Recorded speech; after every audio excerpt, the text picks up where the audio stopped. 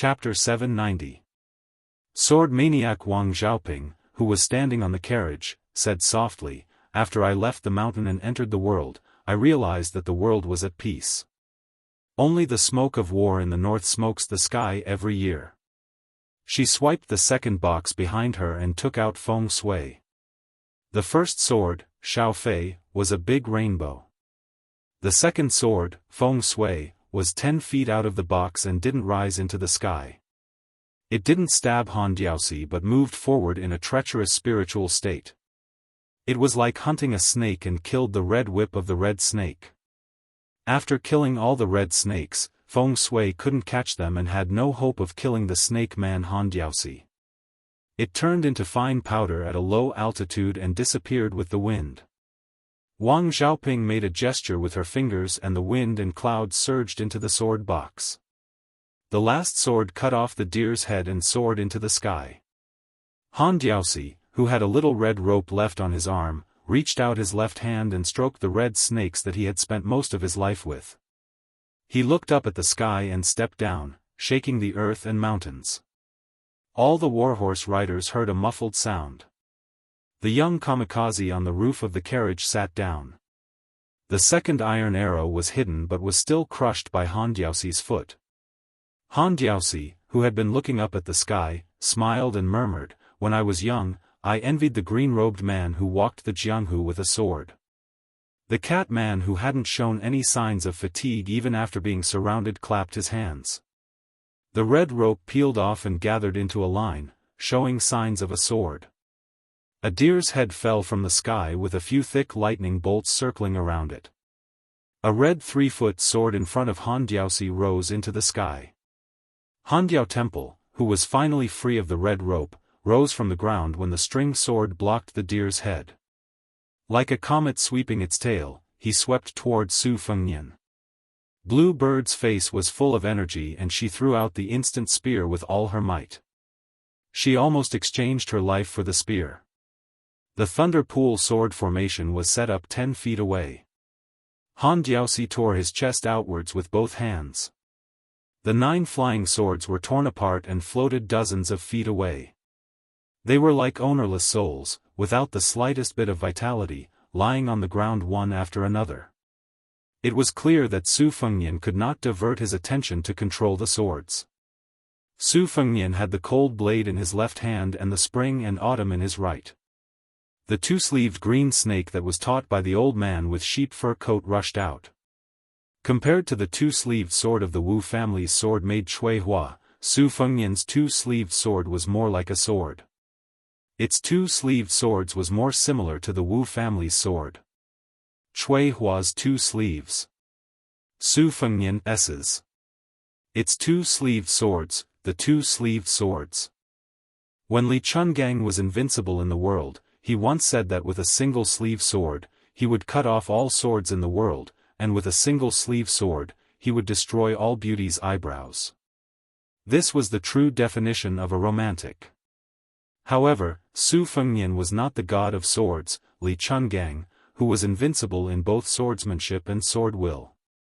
At this moment, the celestial cultivation base and mystic finger techniques that he had stolen were naturally countered by the Handiao Temple.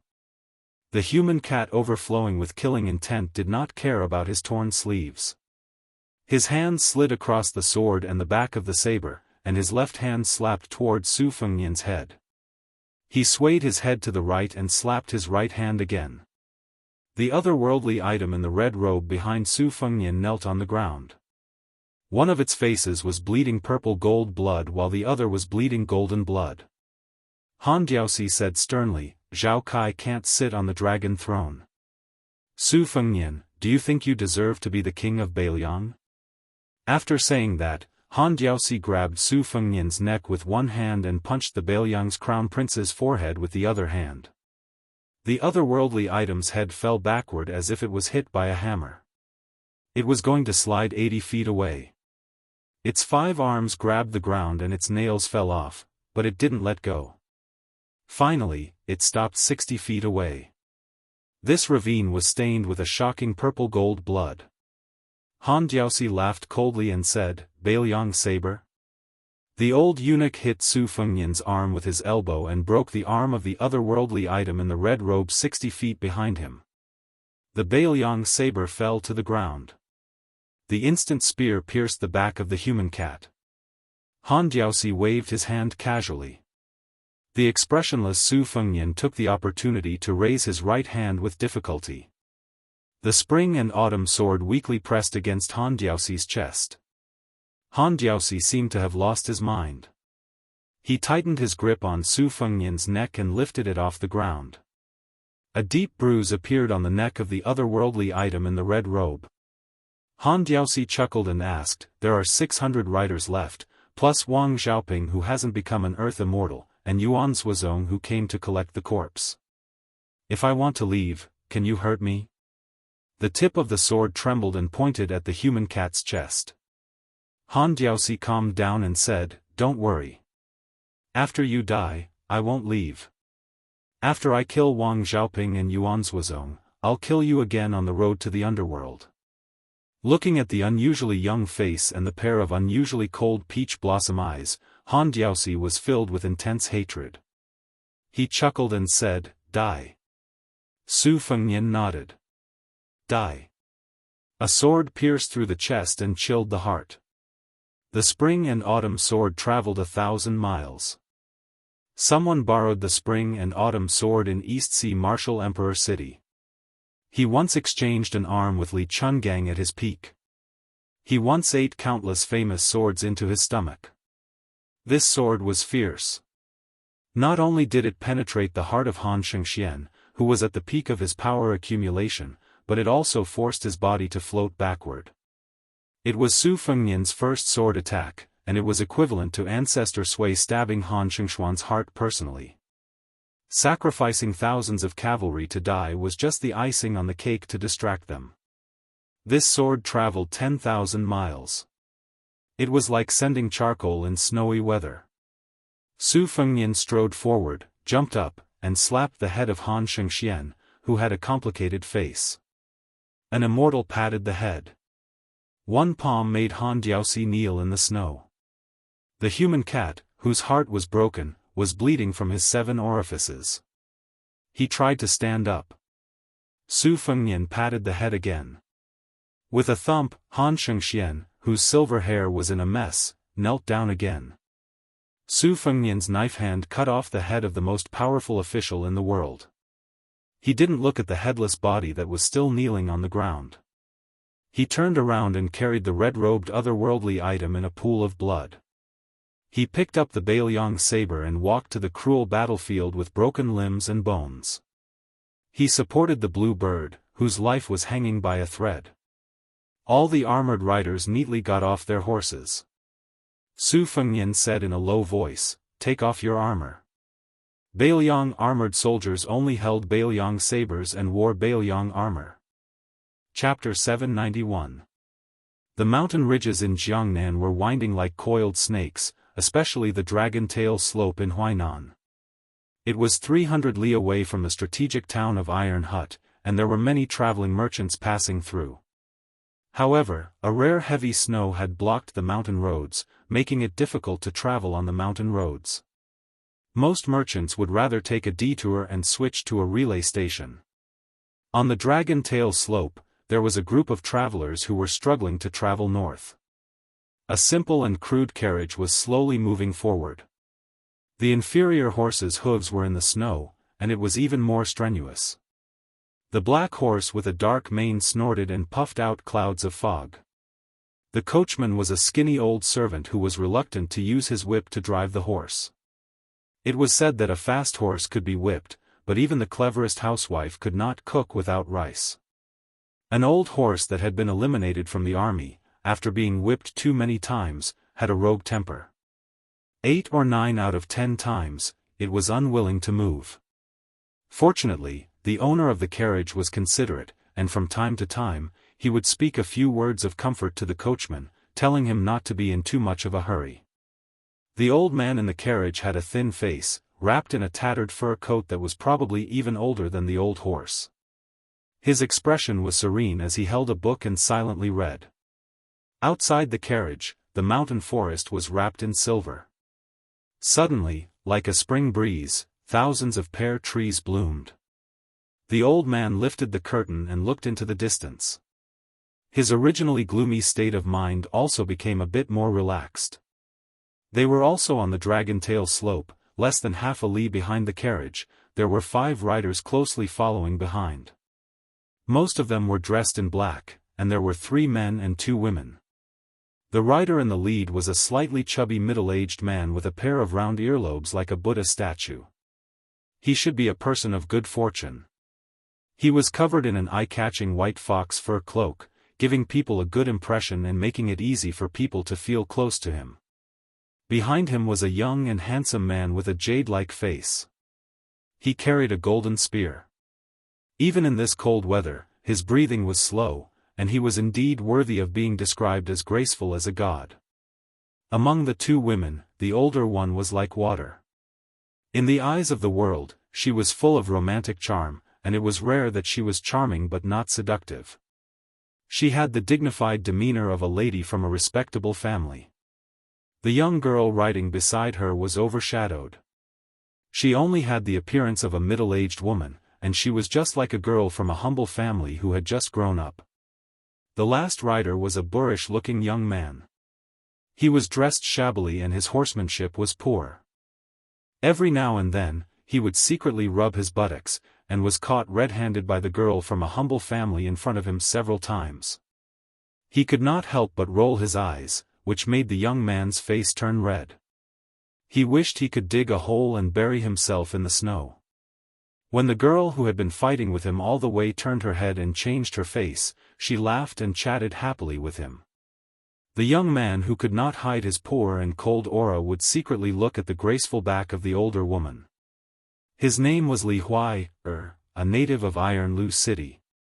His parents had passed away early, and his eldest uncle was a teacher. His name was also given by his eldest uncle. He believed that this was the only decent name he had in his entire life. Li Huai loved martial arts since he was a child, and there was never a lack of Jianghu rumors in the streets and alleys. For example, a busybody ranked the top 10 masters in Iron Lu City. Peng He, who was at the bottom, could lift a horse and throw it several feet away with one hand. The 6th, General Ding Su, could even shoot a millstone with one arrow. Regarding these, Li Huai, who had always wanted to become famous one day, would rather believe them. Even if he was beaten black and blue every time he got into a street fight, it would not affect his passion for Jianghu. This time, he was able to ride a horse with the 4 people in front of him because he had accidentally stumbled upon a bloody secret in the city 2 days ago. Half a mile away, an old man surnamed Huang, who was said to be a high-ranking official, was on his way to the capital. For some reason, he was assassinated by a group of black-clothed men armed with sabers and crossbows. The old man staggered into a dark and narrow alley and bumped into Li Huai. A rain of sabers and arrows, the crossbows buzzed and nailed into the wall. Li Huai, who had suffered an unexpected calamity, was also hot-blooded. Mainly because he did not have time to be afraid, he pulled the old man and fled like a rat. Later on, the 4 riders in front of him appeared out of nowhere and met each other on a narrow road. Li Huai saw with his own eyes that the handsome man wielding a stick could almost make a long hole in the alley wall with a strike of his stick. He also saw the woman in front of him moving her sword gracefully in the snow. Coincidentally, Li Huai saw that cold and beautiful face when she killed people. Li Huai knew then that as long as he could make a name for himself, he would marry no one but her. Although Li Huai was simple, he was not stupid. It was said that the experts in the world could comprehend swordsmanship by observing the tides. However, there was a river outside Iron Hut City. Whenever Li Huai was free, he would go to the riverside and stare at the surging river with wide eyes. He looked at it when there was no wind or waves, he looked at it when there was a storm or a flood. He also looked at it when there was a heavy snowfall a few days ago, but he did not see anything. Unintentionally, he heard that the unworldly experts all lived in seclusion in the mountains and forests, so he went back and forth to the mountains and ridges around Iron Hut several times. Other than taking a dump and peeing, he did not see anything. It was said that Lord Leopard, who was invincible in the nearby streets, had obtained 2 or 3 pages from a peerless secret manual. That was how he became so skilled in martial arts. However, although Li Huai had an uncle who was a teacher, his temperament was similar to that of his father, who had spent his entire life dealing with crops. He did not like to read and could not read many words. He knew that even if he obtained a secret manual, he would not be able to understand it. Li Huai looked at the men and women in front of him and felt a little discouraged. That immortal sister had said that after Lord Huang was sent to the capital, she would give him some money to return home. At that time, no one in Iron Hut would find trouble with him and he could continue to live a peaceful life. At that time, Li Huai mumbled and did not say anything. He did not dare to say what he was thinking. I just want to roam Jianghu with you. There was an inn at the top of the Dragon's Tail slope. For some reason, it did not have a name. In any case, it had been open for many years and its business was lukewarm. It was just a place to make ends meet. Scholars who were truly willing to spend a fortune were not willing to go there. The snow on the mountaintop had just cleared and the chill was somewhat dispelled. The 5 riders rode to the inn and saw the old man standing beside the carriage to welcome them with a smile. There were 2 other carriages parked nearby. They seemed to be fellow travelers. The stout middle-aged man wearing a crane cloak rubbed his mink hat helplessly. He dismounted his horse and walked forward quickly. In a low voice, he said, Lord Huang, we all have food on us to fill our stomachs. Let's not stop to rest, shall we? Chapter 792. The old man was draped in a stone-blue silk cloth. After the weather cleared up, it showed a unique reddish-brown luster under the sun. After all, the old man was a ranked official. In addition, he had a scholarly aura. He was somewhat awe-inspiring to the common people. The sable-hat man came from a wealthy family. Naturally, it was not because of old Master Huang's status as a secondary 8th-rank official that he personally took the risk and did not hesitate to shed all pretense of cordiality with the officials in the western part of Guangling Path. It was because old Master Huang held an important position and did not have a high rank. Although he had just entered the ranks, the weight of his words could be described as reaching the heavens. The western part of Guangling Path respected old Master Huang's pleading for the people and his outspokenness. This time, when he went to the capital to take up a post, he entered the court, together with the northern scholar Zhu Guiyu and was promoted to the position of imperial censor. However, when Lord Huang went to the capital to meet the emperor, he carried memorials that were enough to make several dozens of officials in the western part of Guangling Path go or stay. This brought a fatal disaster to old Master Huang. If it were not for a large number of knowledgeable people who had the money and strength to help old Master Huang block several waves of dishonorable and ruthless assassinations, old Master Huang would not have been able to take half a step out of Guangling Path, much less the majestic Great Peace City. In his view, old Master Huang was clean and had a strong character. However, sometimes he was too pedantic and did things too rigidly. This unknowingly brought great danger to the Jianghu warriors who were secretly protecting him. However, he could not tell them directly. Sometimes he could only laugh bitterly and comfort himself that if not for old Master Huang's personality, he would not be able to become an imperial censor. Old Master Huang, who was full of guilt, saluted the warriors with his fists in thanks without saying anything. Li Huai and the others dismounted and saluted back respectfully. Ning Zong, who was known for being generous in his family's prefecture, had to settle for the next best thing. He laughed softly and said, "Then let's have lunch with Lord Huang and then hurry on our way. At the border of Guangling Path, there will be a group of people waiting for us. The famous Wulin elder Liang will personally come out. When that time comes, those small fries will not dare to be so rampant." The young girl wrinkled her delicate nose and grumbled in a low voice, "Since old Master Liang is highly respected in Jianghu, at the age of 80, and is able to wield a 60-pound pear blossom spear so well, and has the help of fellow Wulin practitioners, why is he unwilling to walk 200 to 300 miles? The sword-wielding woman frowned and lightly shouted, Xianxia, don't be rude. On the contrary, it was Lord Huang who resolved the situation. When he walked slowly towards the inn, he explained to the young girl with a pleasant smile, for these well-known Jianghu aristocratic families and sects, not to mention the direct family members and gang members, even the servants and guards who just make a living have to be recorded in the register. They have to deal with the government and have to look up to them for a lot of things. When I was young, I was still the kind of Jianghu people who only sought pleasure and revenge. Once I leave, I will never return. Ning Zong, who felt this the most deeply, smiled and said, Lord Huang is very knowledgeable. At home, you know everything in the world. The thin old man waved his hand and self-deprecatingly said, just reading 10,000 books is not enough. One also has to walk 10,000 li. The principles in books are dead, but people are alive. If I, Huang Shang, don't read for a day, I will not be able to eat or sleep in peace. Over the past few decades, I have indeed read a lot and often visited the countryside.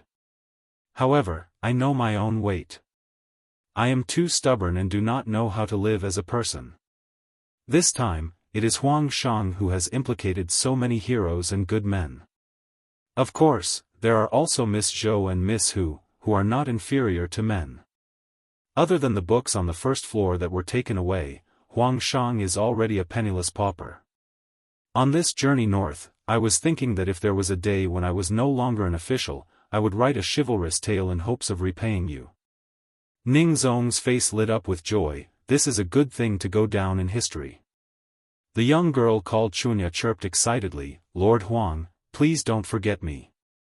I am called Hu Xianxia. Lord Huang smiled and agreed. The woman surnamed Zhou, who had an otherworldly aura, and the handsome young man who carried a stick looked at each other and smiled faintly. Li Huai, who had nothing to do with him, followed the crowd and stepped over the threshold with his head lowered. He had always thought of himself as a useless burden, self-abased and taciturn. The inn was not big, and every table was covered in oil that had accumulated over the years, giving off a greasy glow. It was not something that could be wiped clean with a rag. Ning Zong, who had rich experience in Jianghu, looked around and felt a little uneasy. There were 5 tables in the inn, and the same group of 5 people occupied 2 of the tables facing the window. Among them, there was a robust young man who exuded a bloody aura. This was nothing. At the main table, there was a young man with white hair, wearing white clothes, white shoes, and a white jade belt. He had a pair of peach blossom eyes that were hard to see. Ning Zong felt that this person was troublesome at first glance. Even if this type of person's skills were average, just by looking at his posture, he was an extremely difficult person to deal with. On the left of the white-haired young man sat a dark-skinned young man, and on his right sat a man who was raising a cup of wine. Ning Zong, who had a good eye for people, immediately felt his scalp go numb. The man was estimated to be 9 chi tall. Although Su Zhan, who was an expert in using a stick, had a majestic figure, he was still slightly inferior. Ning Zong's family was not far from the military camp of an elite troop in Guangling. He had seen the killing aura that climbed out of a pile of corpses on the battlefield and was very familiar with it. If this group of people stopped official Huang from going to the capital, Ning Zong reckoned that even if he sacrificed a few lives on Dragon Tail Slope, it would still be useless. At one table were Su Fengnian, young man Wu, and Yuan Zuozong. At the other table were Cavalry General Lu Song and Wang Lin, who had participated in the battle outside Shenwu City. Blue Bird was severely injured and couldn't travel south to Shangyin Academy. She followed the group to Beiliang. With Chu Lushan personally clearing the way and using both the carrot and the stick to build relationships, no matter how difficult a problem was, it could be easily solved. Su Fengnian's trip this time was to go to the academy to pick up people, and then he would go to Qingzhou to secretly meet with 2 groups of people. After that, he could go to Beiliang. How to absorb the 100,000 refugees, who could mount and dismount, was a difficult problem that Li Shan deliberately left for him to solve. Only by making them live eyes could he truly open up a new situation in Beiliang. The reason he brought along the scholarly General Lu Song and the injured Wang Lin was that he intended to train them to become his direct subordinates and trusted aides, so that before smoothly nailing them into the Beiliang army, they would have to gradually familiarize themselves with each other. The soldiers under their command had suffered disastrous casualties. Su Fengnian couldn't just pat his buttocks and go their separate ways, leaving these two meritorious ministers hanging on one side. Su Fengnian didn't believe that a few bold and visionary words could make talented people bow their heads and bow their heads. As for the White Bear Yuan Zhuozong, whose military strength was second only to Gu Jiantang and Chen Zhibao in the Liang army, it was he who asked to go south with them. Other than Ning Zong, who constantly looked at Su Fengnian, and the young girl Hu Chunya who stared at Su Fengnian and asked for food from the inn's waiter, the rest of the people, including Master Huang, the woman surnamed Zhou, and Su Zhan, were all holding their breaths and concentrating. The last 2 jars of wine from the inn's cellar were taken from Su Fengnian's table. Fortunately, Ning Zong knew that excessive drinking would make things worse, so from the beginning he didn't think of warming his stomach with wine. However, Huang Chang, who went to the capital to take up the position of imperial censor, only had 3 hobbies in his life: reading, drinking, and eating crabs. Every year his pitiful salary was spent on these 3 things. At this time, the ideal time to eat crabs had long passed. Although there were books to read in the carriage, the journey was rushed and his life was in danger. He didn't even have time to take care of the several jars of wine that were meticulously made with osmanthus seeds. At this time, Huang Chang smelled the wine and was somewhat moved. However, he cultivated his body and qi all year round, so he didn't say anything. Su Fengnian sat by the window and asked with a smile, "Old sir, I still have half a jar of wine that I can't finish. I'm a bit distressed about the money. How about I sell it to you at a cheaper price?" Huang Chang's heart was moved, but he still smiled and shook his head. Jianghu was dangerous, and compared to the treacherous storms in the officialdom, many times they were the same.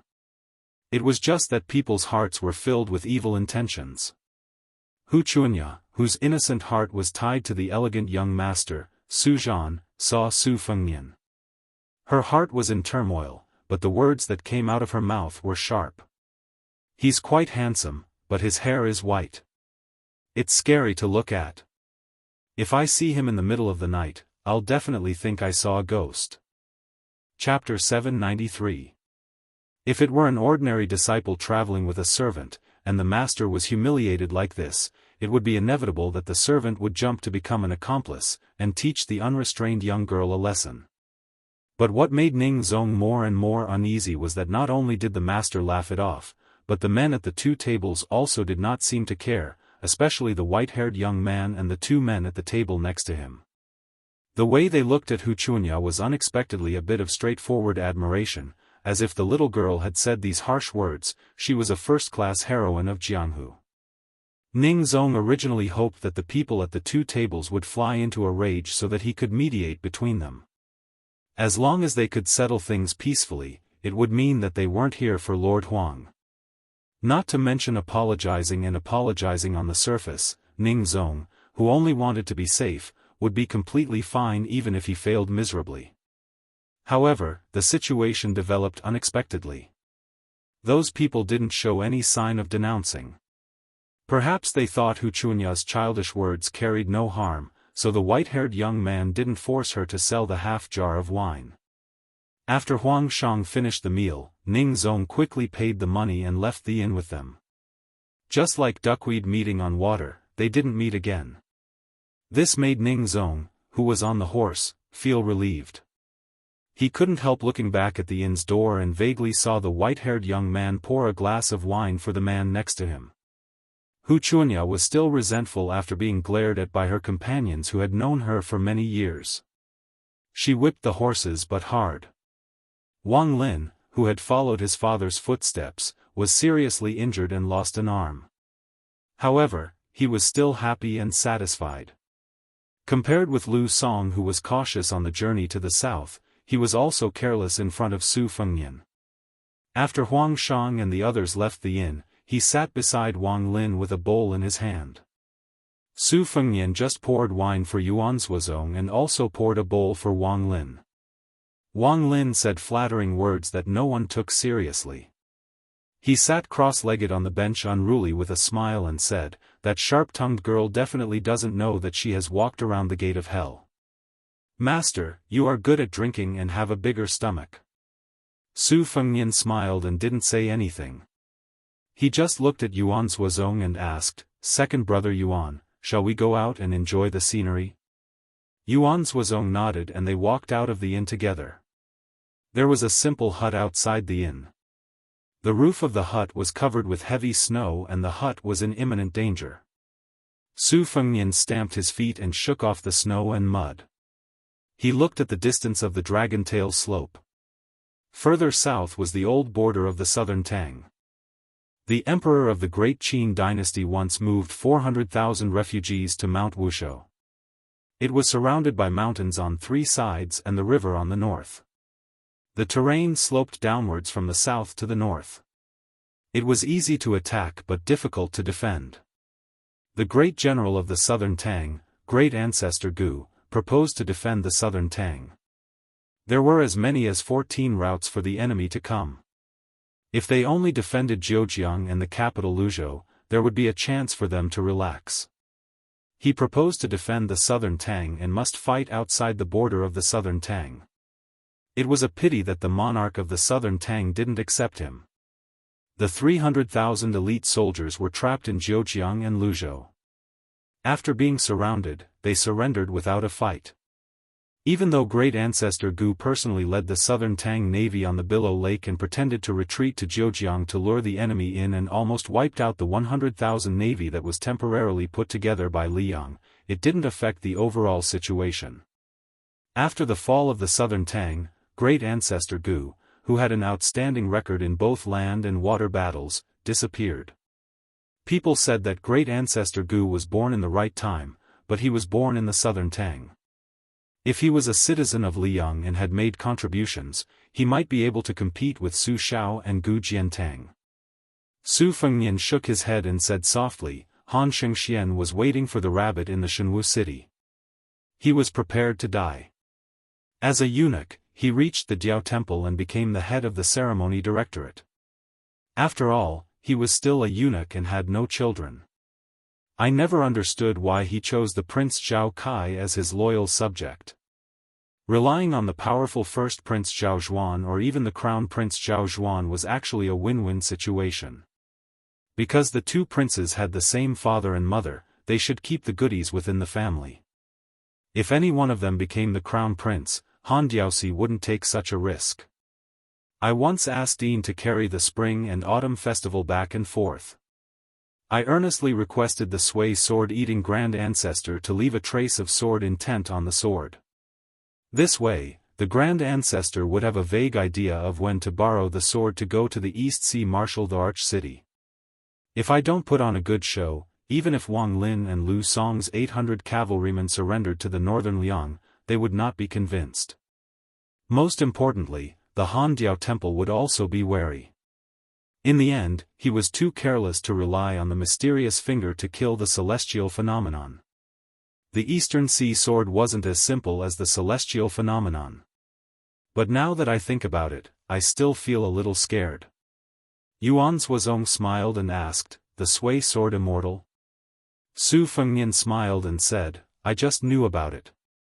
Li Chungang once said that when he came down from the demon-slaying platform, he had already dropped a lot. This Daoist master didn't want to take any advantage when he went to spar. Although Old Man Li's realm dropped, the power of the two sleeves green snake was still at its peak. The Sui sword-seeking ancestor only asked for the opponent's strongest move. Therefore, they exchanged arms and there was no winner. In today's world, other than the Beimeng military god Tuoba, only this old ancestor could fight with Wang Xianji to his heart's content. But for some reason, there hasn't been any news from the Martial Emperor city. With the Sui sword immortal's way of doing things, he has always disdained to engage in shady business. Speaking of this, Su Fengnian somehow thought of the battle between Dong Tai and the white-clothed demon outside Beimang's Dunhuang city. The latter's style was similar to the Sui sword Immortal or even better. She clearly didn't use a sword, but she challenged Dong Tai. It was enough to show how conceited she was. Outside the Yellow River Dragon Wall, did she really die in the turbulent river? Yuan Zhuozong said with emotion, counting with one's fingers, "Your Highness provoked the sword-crowned swordsman of the Wu clan's sword tomb, the 11th in the world, Wang Mingyin. Later on, you went into the hinterland of Beimang alone and killed the demon Xie Ling. Then, you fought with Tuoba Chunsun and even brought back the head of the 5th raccoon of Bubang Mountain. This time, you killed Han Diaosi, so you haven't been idle. I'm afraid there are hundreds of descendants of the Liang vassal kings. None of them are as hard-working as your Highness." The cold wind was mixed with the unique grassy smell of the mountain, refreshing the mind. Su Fengnian smiled and said, "Probably the bigger the melon field, the bigger the thief. The crippled man, the ugly woman, the talented man and the beautiful woman, they are all well matched. I should feel honored to have these famous rivals in the Jianghu. Second brother Yuan, you've been hiding your strength all these years. Chen Jibao has entered the saint state. It's not right if you don't become a celestial state." Yuan Zhuozong laughed and said, "I'm far from being comparable to Gu Jiantang of the Thunder of Mind and Chen Jibao of the Plum Wine. However, I'm good at fighting. I wonder when I'll be able to fight side by side with your Highness on the battlefield." Su Fengnian sighed with his hands in his sleeves. "In Beimang, I heard from an old Beiliang soldier that he often dreamt of the Iron Horse Glacier." Yuan Zhuozong looked into the distance and said softly, "I'm not optimistic about West Chu's restoration." Su Fengnian nodded and said, "Just like Su Zhao's refusal to rebel in the past." It seemed that he had disappointed many soldiers, but he didn't do it even though he knew it was impossible. It was not easy for him to see the balance of the world. He didn't want to be an emperor. In his words, even if he was an emperor, could he still have 3,000 concubines?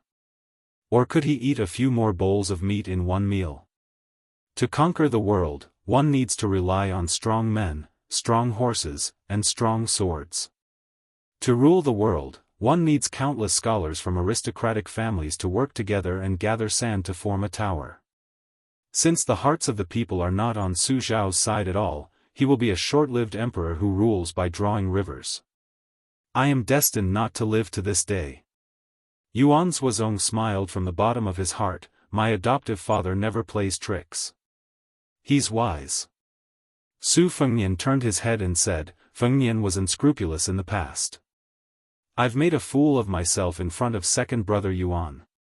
Yuan Zhuozong didn't look at his royal highness. He looked at the White Mountain scenery. Yuan Zhuozong's blind loyalty is not inferior to Han Shengxian. Chapter 794. Dragon Tail Slope turned downwards. Inside the carriage, the old man shook his head and smiled. Huang Shang really is measuring the heart of a gentleman with his own yardstick. What a pity about that half a jar of wine. Other than Huang Shang, who was about to take up an important position, Li Huai was also sitting in the carriage. The old man knew that this child's horsemanship was terrible and had him abandon the horse and get on the carriage. That night, he had been saved by the youth in an alley battle. Huang Shang did not say anything, but he really cared about the youth.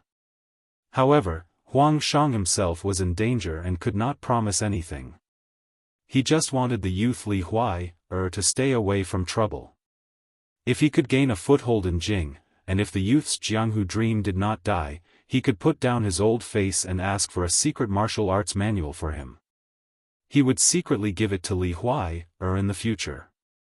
The young man was trembling with fear. How could he sit face to face with an official? In the past, when he was idling around Iron Lu City, he saw that the patrolling soldiers would retreat. Seeing that they could wear armor and hold iron spears, he was filled with envy. Seeing the youth's unease, the old man who was outstanding in court smiled knowingly. He took the initiative to find a topic and asked the youth about trivial matters. Just as Huang Shang was asking Li Huai how much his uncle earned from teaching at the private school, an arrow flew through the air from deep in the forest. The head of the old servant, who was focused on driving the horse, was pierced by the arrow and fell back silently. The corpse pulled at the curtain of the carriage. The quick-witted Li Huai immediately pulled the old man down. When Ning Zong saw a messenger pigeon fly through the air not far away, he suddenly sped up his horse. This time, when he was escorting official Huang to Great Peace City, he had not only offended the dozens of civil officials in the western part of Guangling Road, but also dozens of military officials and generals. One of them was a general who had escaped unscathed in the spring and autumn period. He had 2,000 elite soldiers, and almost 400 cavalry. If it was not for the fact that this person had a bad reputation in the officialdom and his domineering personality, he would have clashed with the other generals with real power in the neighboring provinces. In this storm, the generals along the way who were happy to see this would all spread the word that if a large group of people dared to pass through their territory, they would make him pay the price. However, Ning Zong still expected the situation to be the worst. Apart from adding thick sandalwood to the 3 walls of the carriage early on, to prevent arrows from breaking through the walls to mount a sneak attack, he even let 2 Jianghu heroes with good lightness kung fu take on the role of scouts, coordinating with the 5 riders, one in front and one behind. Under the concentrated fire, most of the arrows drilled through the outer wall of the carriage and were finally blocked by the expensive red sandalwood hardwood. However, there were still a few arrows that stubbornly revealed their tips. It was enough to show the strength of this group of assassins. The 2 waves of arrows did not have any effect. After a short moment, only 1 arrow pierced through the air. There was a loud bang. Not only did it penetrate through the 2 layers of the carriage, but it also created a hole the size of an orange. It was undoubtedly Ding Su, the number 1 archer of the Iron House army. The arrow was nailed into the red sandalwood wall, its tip still quivering as it hung above Li Huai's head in a threatening manner. The youth's heart was as dead as ashes. Although the old military horse's leg strength was weak, it also had its advantages. Even without a coachman to steer it, after a short period of panic, it quickly stopped and did not spread its hooves to flee in all directions. Otherwise, the mountain road was narrow, and there was a cliff 10 feet to the right, which could easily lead to disaster. Ning Zong knew that the Jianghu heroes acting as scouts had met with misfortune. He came near the carriage, not expecting to smoothly rush out of the rain of arrows in one go. He made a prompt decision, having Su Zhan and Miss Zhou do their best to block the following rain of arrows.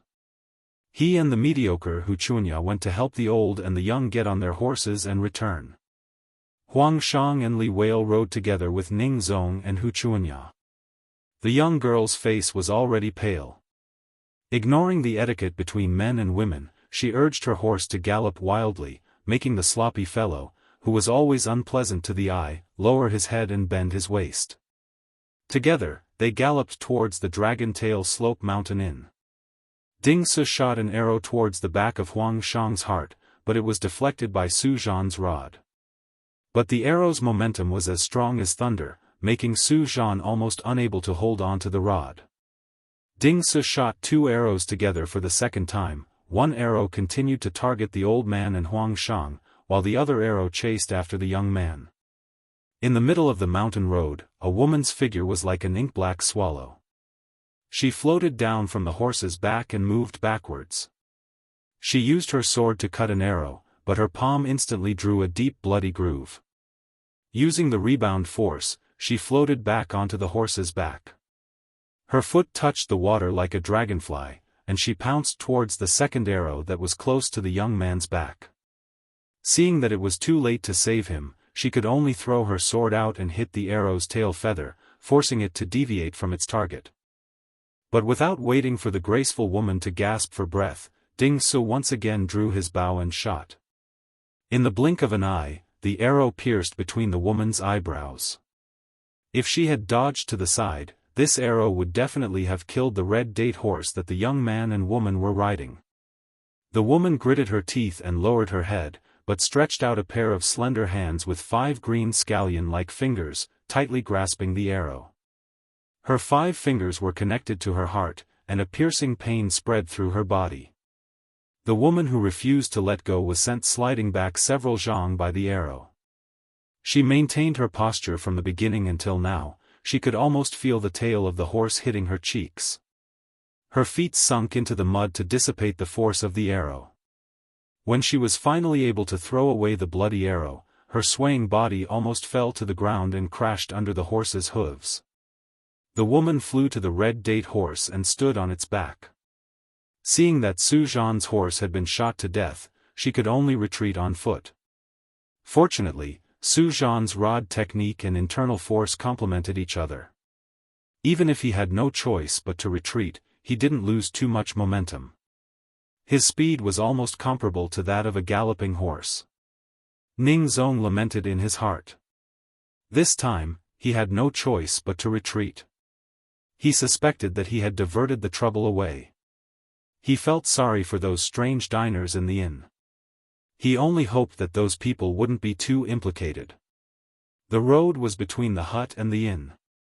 Su Fengnian and Yuan Zuozong were just walking towards the inn. Ning Zong's horse rushed towards them.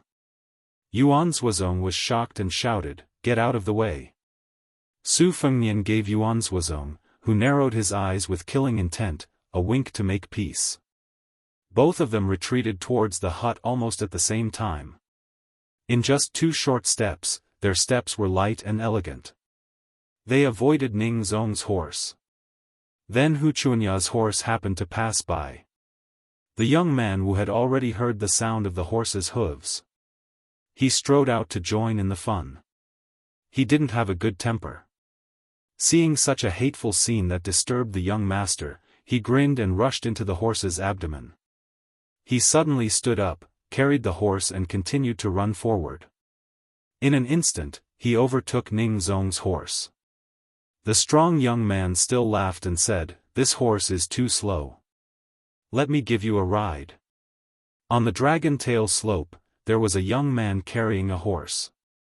At the door, Lu Song smiled but didn't say anything. Wang Lin sat on the threshold and rolled his eyes. The woman in black standing on the horse's back hesitated for a moment and then floated down to the ground to support Su Zhan, who was slightly behind. The latter had already leaped over the inn's thatched roof. Seeing her stop, he also stopped to block the assassin, who was clearly a soldier of the Iron House Brigade. More than 30 horses aggressively followed. All of them were snow-white horses wrapped in cotton. The soldiers were wearing white paper armor that was popular in the old southern Tang. They blended in with the snowy weather. The leader was a burly man with a giant bow in his hand. Perhaps it was because of the military order, he didn't want to waste time and create more problems before killing Huang Shang. The general rushed over and only coldly glanced at the annoying white-haired young man standing in front of the hut. Then, he turned to the damned woman who had ruined his plans several times. Yuan Zuozong smiled and asked, "What do you say?" Su Fengnian shook his head and said, "If we can avoid it, we won't." The archer Ding Su didn't want to be distracted. He only wanted to take Huang Shang's head to receive the military merit that guaranteed him a promotion. Some of his subordinates who were itching for a fight didn't mind warming up their hands. Almost at the same time, 2 waves of arrows shot toward Su Fengnian, Yuan Zuozong, Lu Song, and Wang Lin. Lu Song shook his head and used one hand to remove the arrow. Wang Lin was full and had nothing to do. He held the arrow with one hand and deliberately shouted and fell back. Lu Song's eyes had some pity. He looked at the group of ruthless soldiers. It was almost the new year. They didn't know how to let the king of hell relax. They were all in a hurry to reincarnate. Chapter 795. However, before Su Fengnian and Yuan Zuozong could make a move, a tall and sturdy figure arrived with large strides. With his back to the two, he grabbed an arrow in one hand and glared at the armored soldiers. "I am Duan Chun from Huainan. How dare you hurt me?" Ding Su reined in his horse and stopped. He turned his horse around with a malicious expression. Toward the heroes of Jianghu, this divine archer with a military position had always viewed them as grass, pigs, and dogs. Originally, the few arrows from his subordinates were just to warn the miscellaneous people to watch with folded arms. If they could avoid the arrows, then they were considered capable. Their Iron House army was too lazy to get to the bottom of the matter. If they could not avoid the arrows, then they could only blame their bad luck for appearing on the Dragon Tail slope. However, this Huainan brute surnamed Duan had broken the rules and dared to provoke Iron Lu City. Ding Su's ears were sharp, and he had already heard that another cavalry unit had charged up the Dragon Tail slope to block their path of retreat. Huang Shang and the others were destined to be wiped out. He was happy to take the time to play with this group of people. With one hand holding the bow, he took out a special arrow from the whaleskin quiver. Looking down from above, he sneered. "Which I saw us hurting people? It's obvious that you're interfering with the Iron Lu City's mission to suppress the bandits. If you're not a landowning household, you'll be banished 1,000 miles away or beheaded on the spot." The 8 feet tall man's face turned red, and he said angrily, "You're lying through your teeth. How hateful. Today, I am." Without waiting for the man to finish speaking, Ding Su, who didn't want to listen to him, shot an arrow. The Huainan Jianghu man wanted to grab the arrow with his bare hands. However, after thinking it over, the arrow pierced through the air with a thunderous momentum. He didn't dare to take the arrow head on and dodged it with a lingering fear in his heart. Without waiting for him to calm his mind, Ding Su, who was wearing a high-grade paper armor left behind from the old Southern Tang's national treasury, shook his hand and shot out 2 arrows, one in front and one behind. Their trajectory appeared to be swaying and falling, as if they were spiritual living creatures, extremely crafty. The Wulin man, who had a small reputation in the Wulin world of Lianghui, groaned inwardly. Just as he was about to shamelessly bend down and roll on the ground like a donkey, he saw a blur in front of his eyes. He straightened his back and focused his eyes. He did not know when the white-faced man had taken a step forward, but he did not know what kind of mysterious technique he used, but there were 4 broken arrows on the ground. The majestic man stamped his foot, the 4 arrows jumped up. Ding Su's countenance changed dramatically. He pulled out 4 eagle plume arrows and shot them out, but the 4 broken arrows still pierced through the hearts of the 4 domineering archers. It was so quiet that one could hear a pin drop. Ding Su's expression was dark. He spat out word by word from between his teeth, "Killing armored soldiers, 9 familial extermination." Su Fengnian put his hands in his sleeves and said with a smile, "This one is from Jing, surnamed Su Qi. I have interacted with the 2 assistant ministers of the Ministry of War, Lu Baijie and Lu Shengxiang. Whether 9 familial extermination is 9 familial extermination, you, a general with a nameless title, cannot decide. I have to ask if the Ministry of War has such a military law." Ding Su's brow furrowed, his expression uncertain. His thoughts turned quickly. The Su family of Jing? There were millions of people in Great Peace City. There were many families with the surname Su. Not to mention dozens of families that had the right to enter the court, they definitely could not be counted with 2 hands.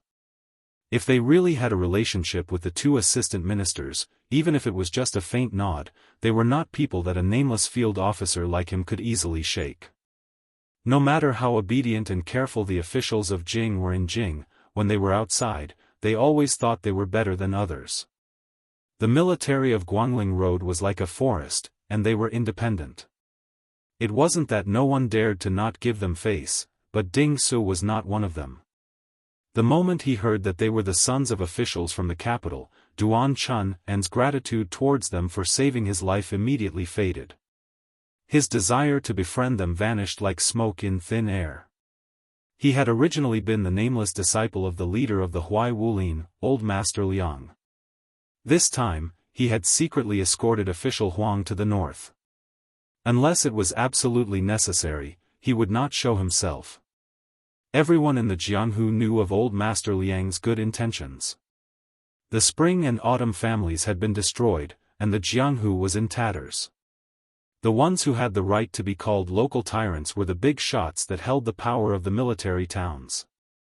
It was okay to provoke the government, but to provoke the military towns that liked to talk about suppressing bandits, then it was like a puddle of mud was stuffed into one's pants. It was not shit, but it was worse than shit, and could not be shaken off. At this time, the situation was that Su Fengnian, Yuan Zhuozong, and Duan Chunan were standing in front of the hut.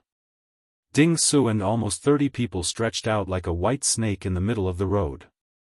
At the door of the inn, Lu Song and Wang Lin were watching the show from the side. The woman behind Ding Su and Su Zhan were worried and didn't know how to end the situation. They only wanted to stall for time. The two fleeing riders were actually chased back. The woman who had just fought to the death looked back and sighed in her heart. There was a larger group of riders winding up the long way slope. There were no less than 40 of them. Behind them, there were even footmen who walked as if they were flying. They climbed up the mountain at top speed. The young man carrying the horse put down the red date horse. Hu Chunya and Li Huai, the poor couple on the horse, were scared out of their wits. The young man hugged the woman's slender waist with both hands. In the past, the woman would have punched and kicked him. At this time, she forgot to teach this little pervert a lesson. There was a wolf in front and a tiger behind. Was she really going to die here today? Hu Chunya held her face with both hands and was about to cry. She had not yet married a red headscarf, and had not yet wandered the Jianghu with an immortal couple. How could she be willing? Su Fengnian turned his head and looked at the old imperial censor riding with Ning Zong. He laughed and asked, "Official Huang, Assistant Minister Lu asked me to meet you here. Let's drink a few cups of wine before going to the capital." Assistant Minister Lu has already set up the table to welcome Official Huang. Ding Su's mind was shaken. If the Lu mentioned by the young master was the Tangxi sword Immortal Lu Baijia, then there was still room for mediation. But if the number 1 general of Guangling Path, Lu Xianxiang, really got involved, not to mention a nobody like Ding Su, even if the official general who was determined to win personally made a move, he would still get into trouble. Although Lu Xianxiang, whose reputation was second only to Su Xiao and Gu Jiantang, had left Guangling's Prince Xiao Yi and been promoted to assistant minister of the Ministry of War, his direct subordinates were still all over Guangling. Any one of them was a dauntless character who could shake the entire county with a sneeze. Ding Su was like an ant on a hot pan. He was no longer confident. Huang Shangping smiled faintly and said, "I have met Assistant Minister Lu several times. We have always been friends through literature. This time, I have troubled Assistant Minister Lu to personally arrange it. After entering the capital, I will punish myself with 3 cups of wine." Chapter 796. Ding Su was half believing and half doubting. Huang Shang's official rank was not high, but he had a wide circle of acquaintances. Although there was no rumor on the surface that he had any relationship with the great general Lu Xianxiang, in the officialdom, even a crafty rabbit has 3 burrows, it was hard to say that an old fox did not have some foreshadowing of building one plank road under the guise of hiding another.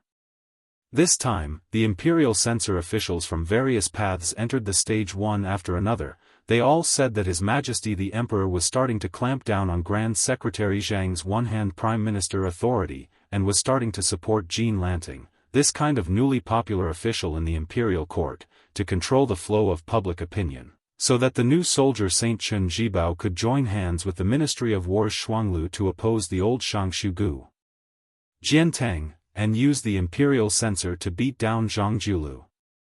Lu Xianxiang and one of the imperial censors, Huang Shang, were undoubtedly important chess pieces. Once they were placed, they could shake the entire court. Ding Su was naturally paranoid.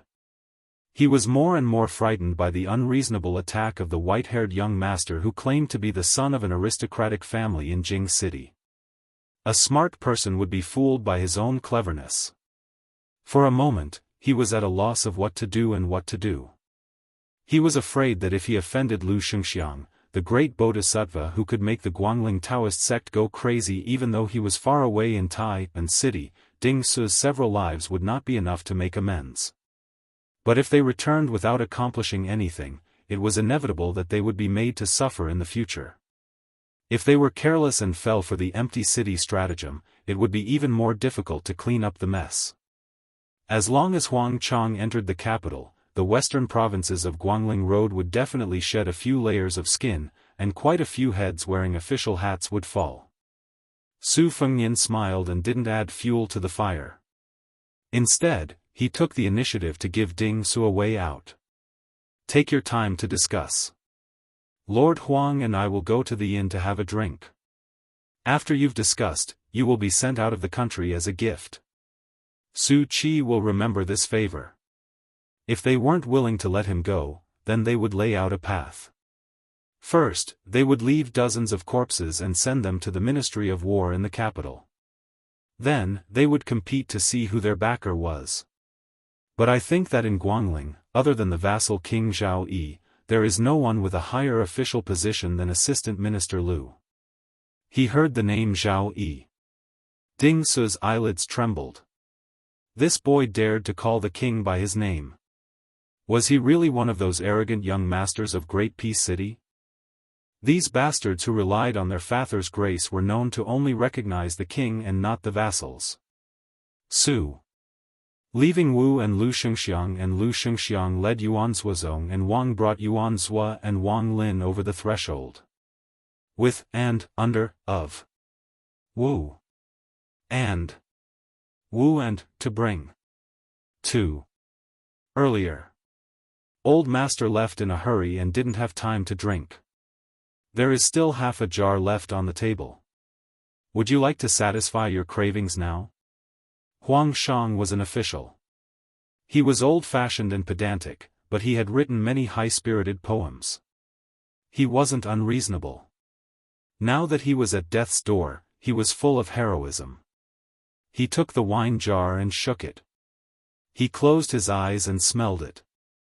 When he opened his eyes, he smiled. I've been holding it in.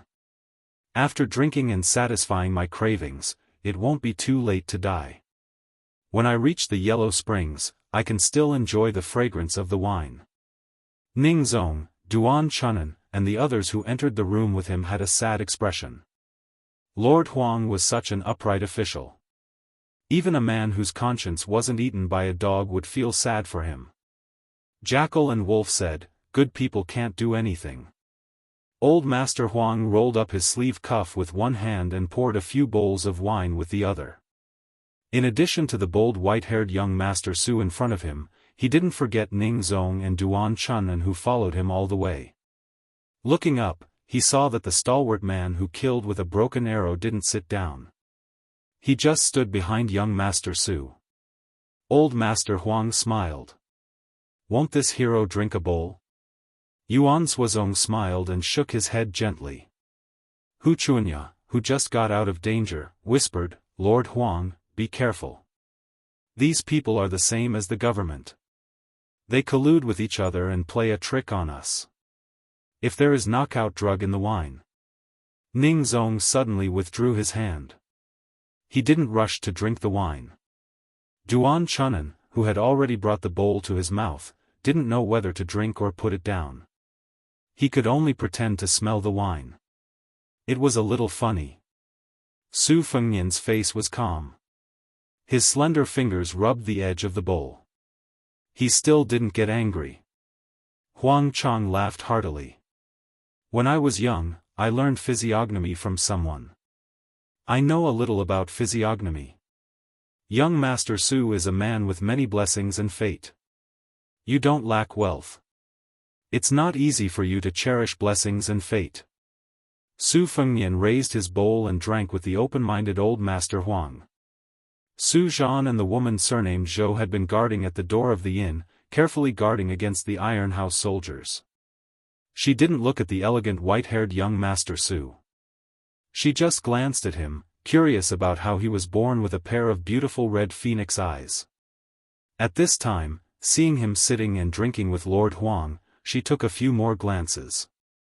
Lu Song stood proudly at the door of the inn with his arms crossed and his eyes closed. The sturdy young man who had previously shocked all the outsiders was sitting on the door sill, bored to death. He only hated those blind armored soldiers for being cowardly and not allowing him to kill to his heart's content. Outside the divine martial city, he had not achieved anything with his rapid-fire arrows, and he was already sullen and uncomfortable. The rapid-fire arrows of that bullshit general on the Dragon Tail slope, in his eyes, were like a little girl's embroidered shoes. He looked down on them. Half a jar of wine was not enough.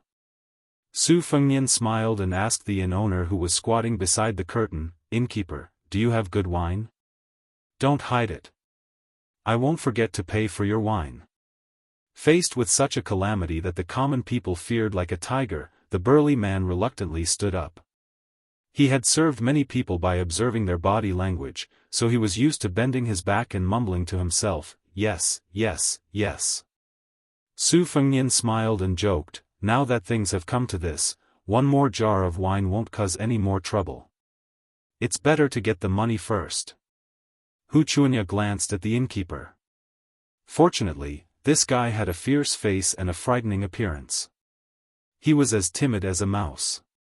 He deserved to be barely able to survive in this small place. Su Fengnian reached into his sleeve and took out an ingot of silver that was not light. He gently tossed it to the shopkeeper. The shopkeeper hurriedly caught it and wiped it with his sleeve. He turned around and took a bite of the ingot to confirm that it was real gold and silver. Only then did he turn back to get the wine while muttering. Hu Chunya couldn't stand men being stingy and sloppy. She rolled her eyes. On the other hand, Li Huai saw soldiers who killed people like flies, officials like Huang Chang and Su Zhan who were outstanding martial artists.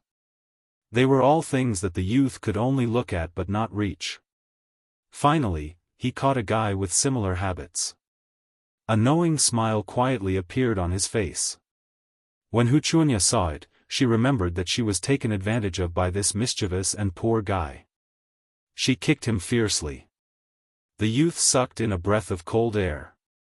He squatted on the ground and hugged his calf, not daring to cry out. The girl stared at the white-haired man from the corner of her eyes. She felt that this guy was the city god's morning sickness. He didn't have good intentions and was harboring evil intentions. Duan Chun and got up and left the table. He took a jar of wine from the innkeeper and tore off the seal. It was a common rice wine in Jiangnan. It had a refreshing fragrance and was soft in the mouth. It was not easy to get drunk. He took the initiative to pour wine for everyone. Huang Chang even had the mood to laugh at himself. The taste of waiting for death is not good. But if you don't die, you can still drink a few bowls of wine. Wang Lin didn't dare to sit at the same table as Su Fengnian. Just smelling the wine made him confused. He shamelessly asked for a bowl and went to the next table to drink slowly. Su Fengnian drank a mouthful and raised the bowl high. He frowned and shouted, "Innkeeper." The man squatting under the curtain stood up with a nervous face. He straightened his neck and said firmly, "This guest, we didn't add water to the wine. We won't refund the money." Su Fengnian said with a serious face, "There's something wrong with this wine." Huang Chang was confused. Ning Zong and Duan Chun thought that the wine was poisoned. They immediately turned hostile and prepared to fight. Su Zhan, who was a little further away, also clenched his stick. He didn't expect Su Fengnian to laugh and say, "There's a murderous aura in the wine. The money is too little." The sturdy man who had been the innkeeper of Longwei Slope for many years was confused. Su Fengnian threw another ingot of silver. Su Xiao said that there was a guy in southern Tang who was full of guts and had no eyes. He should be rewarded. Except for Yuan Zuozong, who knew what was going on, everyone looked at each other in dismay, as if they had fallen into a sea of fog. Huang Chang was the first to recover, but he didn't show any strange emotions. He lowered his head and drank a mouthful of wine. He sighed and said, "The wine does have a murderous aura. After all, it's the souls of the hundreds of thousands of Navy in Boyang Lake. They all fell into this bowl. Chapter 797. Su Fengnian and Huang Chang were speaking in riddles. Other than Ning Zong, who was not young, who could vaguely grasp the clues, most people felt that the two of them were too bored to just drink, so they imitated the scholar and poet to deliberately mystify things. Especially in the ears of a boorish person like Duan Chunan, he only felt uncomfortable all over. He treated it as a passing wind and lowered his head to drink. Drinking more was more profitable. There were close to 80 elite cavalrymen of the Iron Hut outside the door, not to mention the large number of infantrymen. What a good catch. Thinking of this, Duan Chunan had some complaints about the young master who led his group into the inn. He felt that instead of being on tenterhooks, it was better to kill his way out in one go than to sit and wait for death. The boorish man who got 2 ingots of silver was expressionless, as if he did not understand the meaning of the words at all. His eyes were dull. The white-haired young man was still unwilling to stop. He drank and laughed. After recruiting the Dongyue Navy Admiral Gu Zhuan, the Liang Navy was like a tiger that had grown wings. They were unstoppable. Hundreds of thousands of troops killed their way to Lake Boyang. There were more than 60 large warships, riding dragons and supporting crabs parked outside the mouth of the lake. The Liang Navy misunderstood that the Boyang Navy was determined to break out of the encirclement and escape. Every division fought for military merit, so the heavy and difficult-to-float riding crabs and supporting crabs were parked outside the river and only allowed the light and agile boats to sail into the inner lake. Little did they know that the Boyang Navy who was guarding Lake Boyang was resurrected, Du Jiankong, who had come back from the dead. This person even personally led 3,000 men of sacrifice to block the narrow channel at the mouth of the lake, causing the Liang Navy to be cut in half at the waist, unable to respond to each other. He then let his 2 sons rush into the riding crabs and riding dragons, filling their boats with oil. They set fire to the boats and perished together with the giant ships. Finally, the unstoppable Liang Navy was intercepted on Lake Boyang. The fire that was rumored to be visible to the entire southern Tang burned for 3 days and 3 nights. This person did not say a word about the death of his sons. Even his 2 daughters-in-law who came from Jianghu aristocratic families went into battle and died together at Lake Boyang. It could be said that one person sent all the black-haired people in vain. If the family line was cut off, it would be considered unfilial. After the success of this battle, the navy of Lake Boyang disembarked, ready to die to reinforce the capital. While they were on their way to the capital, they did not know that the southern Tang sovereign had long been tempted by the Li Yangzhao's bestowal of the Duke of Nangua. He angrily rebuked this man for being disloyal and sent a secret envoy to bestow him with 2 pots of poisoned wine. The navy of Lake Boyang surrendered without a fight.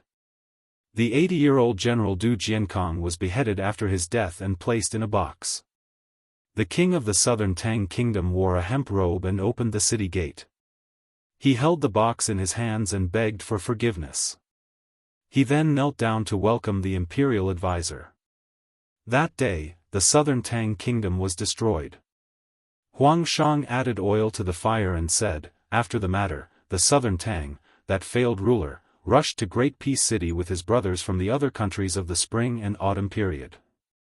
Liang Xiandi laughed and said that tens of thousands of sailors had died in battle, so he took Du Jiankong's life to pay for it. He still owes me a head. That day, he was conferred the title of Southern Duke. That day, he died in the Southern Duke's residence and became a joke. This old man of the Song family wrote the history of the spring and autumn period. He had a dispute with the old Grand Secretary over whether the Southern Duke should be bestowed an evil or a beautiful title. In the end, he compromised and only bestowed an ordinary title that was neither evil nor beautiful. Southern Tang's surname was Hong, which was the national surname back then. Now, everyone is ashamed to be surnamed Hong. The fierce-looking face of the innkeeper twitched a few times. He wanted to say something but stopped. He wiped his face and smiled. His eyes were no longer muddy. He walked lightly to the table and asked with a smile, "Guests, would you like to reward this country bumpkin with a bowl of wine to drink?" Su Fengnian spread out his hands and said, "Sit." The innkeeper rubbed his hands and sat down. He looked at Su Fengnian and said, "Young master, are you the important person in charge of Jianghu in Liang? You are truly young and promising. Normal people can't enter this place." Su Fengnian shook his head and said with a smile, "I've barely fought with Jianghu, and I've also had dealings with Beimang's spiderweb. They are all difficult to deal with. If I can avoid them, I won't touch them. Don't worry, on this trip of mine, I just happened to pass by Long Way Slope. At first, I was just curious as to why someone would open an inn in this kind of desolate wilderness. If they were looking for wealth, then their eyesight was too poor. If they were looking for stability, then that's more like it." Huang Daren said he knew some physiognomy. "I actually know a thing or two about physiognomy." The innkeeper's physiognomy was 60 years old, but his physiognomy was still too tender. Coincidentally, there was someone in the manor who was skilled in the weaving of facial skin. When I first met him, I was somewhat puzzled. To be honest, maintaining a face is the opposite of maintaining jade. The more jade is maintained, the more mellow and smooth it will be. However, a face that is hard to buy with 1,000 gold won't be easy to wear for 20 years. However, regarding this, I can only treat it as every family having their own difficulties. Meeting was fate, so it was fine after drinking wine. However, when I walked out of the inn and went to the thatched shed to enjoy the scenery, I guessed that when the weather was clear, I could see Nantang Boyong Lake. As for the innkeeper's vocabulary, although he deliberately concealed it when he struck up a conversation earlier, it was no different from a local accent. However, there were a few words that were somewhat deep-rooted. It was clearly an old Nantang accent. Don't you think it's a coincidence? I'm just a hedonistic son of a rich family who pretends to be cultured. I don't learn the good, but I know the bad. Coincidentally, I also have some understanding of Nantang music, so I became more and more curious. The old innkeeper glanced at the ignorant Duan Chunan and then laughed heartily. "Young master is learned and skilled, and your knowledge is diverse. It really makes an old man like me, who has half of my body in the yellow mud, admit that I'm old. The younger generation will surpass us in time." Chapter 798. Huang Shang, who had been paying attention to the shopkeeper's expression, saw his glance and was horrified. He hurriedly said to Ning Zong and Duan Chun, "Brother Ning, take Master Duan to the door to see what's going on outside." Ning Zong, who was covered in cold sweat, stood up and pulled Duan Chun's arm to drag him to the door. The old shopkeeper no longer had the air of a merchant. He smiled and said, "Let me ask you an annoying question. You're curious about me, and I'm also curious about what you said just now. You're familiar with Beimang, Liang, Jianghu, and Cobweb. Ordinary aristocratic families don't have such treatment." Huang Shang, who was about to become an official in the capital, suddenly interrupted, "I'm only taking advantage of drinking today, and I'll only talk about drinking in the future. If you two trust me, I'll continue to sit here and drink. If you don't trust me..." Before Master Huang finished, Su Fengnian picked up the wine jar with a smile and filled Huang Shang's half-bowl with wine. They were all smart people and didn't need to say anything. The shopkeeper's eyes softened. He drank a mouthful of wine and then looked up at Yuan Zuozong, who had been silent. He said straightforwardly, "Yuan Baixiong, I've been fascinated by the battle in the princess tomb for a long time." Yuan Zuozong narrowed his eyes and smiled. "Compared to the battle at Boyong Lake, it's a far cry."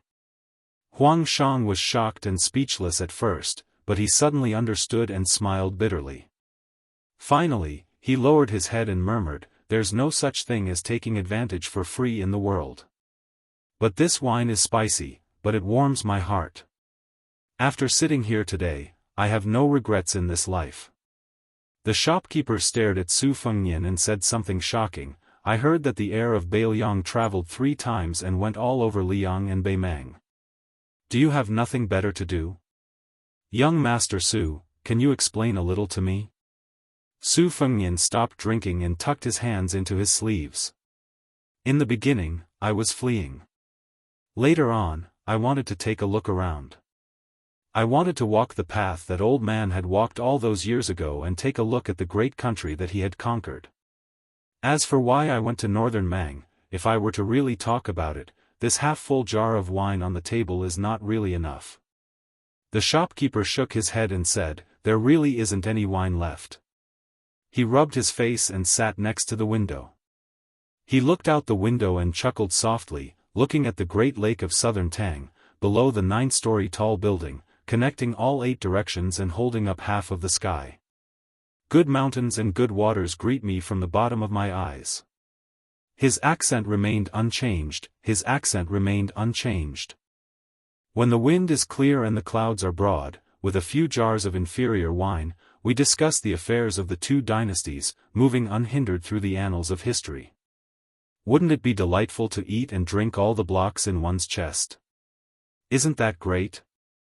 Su Fengnian said softly, merits and demerits are recorded in history.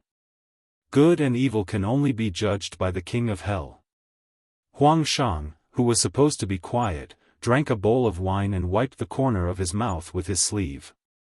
He sighed and said, the history of each dynasty is only written in the hearts of the emperors. The winner is the king and the loser is the bandit. Only 5 words. The old shopkeeper repeatedly murmured the 2 words, loser is the bandit. Unexpectedly, tears flowed down his face. He suddenly raised his head and drank all the wine and tears in the bowl. It doesn't matter if great ancestor Gu's whole family died. In the end, there were still some elders of southern Tang who said a few good words. Since ancient times, how many emperors who sat on the country would rather be ashamed of their ancestors and the people?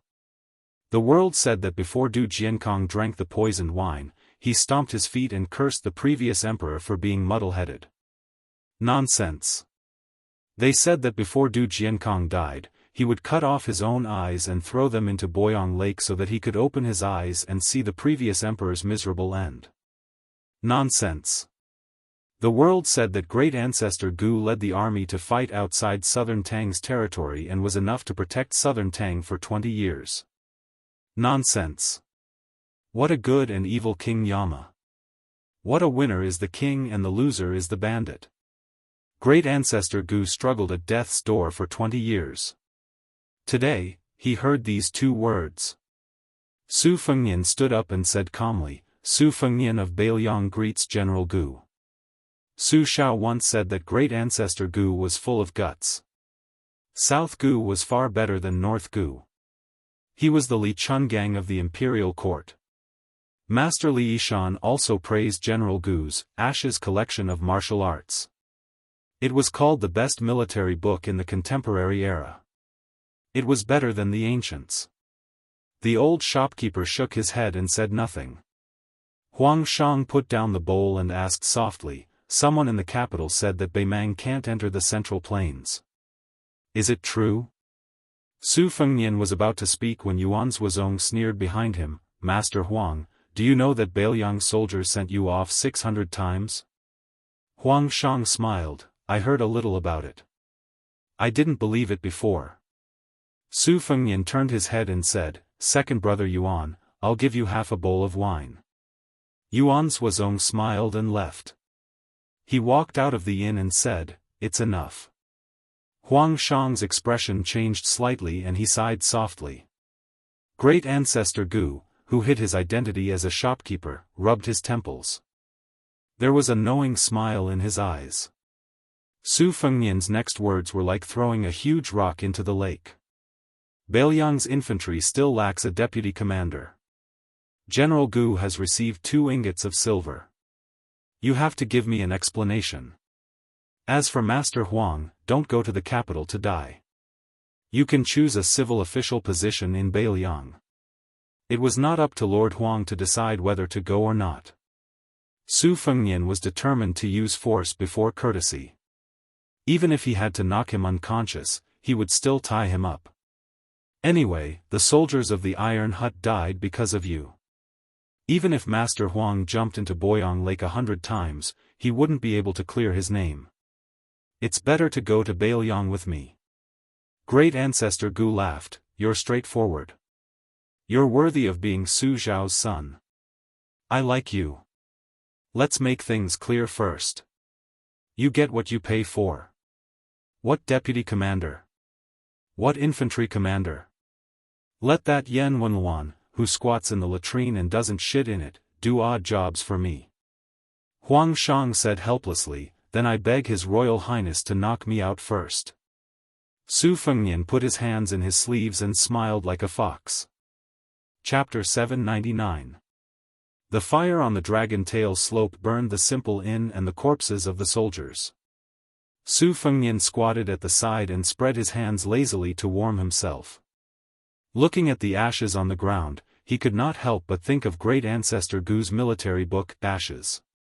There were 16 volumes, which detailed ancient and modern strategies, the situation of the territory, the importance of public lands, naval warfare, river defense, and many other elements. It first proposed that the land was the foundation of the country's military strategy, and gave an incisive overview of the world. Xiangfan was the land of the world, and Bailiang was the land where lions hunted rabbits. In fact, they all came from the same ashes. Secondly, the situation and the imperial government complemented each other, and neither could be missing. Especially the emphasis on the exploration of mountain sand mines, it could be said to be all-encompassing. Li Shan's vision was very high, and he sincerely admired Ashes, praising it as a new paradise for the military strategists of later generations. Unfortunately, the southern Tang dynasty collapsed, and half of the 16 volumes were confiscated by the national treasury. Most of them were pocketed by Gu Jiantang, and the remaining 8 volumes were scattered among the people. Bailiang only had 3 volumes. When Su Fengnian was young, he was often punished by Li Shan to copy miscellaneous books. The 3 volumes of Ashes undoubtedly made him suffer a lot. At that time, he would never have thought that today he would be drinking at the same table with the military book's author, and that they would return to Bailiang together. If they met earlier, perhaps his master would have had another drinking buddy. Hu Chunya stared blankly at this sloppy guy. Not only did he order his retainers to kill the Dragon Tail slope, he even had the mood to leisurely warm himself by the fire. Why didn't he hurry up and run away? She did not even have a good impression of this guy in white. After escaping from death, she did not even think of thanking him, let alone repaying his kindness. She just felt that he was not pleasing to the eye. It would be nice if she could step on his snow-white body a few times and leave a few black mud marks on the soles of her shoes. However, Hu Chunya subconsciously glanced at the 9-feet-tall man not far away. It was this person who walked out of the inn. After a few sips of wine, it was completely quiet outside. He dragged the corpse of the Iron Lu City's master archer general into the burning inn like a dead dog. Seeing this, Hu Chunya, who was hiding in the thatched shed, almost vomited. As for the young Li Huai'er, who was ignorant of worldly affairs, his eyes were wide open from the beginning to the end, foolishly watching people collect the corpses. He firmly believed that this group of elite armored soldiers had been punished by the heavens, and refused to believe that they had been killed by humans. The hut was not burned down. Great Ancestor Gu and Huang Shang stood in the hut and looked to the south together, sighing. Birds of a feather flocked together. Ning Zong, Su Zhan, and the woman surnamed Zhou naturally gathered together. The woman took advantage of the fire to retrieve her sword. Her hands were badly mangled, but fortunately, her muscles and bones were not injured. She applied an exclusive golden sore medicine and wrapped it in a clean silk cloth, and did not care about it anymore. No matter if one traveled alone or in a group, gold, silver, and soft goods were a necessity in Jianghu. The delicate bottle to hold the ointment was even more indispensable. The woman surnamed Zhou was not old, but she was already experienced in Jianghu. She relied on herself to reach the 3rd level of strength. For a woman who could not be said to have any family inheritance, it could be said to be a miracle. Hu Chunya had always been rude when speaking, and this time was no exception. She heartlessly asked a question that made Ning Zong's eyelids tremble. "Will this guy kill us to silence us?" The woman surnamed Zhou put her palm on the sword hilt and remained silent. To a swordsman, a sword was not only a lover's beauty, but also a lover's love. Sometimes, it was also a strict senior. Looking at a sword was like looking at a person, reminding people that Li Chungang once held a wooden horse and ox with a sword. Dong Tai also twisted a peach branch like holding a sword, and the 9 swords of the Wu family held a sword until they died in the wilderness of Beimang. In Jianghu, there were many sabersmen who turned to swordsmanship, and few swordsmen who turned to other weapons. Practicing swordsmanship from childhood to old age, they stuck to one thing until death. Even if they could not achieve anything in their lifetime, they would not abandon the sword midway. Although Su Zhan's family had declined, a dead camel was still bigger than a horse, and his family was still not thin. His father, Su Dachu, wrote the Observing Skills scripture, which could be said to be a comprehensive collection of staff techniques. When the Su family of Lianghuai was mentioned, even the bandits who disregarded human life would give them a thumbs up. It was only because it was said that when Su Dachu was young, he was fortunate enough to meet the spear immortal Wang Xiu. At that time, the famous great guru saw that Su Dachu's foundation was not bad, and taught him a secret formula. In the eyes of the Wulin people of Lianghuai, it was tantamount to building a friendship with a real immortal on the earth. It was just that fortune and misfortune came together. After Wang Xiu was killed by Chen Jibao, the foundation of the Su family, which had been relying on the spear immortal for many years, began to decline day by day. It was no longer the same as before. Su Dachu died depressed, and Su Zhan was used to seeing the fickleness of human nature, so his temperament became colder. Compared to Hu Chunya's pure disgust, which came from instinct, Su Zhan had a few more hidden feelings of jealousy and reverence for that enigmatic young master. However, he did not want to be noticed by Zhou Qinghuai, so he was suffocating. Zhou Qinghuai said calmly, "I only heard that Master Huang will not be going to the capital for the time being, and will be going to Shangyin Academy to visit a friend. I don't trust this group of people, so I will accompany them. Uncle Ning and young Master Su, what do you plan to do?" Chapter 800. Ning Zong shook his head. He didn't dare to puff himself up at his own cost. More than 100 of his soldiers had died and all his belongings were there. He had to hurry back to remedy the situation. Since Sir Huang was safe for the time being, Ning Zong wasn't so chivalrous that he didn't care about the survival of his family. Ning Zong didn't hide it and said directly, "Qinhu, I can't go to Shangyin Academy with such a big thing happening." Su Zhan said in a low voice, "Uncle Ning, don't worry. I'll do my best to protect Sir Huang with Qinhu." Ning Zong was relieved and patted Su Zhan's shoulder. Hu Chunya said excitedly, "Sister Zhou, young Master Su, you can come to my house." Ning Zong smiled.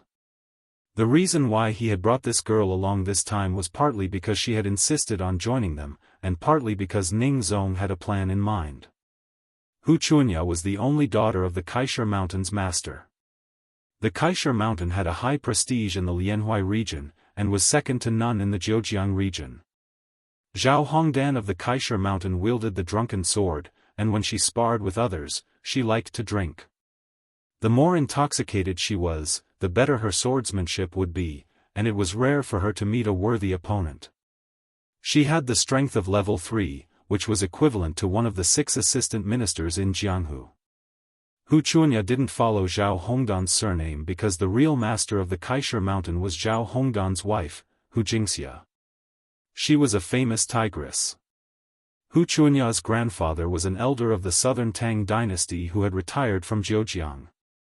During the Spring and Autumn War, he had led thousands of soldiers. He was ruthless and killed people like flies.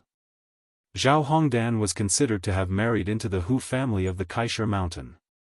After hastily burying the old servant who had served Sir Huang for many years, Ning Zong cupped his hands and bid farewell to everyone at the bottom of the Dragon Tail slope.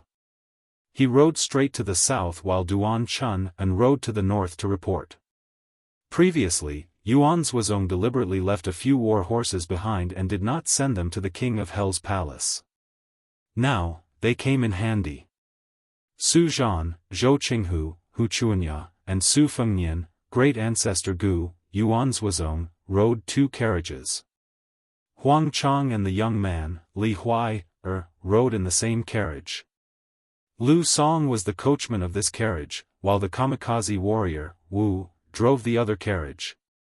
Wang Lin was unwilling to sit in the carriage, so he sat behind the young man and muttered, saying that the woman surnamed Zhou's buttocks were like the full moon, and her eyebrows were raised. Not only was she good at giving birth, but she was also a seductive beauty. After he brought her into his family, she would definitely give birth to a large nest of babies. Ever since Wu left the Shenwu city, he had been arguing with Wang Lin. Now that they were talking about a woman's figure, they were on the same side for the first time. This was how children were.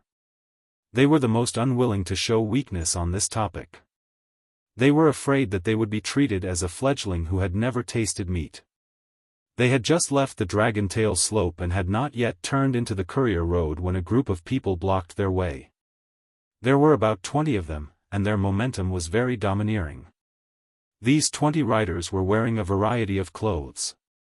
There was an enchanting woman wearing a colorful thin gown in the winter, and a handsome and delicate young man nestled in her arms. There was a boorish man who was bare-chested and had a live snake as his belt. There was an old man in brocade who was dozing off. His head was nodding like a chicken pecking at rice. There was a handsome young man who was holding a folding fan and wearing a fox fur coat. There was an iron tower giant who was 10 feet tall and held a copper ball in his hand. There was also a dwarf who was jumping around. He was standing on a tall horse that did not match his body size. His big robe was almost dragging on the ground.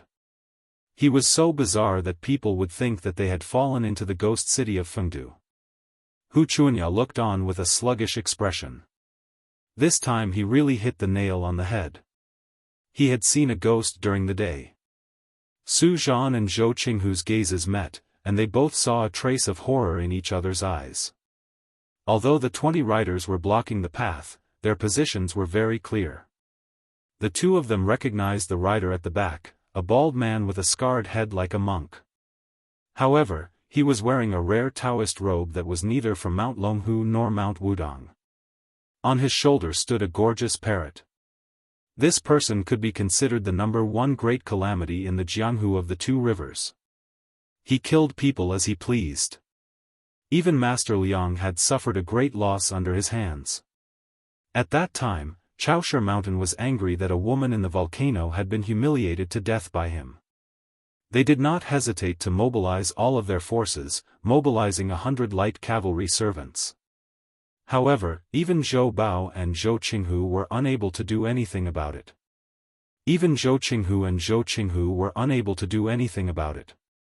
However, this kind of troublesome devil was only stopped at the back of the 20 riders. Everywhere in the Jianghu, one's seniority was determined by how much strength one possessed. If one's strength was not up to par, one would have to obediently sit on the side. However, they were unable to succeed. The leader of the 20 riders kept a distance behind them. He was a sturdy man with an ordinary appearance. Whether it was his appearance or adornment, he was not eye-catching. Behind him, a coquettish woman in a colorful thin dress clicked her tongue and pretended to be surprised. Ghosts wailed and wolves howled at the Dragon Tail slope, and more than 100 bowls of Meng Po's soup were handed out on the Bridge of Helplessness. This young master's skills are not inferior to our devil sect. Su Fengnian frowned. Devil sect? 60 years ago, the great immortal Qi Xuanzhen had single-handedly wiped out 6 devil sect celestial demons on the devil-slaying platform. It was earth-shattering. Since then, the devil sect, which was at its peak, had been unable to recover. Like a rat crossing the street, they only dared to act sneakily. How did they manage to gather such a large group of disciples and disciples today? Could it be that they were trying to recruit him into the devil sect? Could it be that after hearing that Hong Shixiang, the reincarnation of Qi Xuanjun, had committed suicide, these guys really thought that it was time for them to make a comeback? Su Fengnian gently squeezed the horse's belly, and the horse's hooves were light. He asked with a smile, "What? You want me to be the leader of your devil's sect? You have good taste." Chapter 801. Hearing Su Fengnian's arrogant words, the woman was like a fox demon coming out of an ancient temple deep in the mountain. Her delicate hand pushed away the pale green youth in her bosom, who was as handsome as a woman. She held her chest and pretended to be resentful. Her charming eyes were like silk as she said, "Nujia doesn't mind Gongzi becoming the cult leader, but Nujia's words carry little weight. I can't keep my word." Su Fengnian's horsemanship was exquisite. Even if he did not wave the whip with both hands in his sleeves, the warhorse still stopped as if it had a tacit understanding. With a mocking smile he asked, "Your devil cult has dominated the Jianghu for 100 years, but your vitality was greatly damaged by Qi Xuanjun alone. For the last several decades you have been like a stray dog. I heard that even the second-rate schools dare to ride on your head and defecate and piss. What good will it do for me to be the cult leader who doesn't live up to the name? Don't tell me I have to pay for your basic necessities. Look, your auntie can't even afford to buy thick clothes. And that poor man holding the copper ball, his upper body is bare. And then there's that parrot behind him, let me see, its breed is not good. It's a primrose that costs only several hundred taels of silver. If it were me, if I wasn't the Shifei, who can't be bought with 100 taels of gold, how could I have the face to roam the Jianghu?" Hu Chunya rolled her eyes and angrily said, "This fellow really doesn't know life from death. He's a jinx. If it weren't for him, we wouldn't have run into this group of big devil heads." The fox-like woman who was called Auntie smiled sweetly and sweetly said, "Auntie is too poor to wear warm clothes, but don't I still have you, Gongzi? Let's go back and find a mandarin duck brocade quilt to cover ourselves. We'll be honest with each other and snuggle for warmth." Hu Chunya, whose face was flushed, spat with all her strength, "What a shameless slut." The handsome youth in the woman's bosom seemed to have knocked over a jar of vinegar, but without waiting for him to speak, the plump woman quietly stretched out her hand and dug her nails into his cheek. The pain was so severe that he immediately kept quiet out of fear. The woman was looking at Su Fengnian with a face full of spring, but as soon as she turned her gaze, she quickly turned to glare at the young girl Hu Chunya with a cold murderous intent. She lifted her sleeves and rolled up a strand of hair on her temples. A beautiful butterfly appeared in front of Hu Chunya's eyes. The young girl was pleasantly surprised, but without thinking, she wanted to grab this adorable plaything with her fingers. However, Zhou Qinghu, who was beside her, quickly pulled out his Qinghong sword and slashed the butterfly into 2 halves. However, the butterfly that should have died did not fall to the ground. Instead, one died and the other 2 came back to life, turning into 2 butterflies that fluttered their wings and pounced towards the young girl. Only now did Hu Chunya realize the severity of the situation and hurriedly reined in the horse to retreat. Zhou Qinghu's expression was grave, he changed from slashing to slapping. The sword collided with the butterfly, unexpectedly producing 2 muffled pang sounds. The butterfly did not die, it bounced back several feet and leisurely returned. The woman laughed so hard that her chest shook violently. She looked more and more like a fox spirit that had cultivated into a spirit. She reminded with a smile, "This maiden who uses a sword, even if an ordinary sword can cut through iron like mud, it can't kill the laughing silly butterfly that I've carefully raised. If it's not a Daoist sword, don't waste your energy. A good girl like you shouldn't practice the sword. Don't you know that all the men in the world have swords hanging on their waists? That sword is the real good sword. Alas, it's a pity that you haven't tasted it and don't know how powerful it is. After tasting it a few times, you'll definitely feel like dying. You'll tactfully beg for mercy and willingly admit defeat." The woman turned her head to look at Su Fengnian and asked, "Young master, don't you think so?" The leader of the horsemen said flatly, "Enough. The woman playing with the butterfly immediately shut her mouth. The horseman who had the least presence of an expert in the devil cult looked at Su Fengnian and said, "I'm Lu Linggui, the right protector of the so-called devil cult.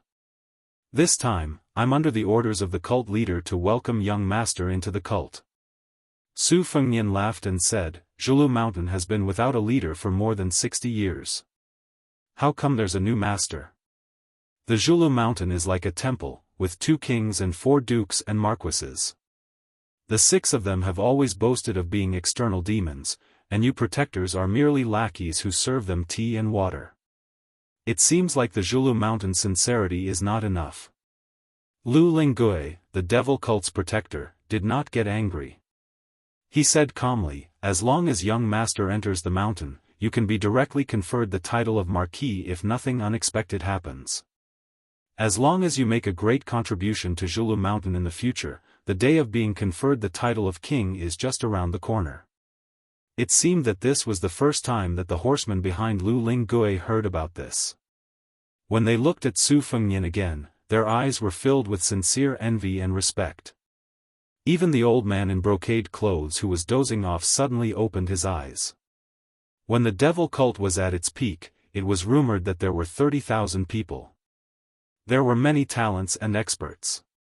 It was said that they could compete with a small country. The Jianghu 60 years ago was the history of the righteous faction fighting with Zhulu Mountain to the death. Almost 70 to 80% of the Wulin Alliance chiefs in history died in the hands of the devil cult. After one died, another was elected, one after another. Later, this popular position became a chicken rib that all the Jianghu people knew well. Chao Changqing's drunken shouting and taking off his boots, Li Chuangong's sword, Dong Tai's donkey riding to see the world, and Wang Xianji's second in the world. These outstanding figures gave the younger generation the feeling that there were so many beauties in Jianghu. Every time they thought about it, their minds would waver. As for the big and small demons involved with Zhulu Mountain, they seemed to have a lot of bad deeds. They either drank people's hearts and livers, plucked yin to nourish yang, or killed an entire family with a snap of their fingers. This was especially true for the past leaders of Zhulu Mountain and the 6 sky demons. It seemed that it wasn't enough to dominate Jianghu. They also wanted to conquer the world. When the Central Plains lost the deer, all the heroes in the world would chase after it. This was the meaning of Zhulu Mountain. When Su Shao led the iron horse into Jianghu, the target of his attack was Zhulu Mountain, which was shrouded in clouds and fog. It was said that the mountain had been accumulating gold and silver for hundreds of years. It was so rich that it could rival a country. Unfortunately, the Bailiang cavalry stopped at Dragon Tiger Mountain. Su Fengnian was absent-minded for a while, so the spirit turtle didn't rush him. However, the brute with the bronze ball who was ridiculed by Su Fengnian didn't have the leisure to wait for the cold in the winter. He raised his palm high above his head and lifted the huge bronze ball weighing hundreds of kilograms. He shouted angrily and threw it at the pretty boy with a disgusting smile. The bronze ball was as heavy as a mountain. Yuan Zhuozong rushed out with an iron spear in his right hand. He waved his left hand and easily knocked away the bronze ball. One man, one horse and one spear galloped forward. The spirit turtle was a little annoyed and didn't care about Yuan Zhuozong's ability to knock away the heavy bronze ball. But when he rushed forward with a spear in his hand, the spirit turtle became serious. The woman who was playing with butterflies was the first to dodge. Obviously, she didn't want to join in the fun. The spirit turtle wanted to test the white-haired young man's real strength. After a little hesitation, it reined its horse and dodged. The other horses did the same. So, only Yuan Zhuozong was left to confront the man who lost the bronze ball. The brute sneered to boost his courage. The muscles in his arms swelled up like dragons. He was about to grab the spear with his bare hands. However, the next moment, his body was suspended in the air. The spear penetrated the brute's strong body. Not only that, but the huge force also knocked him off the horse and lifted him in the air. The strong brute fell to the ground and died. Yuanzhuazong with the spear turned his horse around in the encirclement of the demons. No one dared to provoke him. Hu Chunya opened her mouth in horror. That's it? Shouldn't the demons beat the white-haired young man until he was rolling on the ground? Su Zhan's eyes were strange. There was an ancient saying in Jianghu that said 3 parts of the stick technique and 7 parts of the spear. The stick, and the spear were all connected. Generally speaking, the spear was a line, and the circle was wonderful. The stick could hit a large area, and it was like torrential rain. Su Zhan had been immersed in the stick technique for many years. His father's generation was famous in this area. For the casual spear of Yuanzhuazong, there was nothing unusual about it. However, Su Zhan knew the meaning of this spear. It was the peak state of the observing skill scripture of his father, Su Dachu. People who practiced martial arts were always confused by the dense and complicated moves in the secret manuals. However, once they crossed the threshold and broke through the paper window, it became easier and easier to understand. There was no need to memorize many words, and there was no need to use hundreds of fancy moves. When a master faced an enemy, life and death were often decided. The living would have a bad reputation, and the dead would be reincarnated. The spirit turtle was indifferent to the dead man. He praised indifferently, "No wonder you are known as the most powerful General Yuan Baixiong on the spring and autumn horse." Yuanzhuazong pulled the spear and retreated slowly. He was unparalleled. Even Hu Chunya, a girl who was obsessed with insignificant things, was in a trance.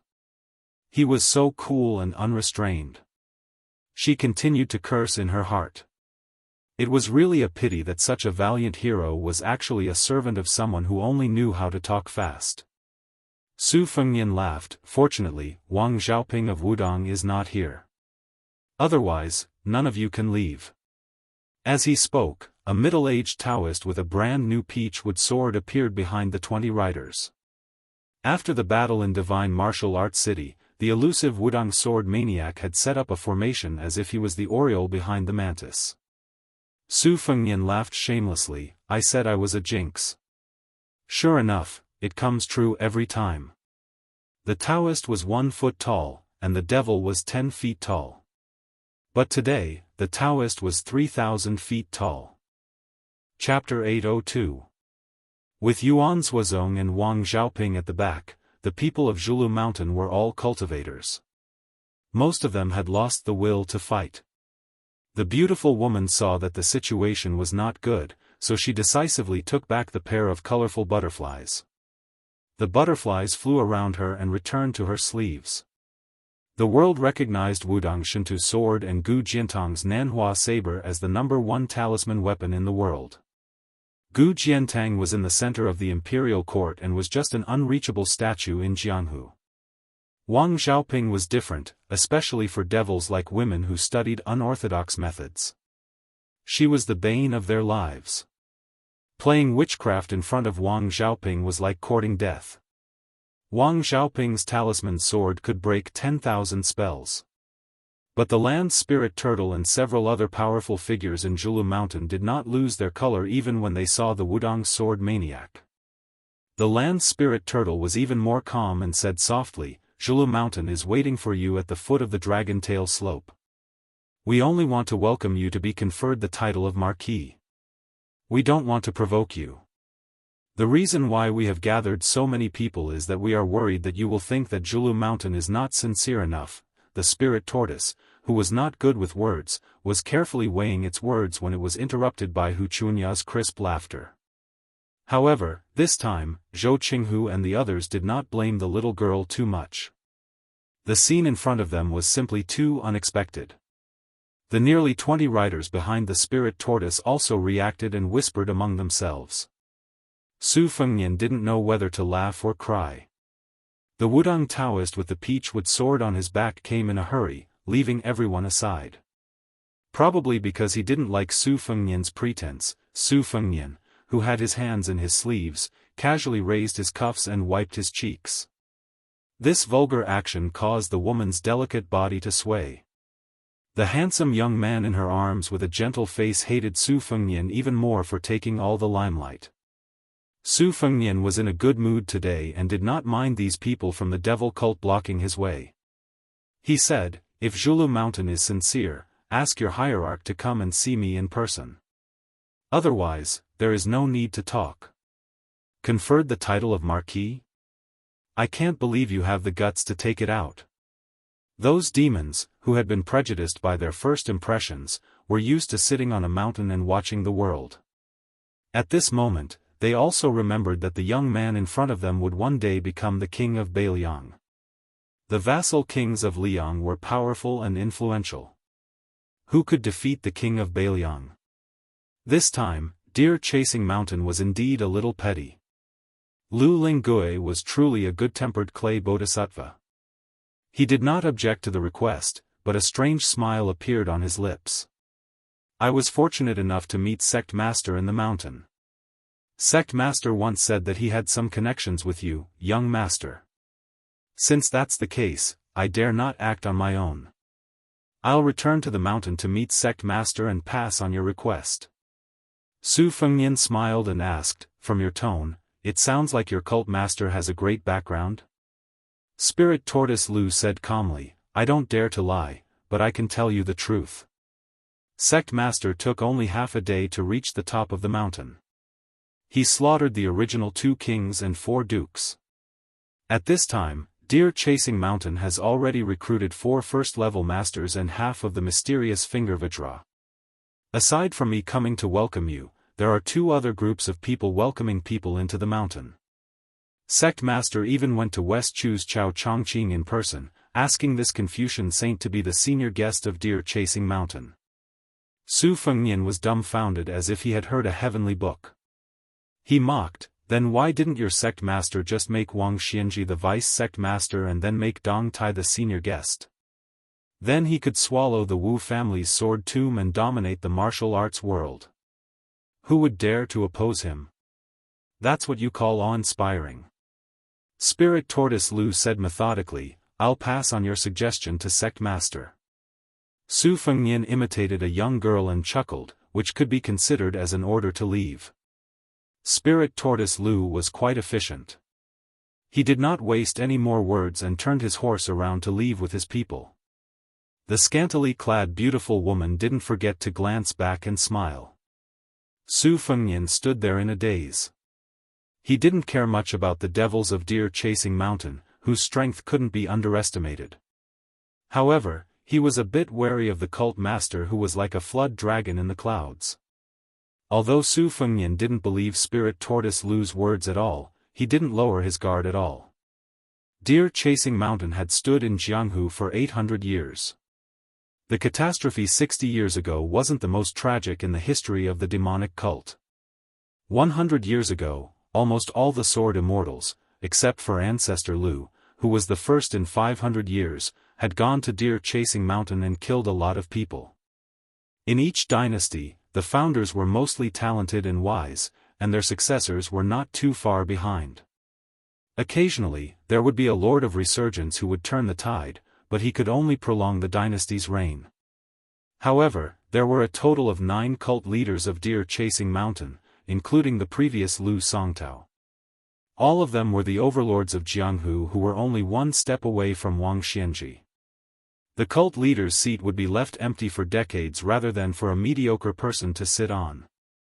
Whoever became the cult leader, no matter how unknown they were outside of Deer-Chasing Mountain, would definitely be an extraordinary figure. Take Lu Songtao for example. After he suffered qi deviancy derangement, he left Deer-Chasing Mountain and killed more than 10,000 people.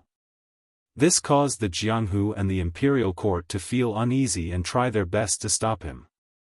However, it was all to no avail. In the 9 kingdoms of spring and autumn, Lu Songtao had killed 2 emperors. One of them was dismembered by Lu Songtao on the dragon throne, while the other lost his head on the dragon bed for no apparent reason. The number of officials, generals, and ministers in the Central Plains was uncountable. It was rumored that in the end, the divine master of Dragon Tiger Mountain, Zhao Gusu, personally went to the Dragon Lake and sacrificed 6 purple golden lotuses. She used the power of a celestial to engrave the prophecy of the 9 words and killed Lu Songtao from thousands of miles away. The outstanding people of the same generation as Lu Songtao, be it the sword immortals or the people of the 3 sects, without exception, did not attain immortality. It was probably because the will of heaven was angry that it did not do anything, so the gate of heaven was closed for 20 years. Su Fengnian laughed at himself. A few years ago, he liked to listen to stories of people like Lu Songtao the most.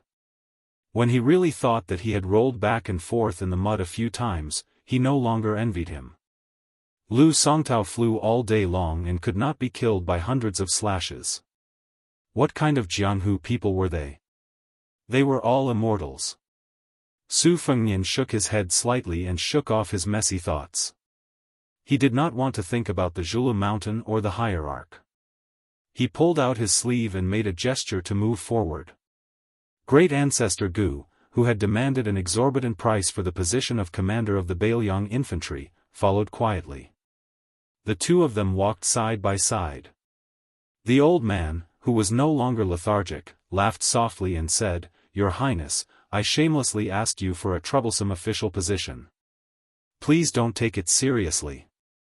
Now, I know what the Bailiang cavalry lacks and what they need. I won't cause you any trouble." Su Fengnian did not puff himself up at his own cost. He nodded and said, "Previously, I let the Huaihua great general Zhong Hongwu take off his armor and return home. My actions were not honorable. It would not be easy to immediately make a move on Yan Wenwan, even if Su Shao personally made a move, let alone me. But please rest assured, General Gu. The position of the deputy commander of the infantry will definitely be yours." Great Ancestor Gu laughed and asked, "I, Great Ancestor Gu, have some fame in naval warfare. As the deputy commander of the infantry, aren't you afraid that Yan Wenwan, who has outstanding military achievements, will push you aside and make you lose face? Even you, the one who recommended him, will be disgraced?" Su Fengnian shook his head and said, "On the surface, it seems that Yan Wenwan has the right time, place, and people. However, when I first traveled the Jianghu, there was a saying on the inn's wall, the one who stands at the top cannot sit for too long. Don't rely on a moment of pride to cover the future. Yan Wenwan has cultivated his direct descendants for 20 years, resulting in a pool of stagnant water. This person seems to be at the peak of his power. His words carry weight in the Bailiang infantry, but in fact, he is not really an iron bucket. In the officialdom, a local snake has its advantages, and a dragon that crosses the river also has its advantages. Besides, if Yan Wenwan's table manners are too ugly and he really wants to lose face with a hedonistic son like me, I will take advantage of this situation and let him accompany Zhong Hongwu to enjoy his grandchildren." Great Ancestor Gu turned his head and glanced at the carriage that Huang Shang was in. He sighed and said, "If Huang Shang is a foolish but loyal scholar, he will not go to Bailiang." Chapter 803. Su Fengnian smiled and said, "The descendants of Bailiang's generals are the so-called descendants of generals. Other than some second- and third-class families, very few families let their descendants go to the border to live a military life. The commander of the cavalry, Zhong Hongwu, did not let Zhong Chengxin join the army.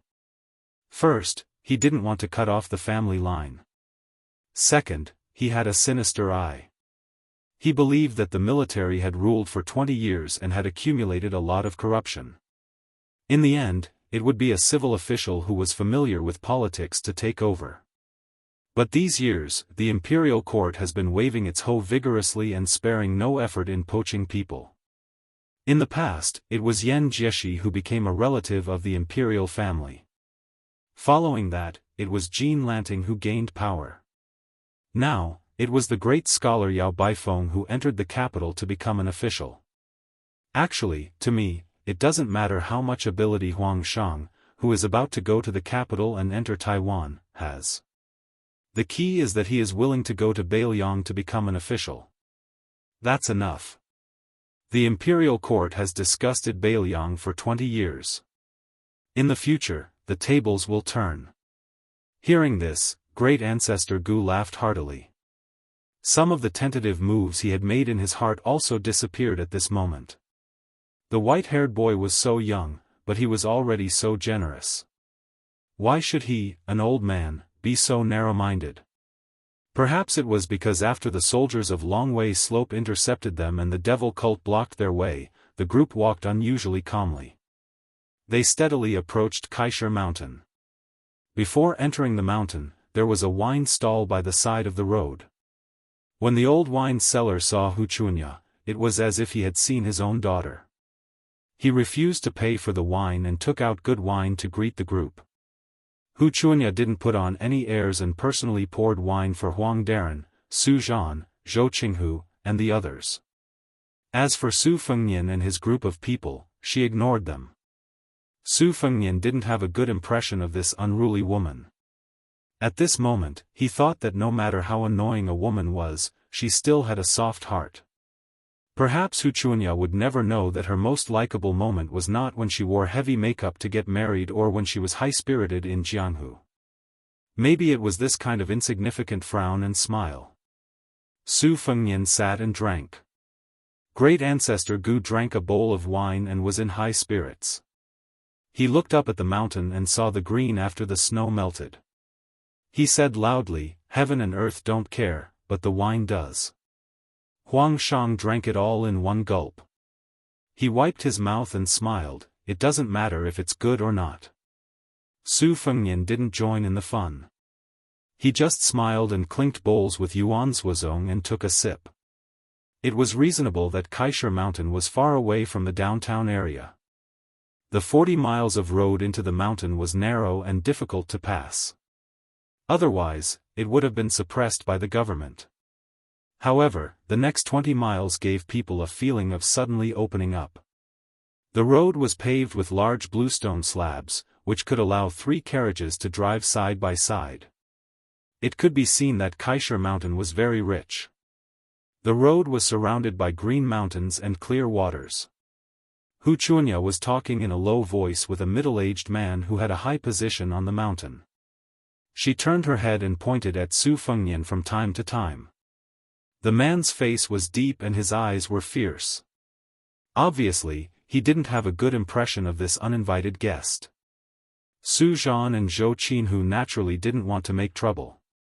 However, in Kaisher Mountain, Wuxia was a well-deserved golden branch and jade leaf. Su Zhan could remind her, but he didn't want to.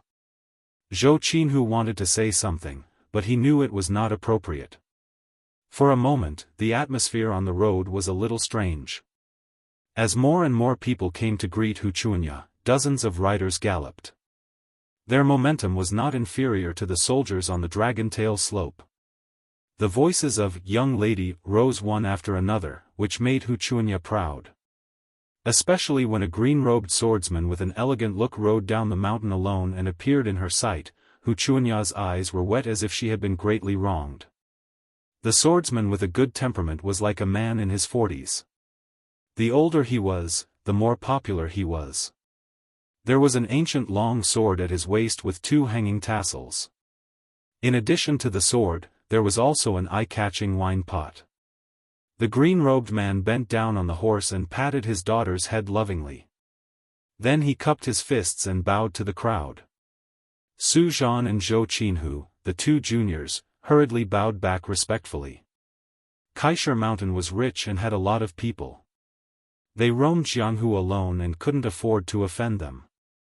Relying on friends outside, especially nameless soldiers roaming Jianghu, was the same principle as a young scholar hoping to make a name for himself in the literary world. They all paid attention to the fact that many hands picked up firewood to make a name for themselves. It was a blessing to be able to form a good relationship. One's reputation depended on one's own efforts and even more so on the support of seniors. Zhao Hongdan, who had married into Kaisher Mountain, knew his daughter's character. She didn't seem to believe in the slandering words at all. Instead, she paid special attention to Su Qi. When he went up the mountain, he took the initiative to rein in his horse and said gently, "Wuxia is still young. Thanks to young Master Su for taking care of her on this trip. I hope young Master Su can be frank with me on this visit to Kaisher Mountain. Since we've met, we're all brothers and can treat Kaisher Mountain as our home. Su Fengnian smiled and said, Su Qi has been famous in Quarry Mountain for a long time. Hero Zhao's 96 drunken swordsmanship is even more well known in Jianghu. Su Qi was really a little nervous before entering the mountain this time. After meeting Hero Zhao, I can finally relax. Zhao Hongdan laughed heartily and repeated the compliment a few times. On the sunny side of the mountain, there was a continuous stretch of secluded small buildings with bamboo groves. The scenery was elegant and elegant. It was for the guests of Kaisher Mountain to stay. The small buildings were built with small water bamboos. It was warm in winter and cool in summer. Most of the furniture in the buildings were also made with bamboo. There were bamboo flutes, bamboo beds, bamboo tables, and even some bamboo root carvings that were made by masters. Zhao Hongdan personally helped the group settle down. Only then did he bring his daughter, Hu Chuanya, up the mountain to meet the real owner of Kaisher Mountain. After leaving the building, Su Fengnian walked along a stone path into the bamboo groves. There were wooden fences on both sides of the path. Along the path, there were large red lanterns hanging on the bamboo groves. Presumably, after the sky turned yellow, the light stretched out in two continuous lines. It was a rare and beautiful scene. Su Fengnian walked and walked until he arrived in front of an ancient temple. The spring water gurgled. The ancient temple was worshipped by the Hu family of Kaisher Mountain. It probably wasn't open to visitors outside the mountain. There was a plaque with the words, Multicolored Zen Temple, written on it. The couplet on the door was also very interesting. If you don't turn back, who will save you? If you can change your mind, why do you need my mercy? Turn back. Su Fengnian smiled. He wanted to turn around and go back to his residence. The otherworldly item in the red robe appeared next to him. After recuperating for a while, its two faces had mostly recovered. However, its 6 arms had turned into 5, which made it look even more strange. Su Fengnian didn't want to enter the temple, but he didn't want to hurry back either. He walked to the brook outside the temple and squatted on a big rock, listening to the murmuring of the brook. The man and the otherworldly item were in a peaceful state of mind. The otherworldly item lowered its head and saw that Shurian's boots were stained with mud. It reached out and gently peeled it off. Su Fengnian smiled. Don't clean it up. It will get dirty when we go back. However, the otherworldly item was still tirelessly doing this quiet and trivial task. A child's ear-piercing scream came from behind them. Ghost! Ghost! A group of well-dressed children were carrying bamboo baskets and hoes to dig winter bamboo shoots. They had harvested something in the bamboo forest. At this moment, they suddenly saw a woman in red who could turn her face around. Of course, they would think that she was a wild ghost hiding in the bamboo forest. Don't be afraid. This is the temple. Let's smash that ghost to death together. Yeah, Dad said that evil can't prevail over good. Ghosts are most afraid of the sound of chanting in the temple. Let's smash it while reciting the 1000-character classic. When a slightly older boy shouted, he threw the hoe in his hand fiercely. The other children echoed and followed suit. The children in the Quarry Mountain could use medicine to strengthen their bodies at a young age. Their strength was much greater than ordinary children's. 7 or 8 hoes were thrown toward the brook. The few girls who were crying also gathered their courage. Their arm strength was relatively weak, so they couldn't throw their hoes to the stream bank. They began to recite the 1000-character classic that almost all private schools would make their children memorize when they entered the school. After throwing the hoes, none of them hit the target. The boys began to bend down to pick up lighter stones. Unfortunately, for some reason, whether it was the hoes or the stones, their trajectories were changed. They lost their accuracy and fell around the white-headed ghost and the red-dressed ghost. The children weren't as timid as they were at the beginning. The more they fought, the braver they became. Even the most timid children began to laugh and throw stones as fun. After throwing all the stones around, they switched to the winter bamboo shoots in the bamboo baskets. Su Fengnian's arm was tightly gripped by it. That was why he didn't turn his head. "Let's go. Let's call Mom and Dad to beat the ghost," a boy ordered. A little girl glanced at the otherworldly item in the red robe with disdain. She said with disdain, "Ugly. It's really a ghost." She called it an ugly monster. Perhaps it was better than all of Han Diaoxi's fierce methods outside Jianghu City. Su Fengnian was about to speak when he turned his head and saw that other than one of its arms tightly gripping his arm, its other 4 arms were cupping the 2 faces of joy and compassion. Its fingers were like hooks that seeped with blood. It was as if it wanted to tear off their faces. He gently raised his hand and pulled down her fingers bit by bit. He looked at the brook and wrapped his arm around her shoulder, letting her head rest on his shoulder. Her eye sockets were bleeding. For streams of blood and tears blurred her 2 cheeks.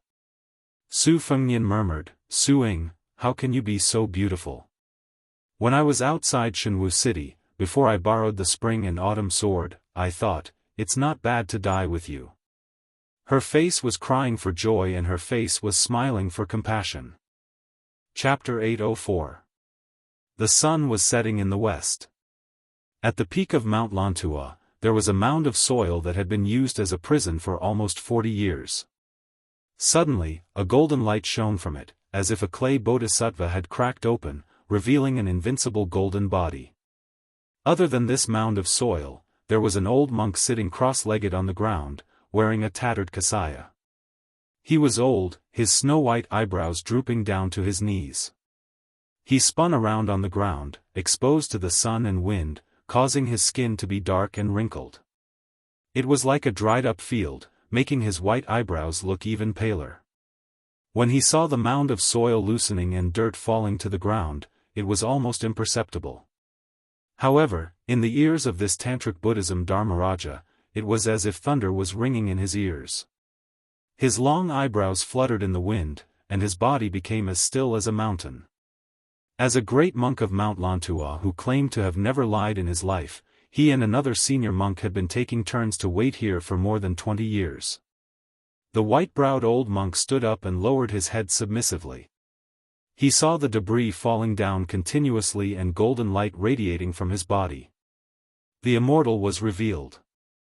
At this moment, Mount Lantua was suddenly filled with the chanting of sutras. The mountain appeared even more majestic and dignified under the chanting. The old monk facing the east looked back to the west, and the sun was setting. He did not know if it was an illusion, but the mound of soil was like a sleeping lion that finally stopped napping. After opening its eyes, it shook off the dust and began to swallow the mountains and rivers. The afterglow lit up, and compared to the radiance of the sun in the sky, the brilliance was not inferior at all. Mahavarakana. The elderly Dharmaraja slowly turned his head, and an old monk who seemed to have returned to the world of the living appeared in his vision. Compared to the white-browed old monk who was more than 100 years old, he was even older and more muddle-headed. He was withered and skinny, and probably did not even weigh 90 jin. Such a physique could be said to be extremely weak. Although Mount Lantua did not advocate martial arts, the senior monks of the past, like the six-jeweled guru who was only his junior, were not weak in terms of cultivation base. Bodhisattvas lowered their brows in benevolence, and at the same time, they could subdue dragons and elephants. In the white-browed monk's vision, the old monk was silent and lifeless. Esoteric Buddhism had always been regarded as heretical by the central plains of the eastern land. In the final analysis, it was the Confucianism and Taoism that held grudges against each other. Now that the Liang dynasty and Beimang had almost wiped out Buddhism at the same time, it was actually Zen Buddhism that was destroyed. However, the white-browed old monk wanted to see the general trend after this catastrophe of Buddhism. He could not do it himself, so he could only pin his hopes on the pure clean lion in front of him who had made a great vow to not only become Buddha himself but also to make all the people become Buddhas. The withered old monk finally opened his mouth.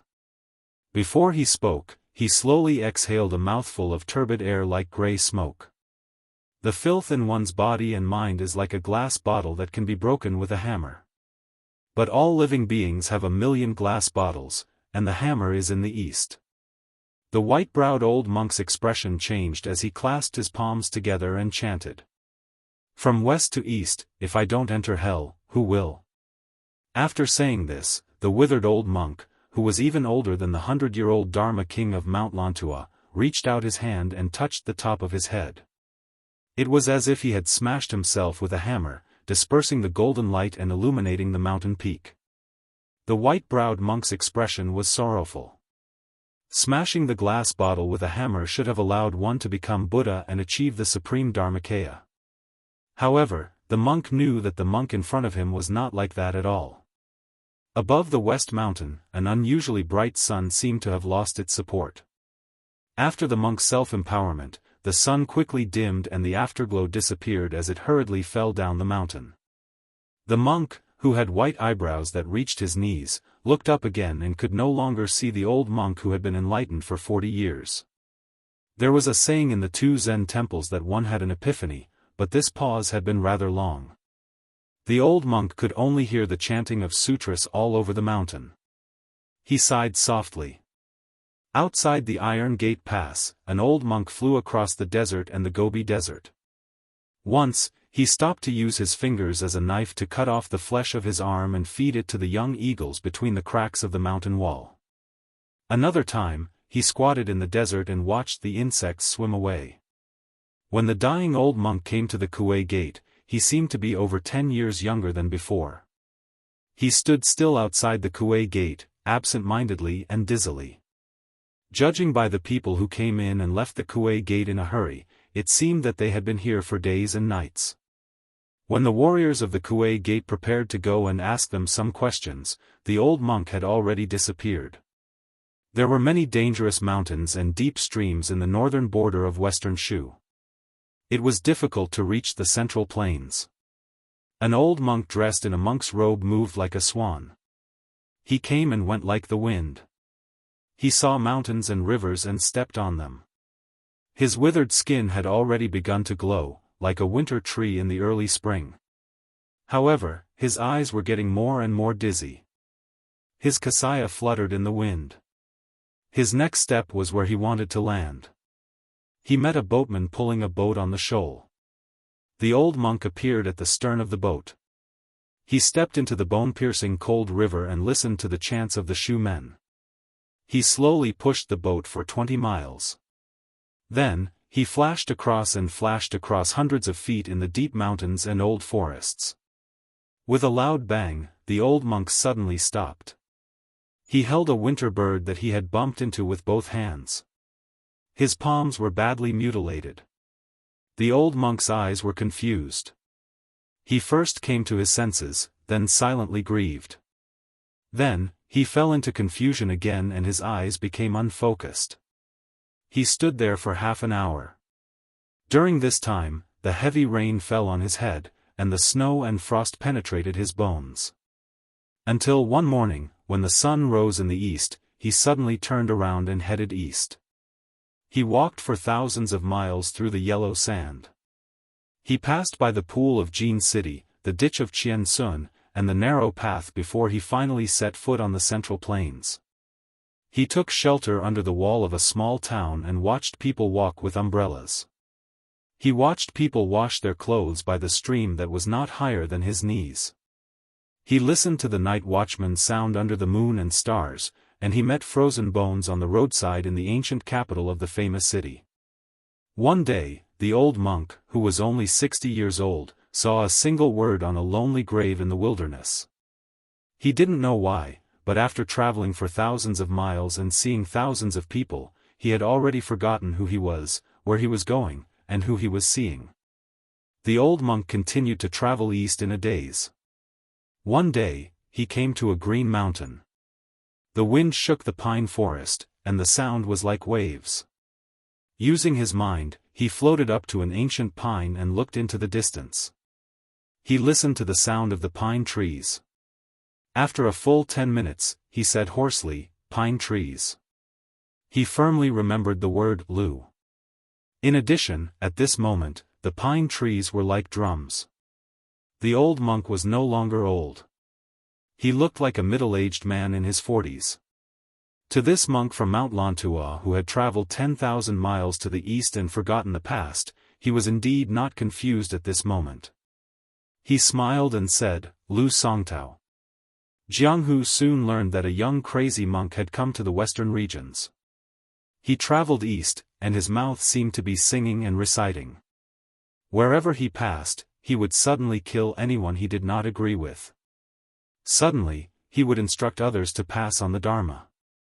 On the boundless plain, young monks who seemed to be in their 20s were singing loudly and riding the wind. It was still the same useless song that had begun to spread across the central plains. Heaven and earth are useless, they are not worthy of my attention. The sun and moon are useless, they cannot exist together. Kunlun is useless, if it does not come, then it is me. Compassion is useless, I am sanctimonious. Peace is useless, my sleeves are empty. The great river is useless, it goes east and never returns. Wind and snow are useless, they cannot fill one's stomach. Grass is useless, it withers with each passing year. Meditation is useless, how can one become a Buddha? The young monk who was swaggering forward suddenly stopped and looked into the distance as if he was looking at the scenery hundreds of miles away. He held his belly and laughed loudly. A series of loud laughter suddenly resounded between heaven and earth. He did not restrain his laughter. The tattered kasaya on his body began to flutter. Wherever he passed, there was no trace of him. He tore a gully in the ground. The young monk sprinted for 600 miles. He broke walls, entered forests, and jumped mountains. Finally, he collided with a white-robed monk who was also sprinting from 600 miles away. The ground within a radius of 3 miles instantly sank into a huge round pit. After the collision, the young monk paused for a moment and then continued to run forward like a river flowing east. He was still laughing. The emperor is useless, it is only 100 years. The king of hell is useless, he envies me for being free. Immortals are useless, all mortals laugh. The sun rises in the east and sets in the west. Where am I going? Who in the world could block the path of this young crazy monk? Dong Tai had already gone to the sea to visit immortals. Chao Chongqing was determined to restore his country. Could it be Wuxia Xianxia in the martial emperor city? The world did not know that there was a mountain between the crazy monk and Wuxia Xianxia. On the main peak of Mount Zhulu, there were 3,000 white jade steps. A white-robed devil who had just entered Mount Zhulu was looking down at the world. There were 2 big spiritual energy fish, one red and one green. They looked like carps but were not carps. They looked like dragons but were not dragons. The fish's whiskers were extremely slender. The fish floated in the air as if they were swimming. They swam around the white-robed man mysteriously. Besides the 2 strange creatures beside the white-robed man, there were 2 men of different ages near the steps. One of them was standing and the other was sitting. The younger one was less than 30 years old. He was short and had a dull look on his face. He sat on the steps and looked at the mountain scenery with his hand supporting his cheeks. The older one was about 40 years old. He carried a long cloth bag with a broken spear inside. The middle-aged man asked softly, "Sect master, let Deng Mao stop that monk from the west." It was Bei Mang's words. The white-robed man asked calmly, "Can you stop Tuoba?" The man who called himself Deng Mao laughed self-mockingly and shook his head. The sect master's meaning was very simple. If he could stop Tuoba, he would have the ability to stop that grey-robed monk. After all, even the white-robed monk Li Dongxin had not succeeded. The short man said, even if he is Lu Songtao who escaped a calamity back then, he might not be able to defeat the current Wuxia Xianxia and Tuoba when he was at his peak. The white-robed man sneered, "Wait until you defeat the 9th in the world, Deng Mao. Then you can say that. Deng Mao laughed softly, it will happen sooner or later. In the future, Beimang will have to rely on Hong Jingyan and this kid to support its reputation. The white-robed man did not refute and slowly walked down the steps. The thousands of devils who were crawling on the steps lowered their heads. The white-robed man looked to the west expressionlessly. Since Li Dongxin was unwilling to be entangled, then let me, Luo Yang, fight with you, Lu Songtao. Chapter 805. There was one chapter in the evening and one in the early morning. The child was talking nonsense, not to mention the absurd theory of demons appearing outside the Zen temple. Naturally, they could not afford to make waves. The quarry mountain did not pay much attention to it at first, but Hu Chunya, who liked to be lively, came to the stream with the children.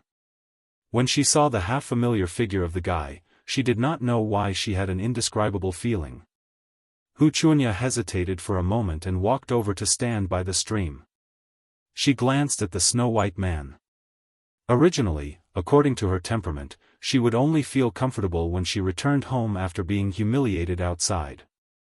However, she was stunned and could not say anything harsh at the moment. Just when the children were confused, a beautiful woman in gorgeous clothes walked out of the Zen temple. She was like a plump peony. Compared to the young Hu Chunya, her embryonic outline was similar, but she had a more mature charm. When the woman saw her daughter's figure, she was stunned for a moment. She smiled and walked slowly.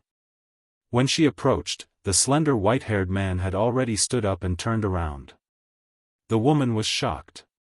She thought that it was an old guest of the quarry mountain, but she did not expect it to be such a handsome and romantic young man. Especially the pair of red phoenix eyes. The woman praised in her heart, this thing can capture a woman's heart the best. She calmed herself down and was about to tease her daughter, but the young man had already introduced himself. He treated people well and spoke frankly. The woman thought that her taste was not bad and thought that if she could let this young man marry into the quarry mountain, it would not be a bad treatment for Hu Chunya. After chatting for a while, the woman looked at Hu Chunya like a mother-in-law looking at a son-in-law, which made Hu Chunya very embarrassed. She tried to persuade her mother to go up the mountain. However, the woman kept looking back and chatting with the handsome young man, asking him to go up the mountain to enjoy the scenery when he was free tomorrow. The young man agreed. When the mother and daughter almost disappeared from his sight, he went down the mountain to his residence. Coincidentally, the woman turned her head and looked at each other. He smiled and waved his hand. The woman who had been eating vegetarian food and reciting Buddha in the Zen temple turned her head and asked in a low voice, Chunya, what is the background of this Su Chi? Hu Chunya rambled on about the two disturbances at Long Way Slope. The woman laughed bitterly, laughing at herself for having the thought of letting him marry into her family. She sighed and said, then he is not an ordinary son of a general's family. The temple on Kaisher Mountain is too small to keep him. Hu Chunya said angrily, why should I keep him? If it were not for Sister Zhou's face, I would not let him go up the mountain to eat and drink. The woman stretched out her finger and poked her daughter's forehead. She teased, no one knows a daughter better than a mother. Why are you still pretending to be a tigress in front of your mother? Don't look at how crazy you are now. Mother knows that when you get married in the future, you will definitely be a good wife and mother. Hu Chunya held her mother's arm and giggled like a spoiled child. She asked curiously, how did mother know that guy is a general's son? The woman was Hu Jingxia, the famous fierce woman of the quarry mountain. She said softly, this young man has the same momentum as your grandfather. He must be a man who has rolled in blood and bones. Even if the government officials are polite to you on the surface and arrogant in their bones, they are not like this. Moreover, you said that this man killed more than 100 Iron Hut soldiers on the Dragon Tail slope. You must know that in the Liang Imperial Palace, the civil and military officials have always minded their own business. If there is no big shot from the military in their family, they would not dare to be so bold. Otherwise, even if you are the legitimate grandson of the minister of the 6 ministries, you would not act so domineeringly. You also said that this man's retinue, sitting on a horse, easily stabbed that devil of the devil cult to death with a single thrust of his spear. He is clearly a man who can defeat 10,000 people on the battlefield.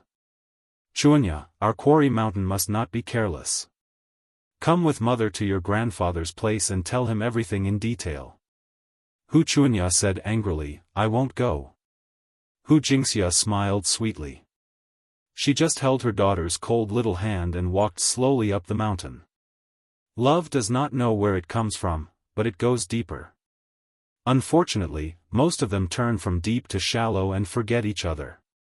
Su Fengnian returned to the quiet bamboo house and found that great ancestor Gu and Huang Shang seemed to have been waiting for a long time. He apologized and asked for a pot of wine from the maid in the bamboo house. Together with Yuan Suozong, the four of them sat around the stove. The stove had 4 legs and a big iron basin was placed in the middle. The basin was filled with charcoal and the ashes after the charcoal was burned. The maid squatting by the stove was holding an iron pincer. She gently flipped the charcoal in the basin so that the charcoal would not be too hot and would not be extinguished. She squatted there and the light of the fire shone on her face. Su Fengnian knew the way to deal with this strange stove. He smiled and took the iron pincer from the maid and let her rest first.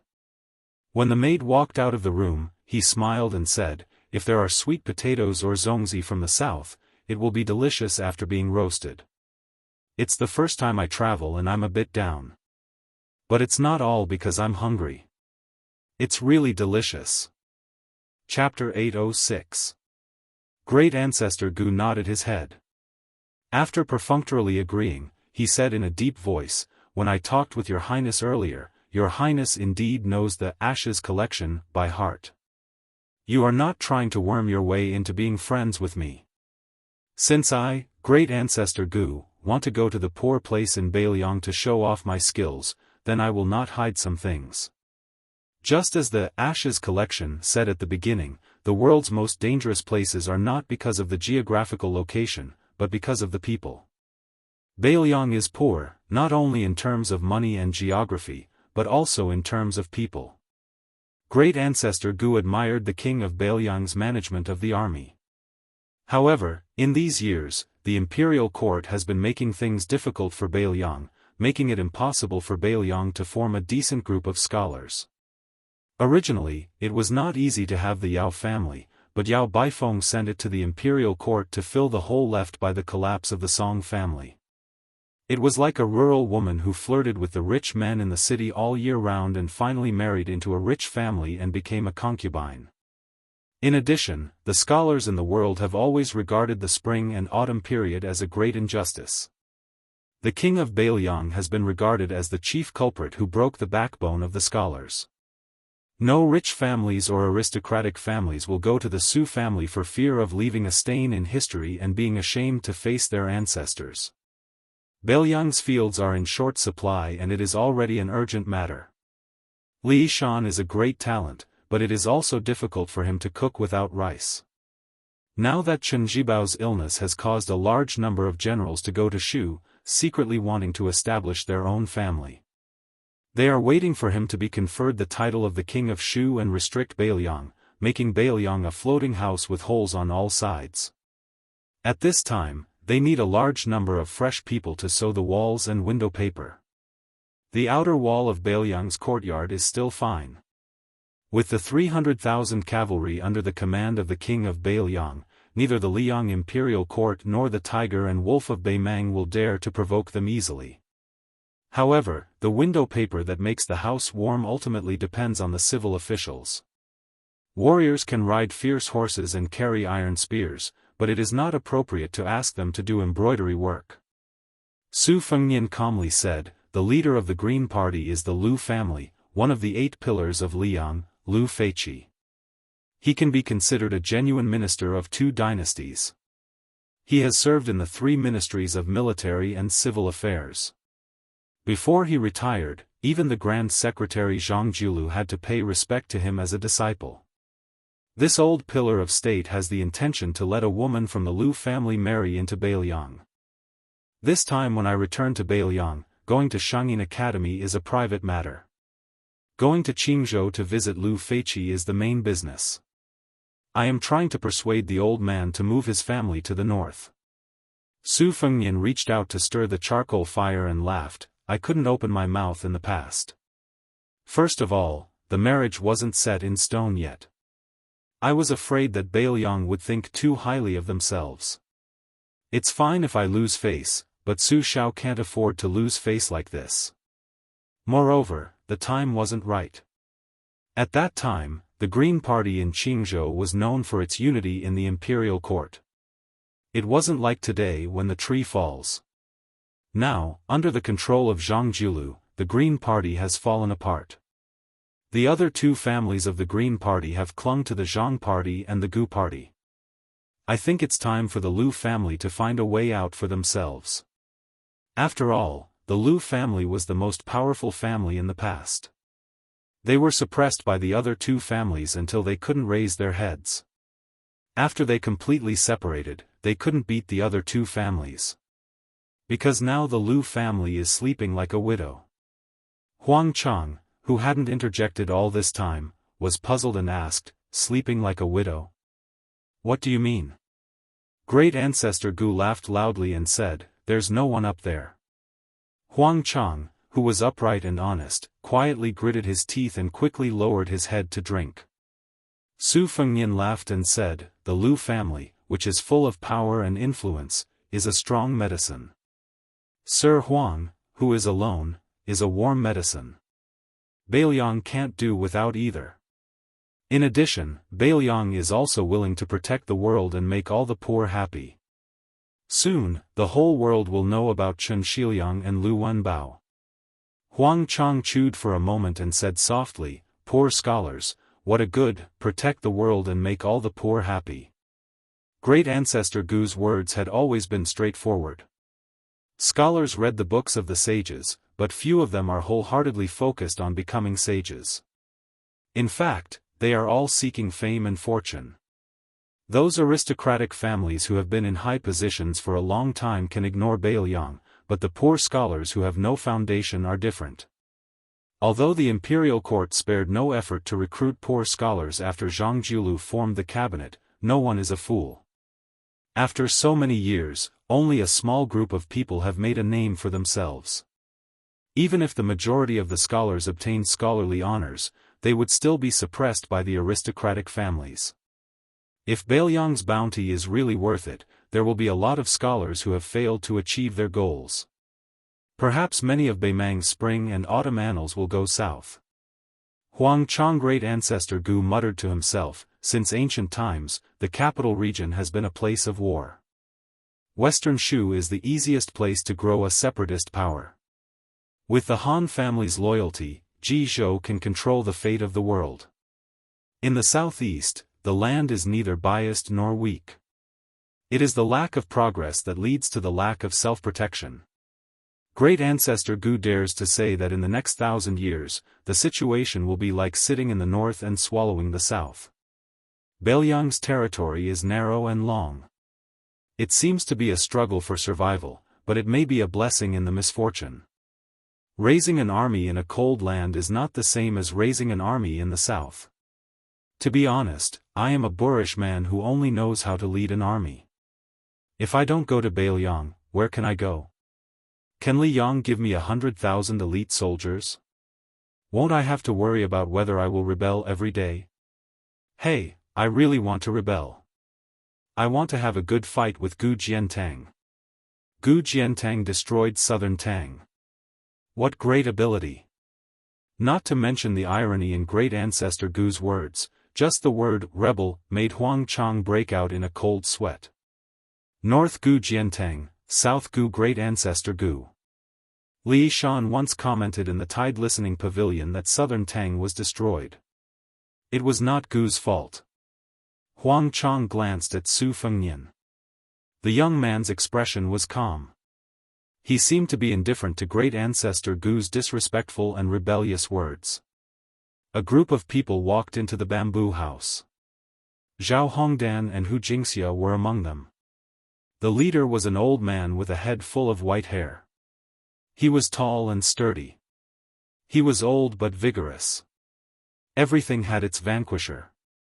Wuxia was fearless in front of anyone, but in front of this grandfather, she was unusually docile and well-behaved.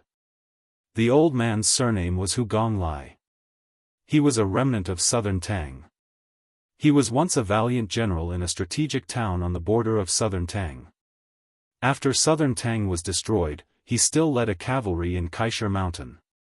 It seemed that he could not sleep well if he did not hear the sound of war drums and the thunderous hooves. Wuxia was known for his irritable temperament. When he entered the bamboo house, he was even more vigorous. Great Ancestor Gu sat with his back to the door. Wuxia was about to speak when he saw Great Ancestor Gu's back. He was stunned. Although Zhao Hongdan was the owner of Kaisha Mountain in name, he always had a feeling of living under someone else's roof. He had never seen his father-in-law so nervous. For a moment, he was confused. Great Ancestor Gu turned around and did not speak.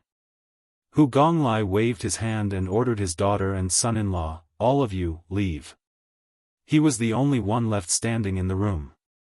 Wuxia, who had a lot of weight in Kaisha Mountain, did not sit down. Instead, he suddenly knelt down with his fists on the ground. He said in a deep voice, "Southern Tang's defense general Wuxia pays his respects to Great General Gu." Great Ancestor Gu turned around indifferently. He did not look at Wuxia, who was kneeling on the ground. He laughed at himself and said, "How did you recognize me as Great Ancestor Gu?" Wuxia was silent. Great Ancestor Gu sighed and said, "Get up. That year, you, Wuxia, followed the previous emperor out of the city. Did you not kneel enough? Southern Tang is gone just like that." Wuxia choked with sobs and pressed his forehead to the ground. Great Ancestor Gu said calmly, "At that time, many people knelt for a high official. You, Wuxia, are the least worthy of your conscience. Well, get up and speak." After Wuxia stood up, he turned his head and wiped his face. When he opened his mouth, he said something that gave Huang Chang a headache. "Great General, I heard that West Chu wants to restore the country. Is our Southern Tang also going to rise in revolt?" "Great General, don't worry. If any little bastard surnamed Hu on Kaisha Mountain dares to frown and is afraid of being beheaded, Wuxia will be the first to twist his head." Chapter 807. The next chapter will be released in the wee hours of the morning. As usual, it will not be updated on the 25th. There will be 2 chapters on the 25th. P.S. Deng Mao is a typo, but it is actually Wang Mao. Wuxia was an old man who had experienced ups and downs. He would not be scared even if he was stabbed by a knife or an axe. However, when he knew the identities of the other 3 people sitting around the stove, he was stunned. The imperial censor Huang Shang was still okay, but the spring and autumn white bear Yuan Zhuozong was enough to shock Wuxia, not to mention the hereditary crown prince of Beiliang. Wuxia followed Great Ancestor Gu to another bamboo building for a secret talk. When he learned that Great Ancestor Gu was about to go to Beiliang, he did not hesitate to say that his family would migrate. In his words, even if they lived in Quarry Mountain, they would still struggle at death's door. Who knew when they would be beheaded by the Liang imperial court? It was better to go to Beiliang to earn a chance for the Hu family's descendants to fight for military merits. Great Ancestor Gu neither objected nor made a promise. He just patted Wuxia's shoulder before leaving. Su Fengnian did not know the content of the conversation between the 2 Southern Tang elders. After he sent Huang Shang back to the bamboo building, he received a secret letter from a military falcon. It was a spiritual creature trained by Chu Lushan, the #1 spy of Beiliang. The secret letter briefly explained 2 things. One was that some hidden families like Wang Lin who had taken root in Liang had begun to rise up and move closer to Beiliang. The other was somewhat inexplicable. It said that a crazy monk who was both Buddha and demon came out of Lantua Mountain. After he came out of the mountain, he returned to his youth. He did not even stop Li Dongxin and asked His Royal Highness to be careful when going north. After Su Fengnian finished writing about great ancestor Gu and Huang Shang, he put the military falcon back and sat in front of the stove with Yuan Suozong, who had not left yet. He threw the secret letter with unique handwriting into the charcoal fire. A wisp of smoke curled up. Su Fengnian bent down to pick up the fire tongs and sprinkle some light ash on the charcoal. He said softly, "Jianghu is not peaceful. Lantua Mountain is probably not convinced by the 2 Zen temples and has a monk in white who can carry the Yellow River." When the monk came out of the mountain, he was a decaying old man who had lived for 2 or 3 decades. When he came to the Central Plains from the western region, he became a young man and killed indiscriminately along the way. It is far from being called a fierce warrior who subdues demons and demons. When I first met Monk Long Shou of Lantua Mountain in Beiliang, he only said that the female Dharma king who had the 6 signs wanted to practice dual cultivation with me. I hurried back to the pavilion to read the secret records. I was disappointed when I learned that she was an old woman in her 40s. I also learned that there were 3 more senior monks in Lantua Mountain before the 6th jewel Bodhisattva. One of them had been imprisoned for nearly 40 years and was even more shocking than the withered sword in the sword tomb of the Wu family. At that time, I had not practiced the blade and did not understand the freedom of immortals. I was curious how he could survive without eating or drinking. I reckon that this monk has most likely gone mad. Speaking of which, to be able to kill half of the Jianghu by himself, I think only the devil cult's cult leader, Lu Songtao, from 100 years ago would have this kind of spirit. Every generation of Jianghu has its own playboy. In Lu Songtao's generation, there were sword immortals and sages of the 3 religious sects in the same Jianghu. They complemented each other but also restrained each other. Moreover, it has always been recognized that there is heaven's way above Kung Fu. Since those who had gone through untold hardships to stand at the peak of Kung Fu, most of them were righteous figures like the old man in the sheepskin fur coat and dong tai. Even Wang Xianji, who was praised to be able to fight with ancestor Lu, was not an evil person. Lu Songtao and the crazy monk dared to risk universal condemnation and were not afraid of being punished by heaven. It's a pity that the bull rider is not here. Otherwise, the monk would not have had the chance to go crazy. He would have been killed by the Wudong martial granduncle who had enlightened his acupores. Yuan Suozong stretched out his hands to the stove and felt the warmth of the winter. He smiled and said, if the monk could really stand on the same side as Lu Songtao, even Qi Xuanjun, who carried out justice on behalf of heaven, would not be able to defeat him. Su Fengnian laughed and said, there are 2 biggest sayings in the world. One is that the emperor and the emperor carry out the will of heaven. The other is that the immortals of the 3 religious sects carry out justice on behalf of heaven. Anyway, I don't have anything to do with it. I can only watch the fun. By the way, second brother Yuan, do you know what's going on with Lu Songtao? Although Zhulu Mountain has been labeled as an evil cult by Jianghu, in my opinion, it is much better than the hypocrites of the so-called righteous people except for its treacherous whereabouts and resolute actions. Moreover, all the previous hierarch took it as their own responsibility to fight for the world. They are not devils who only know how to kill people. There are very few rumors about Lu Songtao in Jianghu. Yuan Suozong squinted his eyes and said coldly, when I was young, I heard from an unworldly superior that Lu Songtao had traveled to Jianghu several times and made countless enemies. When the hierarch of the evil cult was in seclusion in Zhulu Mountain, an ordinary-looking woman was said to be his woman. She wandered in Jianghu and her end was tragic. In short, not only the righteous Jianghu people, but also many emperors and ministers had a share of the pie. The woman was finally hanged in front of everyone. She was still naked before her death. Somehow, Lu Songtao knew about it and forced himself to break out of seclusion to carry the coffin for the woman. After that, it was a catastrophe that no one could save. At that time, the immortals all avoided him. Not all of them showed weakness to Lu Songtao, who was really invincible in the world, but more of them did not want to fight. When we look back, we can see that the mastermind behind the conspiracy was so ambitious and scheming that it was only inferior to Huang Sanjia's subversion of spring and autumn. Su Fengnian's face was gloomy. He gritted his teeth and said nothing. Chapter 808. Yuan Zhuozong bent down to pick up a piece of burning charcoal from the stove and gently crushed it. He said indifferently, "The hermit who told me about this said that Lu Songtao joked before he died that he would never live forever.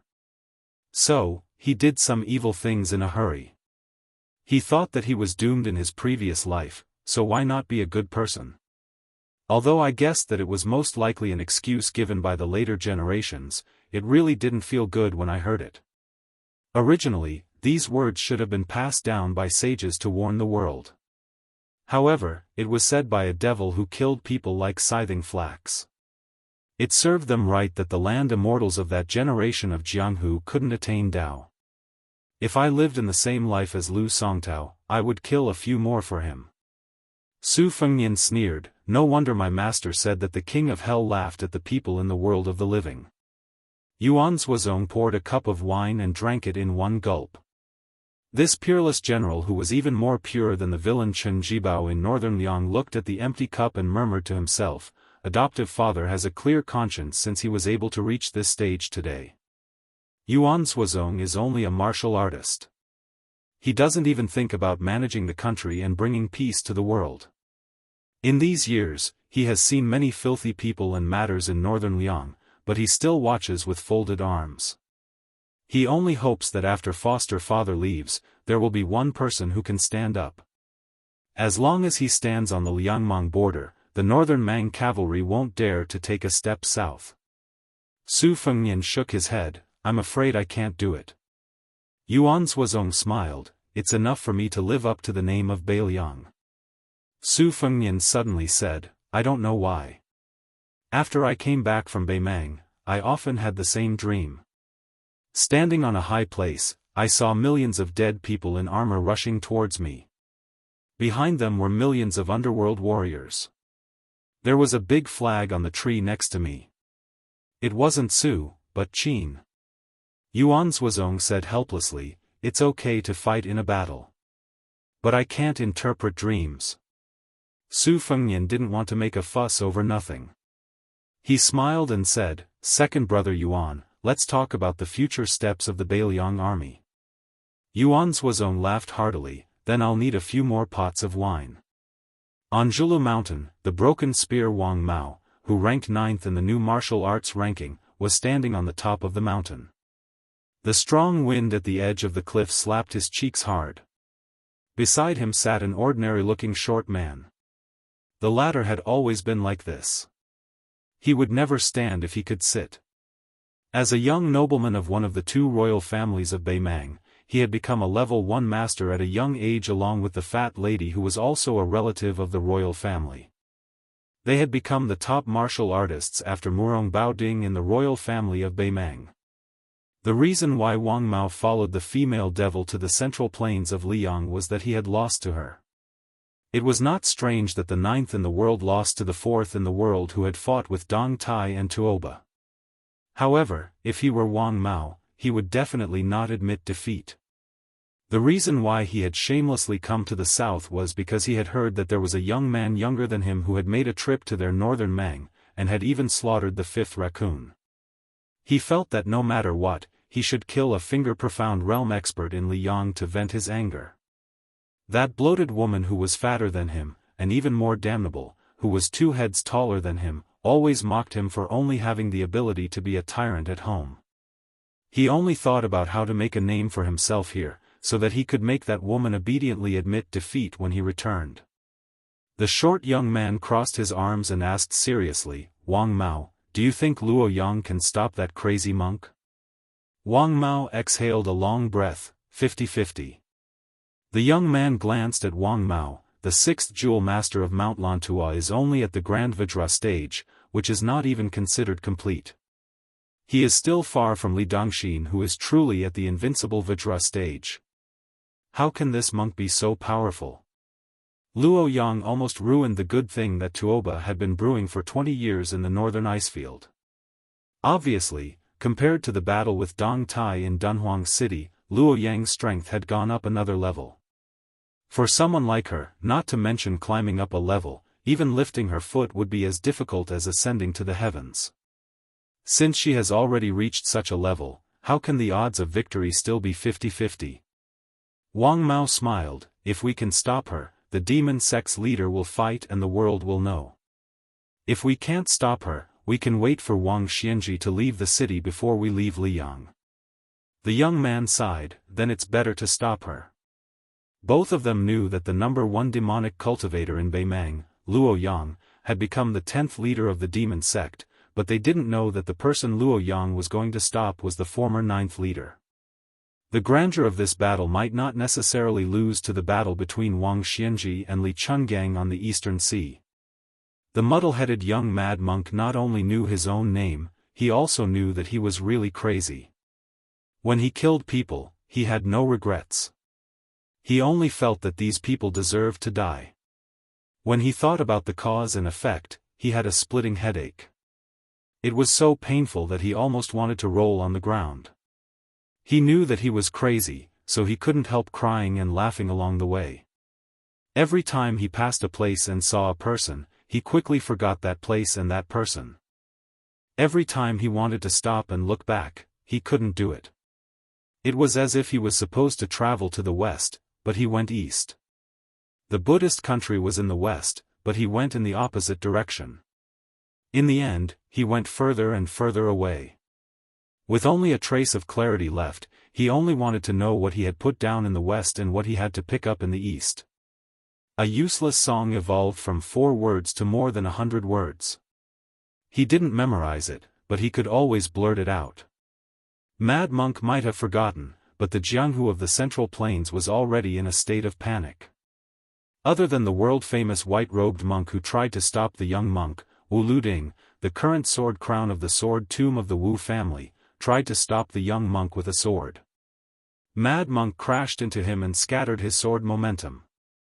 Then he ran faster than the Wu family's sword. After that, the most outstanding young celestial master of the Dragon Tiger Mountain, Zhao Ningxin, also made a move. The monk and the celestial master faced each other face to face, but they didn't collide. The monk kept his head down and ran forward. Zhao Ningxin, who was rumored to be the reincarnation of the first celestial master of the mansion of the celestial master, retreated at the same time.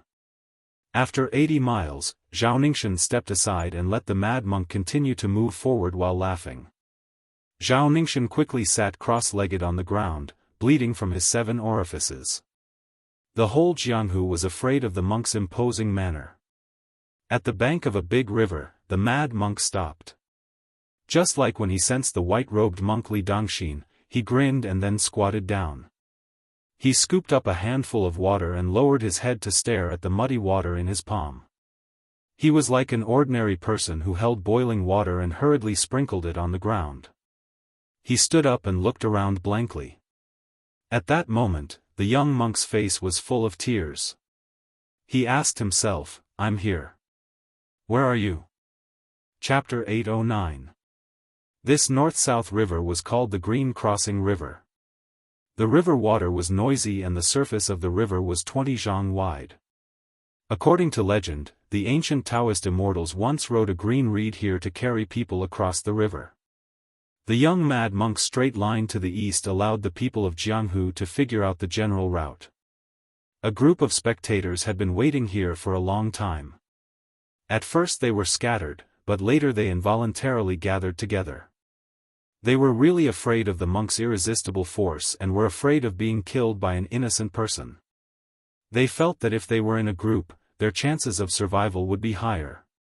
Even if they were unlucky enough to step on that straight line, they would all die together and be companions on the road to the netherworld. Therefore, 50 to 60 people gathered together. The fish and the honest people were mixed together. There were Jianghu heroes who had been famous for a long time, there were Jianghu heroes who hid their heads and tails, there were Jianghu heroes who had only just entered the Jianghu, there were nameless pawns who had entered the Jianghu, and there were also young heroines whose beauty made people drool.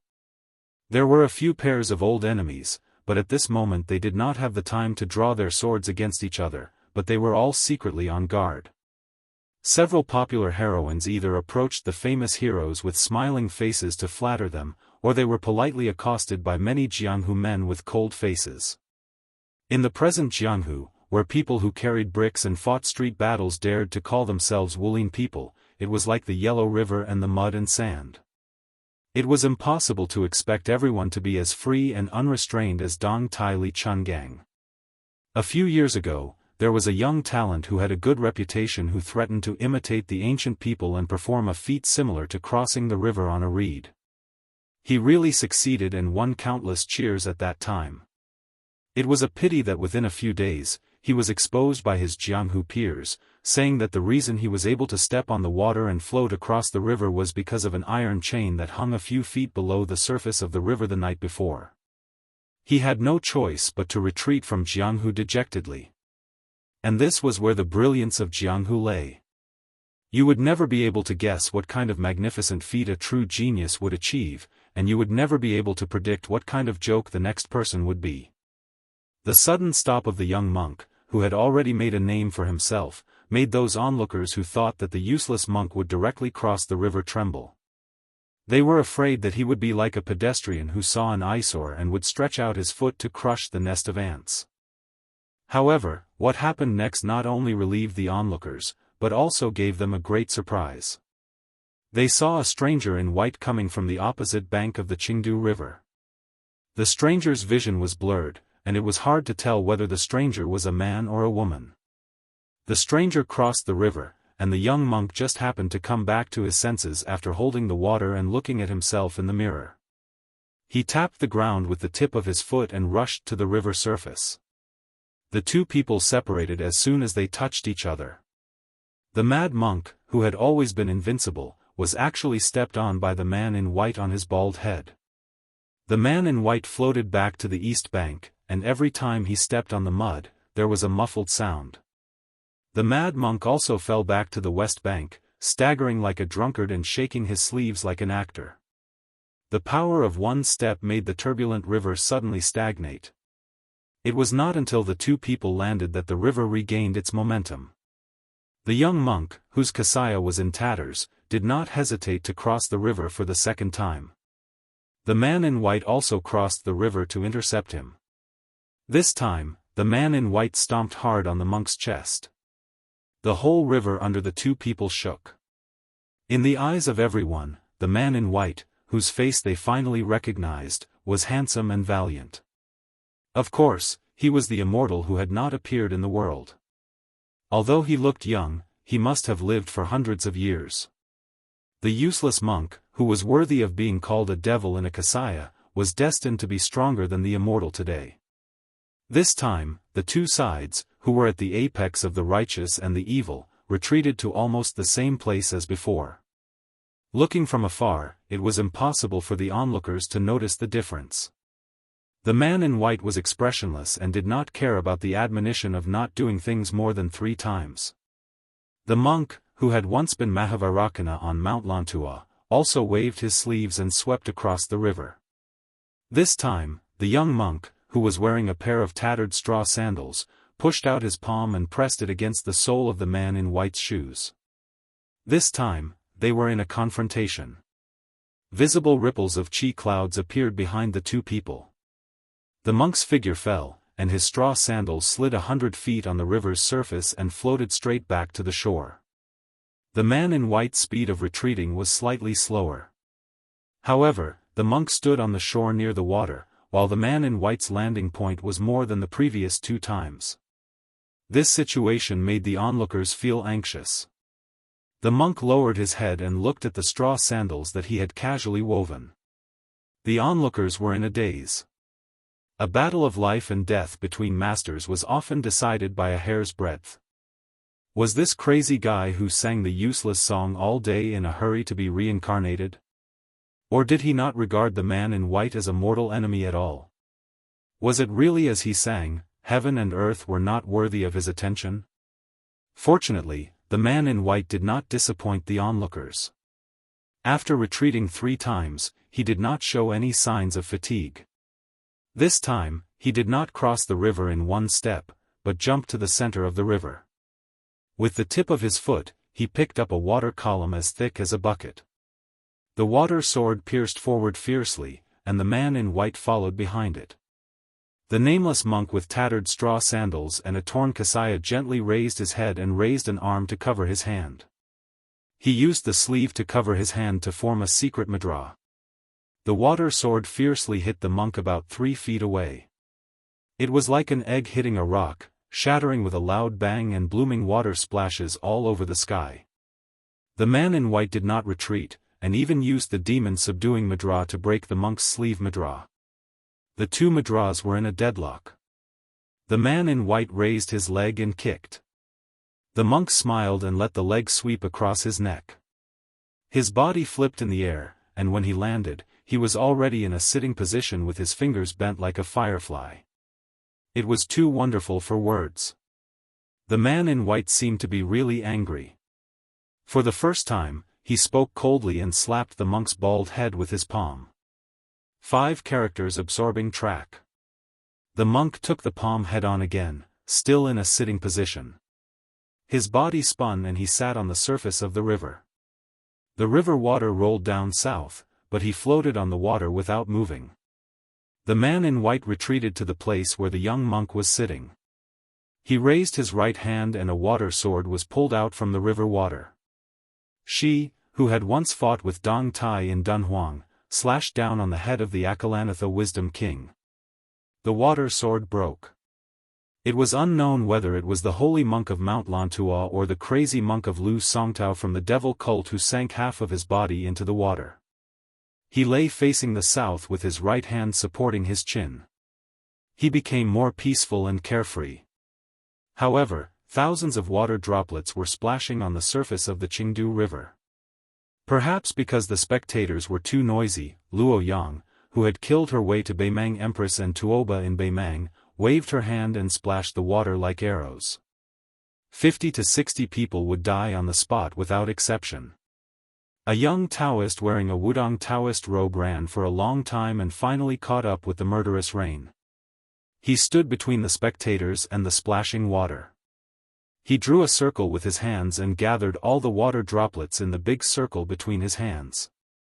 It turned into a water ball that was almost as tall as a person and then pushed it into the river water. Luo Yang frowned. The young Taoist did not speak to the man in white. Instead, he said to the crazy monk who was slowly getting up, "If the breeze is useful, turn the book for me. If the Kunlun is useful, I will go down the mountain. If the grass is useful, I will know whether it flourishes or withers. If the meditation is useful, I will seek peace of mind. If the river is useful, I will quench my thirst with a ladle. If the sun and moon are useful, I will follow my heart. If I am here, I will go somewhere." It seemed like he was talking nonsense, but in the end, this Wudong Taoist had given his own opinion on the crazy monk's useless song. Unexpectedly, after the monk stood up, his eyes were no longer turbid, they were as clear as spring water. His hands were behind his back. In the blink of an eye, his appearance had changed more than a dozen years. The young monk had turned into a middle-aged monk. His previous ignorance and bewilderment had been swept away, replaced by a vigorous air that looked disdainfully at the world. At this moment, Lu Songtao was the 9th cult leader of the devil cult at his peak. Standing on the river surface, he cast a glance toward the young Taoist priest. Then he turned his gaze toward the white-robed Luo Yang. With a chuckle he said, "The current Jianghu is really an eye-opener. I remember at that time in the World Sword Forest, there was a sword immortal Wei Chao. He recklessly rode his sword to pursue the deer mountain and stabbed my abdomen. I returned the favor by stabbing his sword into his mouth. His body was hung on the top of the mountain. The number of enemies I implicated was really too many. But when I roamed the Jianghu for the last time, I rarely met an opponent who could be considered as my equal. That kind of Jianghu was lifeless. But now it is different." Luo Yang only responded with a cold laugh. Lu Songtao lowered his head to look at the Kasaya and fell into deep thought. Shaking his head, Lu Songtao raised his head and said with a laugh, "It doesn't matter if you can't figure it out. Since I clearly remember who I am, I can't come here in vain. I don't care who you are. Since you want to stop me, I don't know when I will lose my consciousness. How about we make a bet? Let's bet if I can make it 300 li to the east. If you lose, I will go to Zhulu Mountain. If I lose, you will be the cult leader of the devil cult after Lu Songtao." Luo Yang calmly said, "If you hide, don't talk about 300 li, you won't even be able to make it 30 li." Behind her, a big red fish with a carp's body and dragon's whiskers appeared. Lu Songtao laughed loudly and raised his hand to borrow a sword from the waist of a spectator. He held the sword horizontally across his chest and flicked his finger. The sound didn't come from in front of him but from the ninth heaven. The world only knows that Lu Songtao is a devil who willfully slaughters the innocent. He has always liked to kill people with his bare hands. Only one person knows the difference between Lu Songtao with a sword and without one. It's funny that in that generation of Jianghu, including Wei Chao and Wei Chao, there were at least 5 land immortals. After I came out of seclusion, none of them were worthy of Lu Songtao drawing his sword. Lu Songtao looked at Zhulu Mountain 300 li away, his gaze gentle and intoxicated. "You said you wanted to see the elegance of a sword immortal with your own eyes, so here I am. That time, I was late by 6 days. This time, I might be late by a whole 100 years." Chapter 8:10. Occasionally, a huge koi fish would jump out of the water and fall back into the river. The 50 or 60 Jianghu people who survived the disaster did not make a sound for a long time, even if they saw the man in white and the monk in grey leave. They were afraid of the unexpected disaster until the young Taoist turned around and bowed. When they heard that the Taoist called himself Li Yufu of Wudong, it was like thunder in their ears. After Wang Zhongluo and Hong Shixiang, the new chief of Wudong, Wang Zhongluo was recognized as a late bloomer. He gradually entered a good state in the cultivation of Tian Dao until he reached the big yellow court. As for the immortal Hong Shixiang, he rode a crane to Jiangnan, went to Dragon Tiger Mountain with a sword, and drove out of Tai-an city. These were all mysterious deeds that even the immortals would envy. As the youngest chief in the history of Wudong Mountain, Li Yufu's future achievements might not be as high as Tian Men. Li Yufu looked elegant and had a high social status. He was easy to get along with people, which was the opposite of the arrogant Taoist of Dragon Tiger Mountain. While he was talking with someone, Li Yufu looked happy and apologized. He turned around and greeted a middle-aged Taoist who had landed on the bank of Green Crossing River. "Why are you here, Junior Uncle Wang?" Sword maniac Wang Xiaoping looked to the east and said seriously, "The killing intent of this crazy monk is too strong. It's like Lu Songtao of the devil cult mentioned by senior brother Song. I want to confirm it. If it's really him, Wang Xianxia is unwilling to leave the city, Deng Tai-yi has already gone out to the sea to visit the immortals, Chao Zhongqing is busy with the restoration of West Chu, Gu Jiantang, Chen Jibao, and the others are loyal officials of the imperial court, so they won't make a move.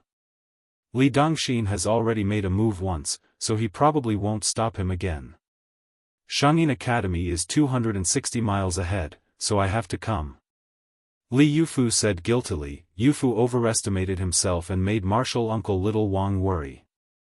Wang Xiaoping, who was also unapproachable on the mountain, smiled for the first time. He walked slowly along the bank of the river and said to the young chief beside him, "It's okay.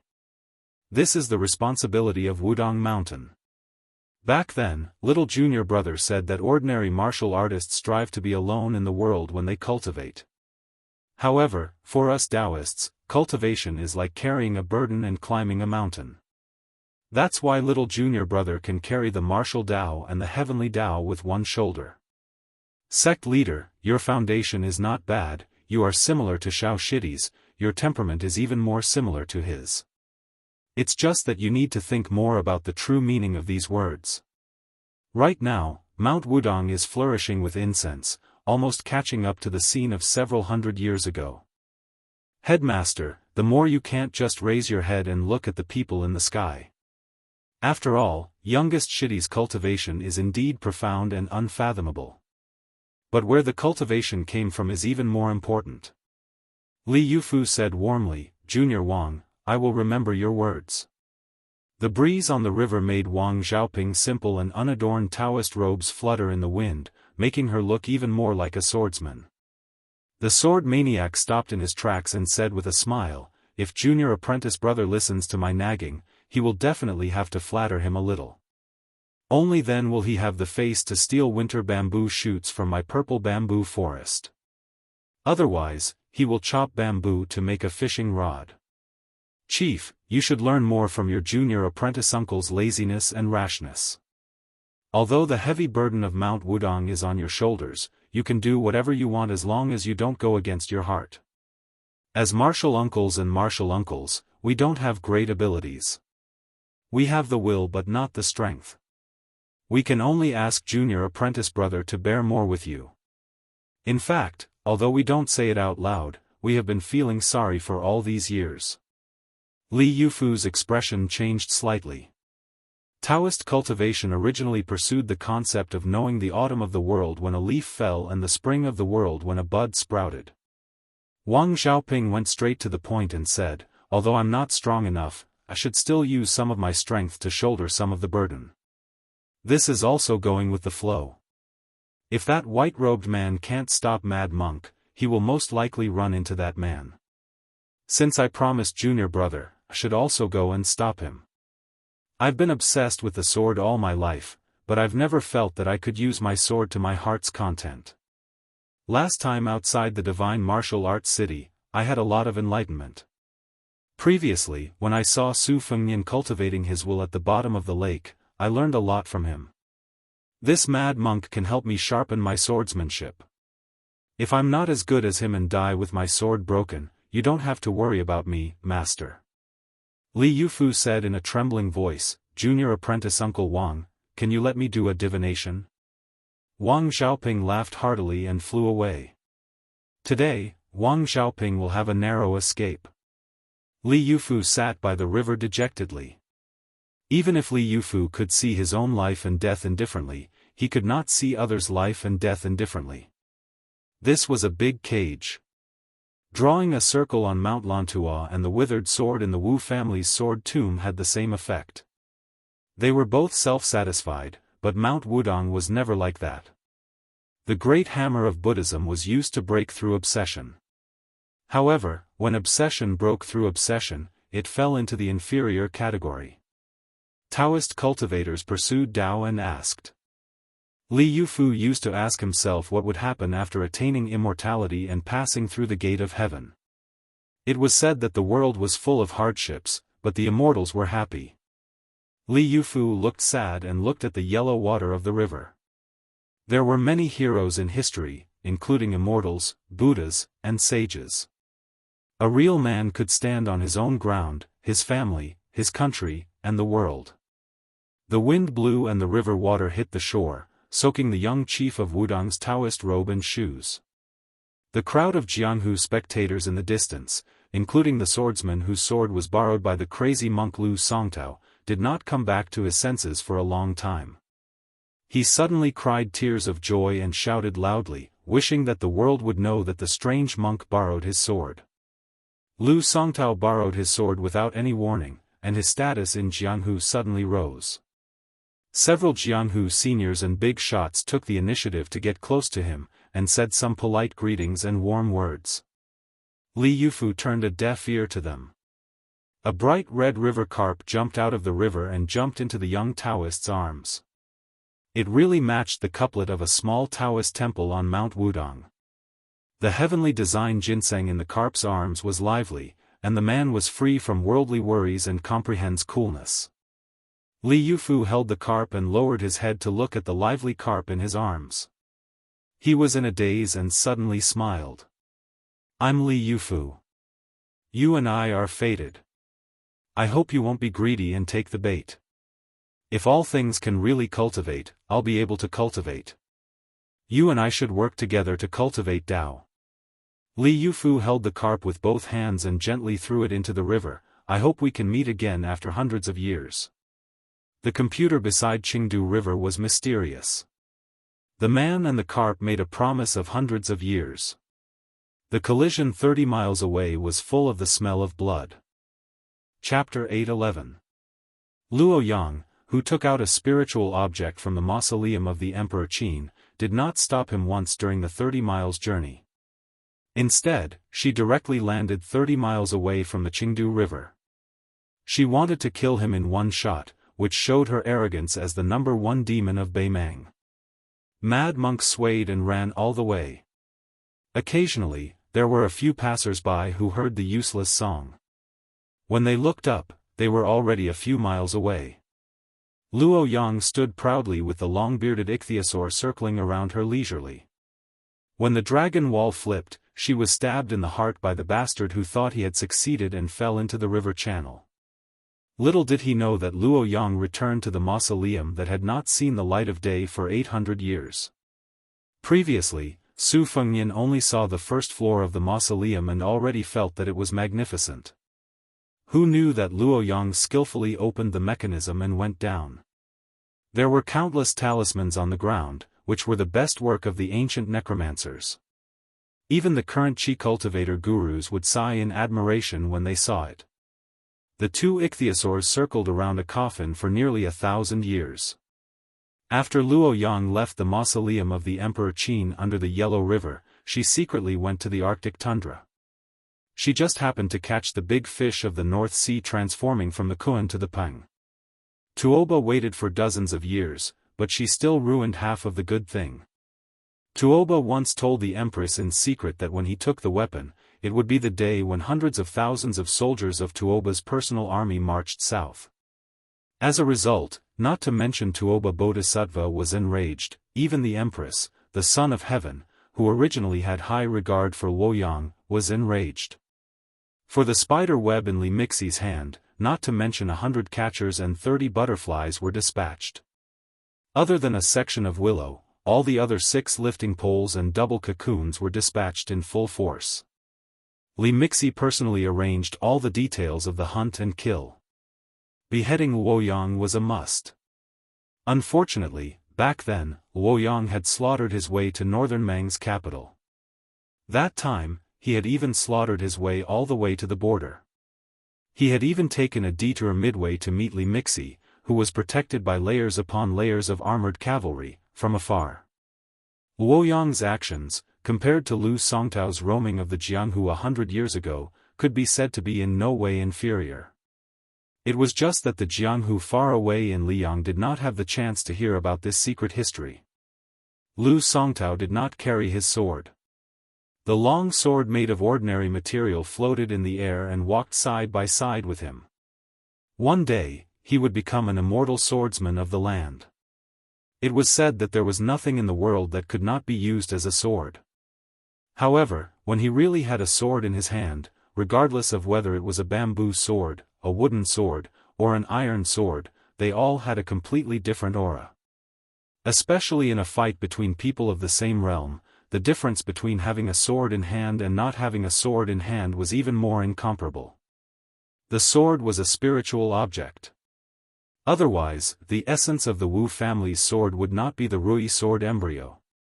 Even when a skilled swordsmith forged a sword, the Rui sword embryo was only the first layer. The Rui sword embryo was the most important part. It was unknown which senior had joked about the fight between experts. It was like two shrews dressed in silk clothes fighting. Both of them wanted to tear the other's clothes apart, but silk clothes were dense and sturdy. The reason why swordsmen could become a glamorous profession in Jianghu for thousands of years was because they had a pair of scissors in their hands. They could tear the clothes apart with half the effort. If they were bare-handed, they would first have to break the dense satin with their fists and loosen the threads. One of the 4 grandmasters of the previous generation, Fu Jianghongjia, was not in the 3 sections. However, he possessed the physique of the great Vajra realm and the comprehension of the celestial state. Furthermore, he wore a talisman armor. It was tantamount to wearing the thickest clothes in the world. The ferocity of Han Diaosi lay in his ability to peel silk from a cocoon. Not only could he tear a Vajra realm physique with his bare hands, he could also cut off the resonance between a celestial state expert and the world. For martial artists outside the three sects, there was no doubt that the four realms of first pin were ascending in order. The Xian finger was lower than the celestial state, and the difference was far greater than the Vajra finger and the Xian finger. There were many cases of people in the latter two realms killing each other.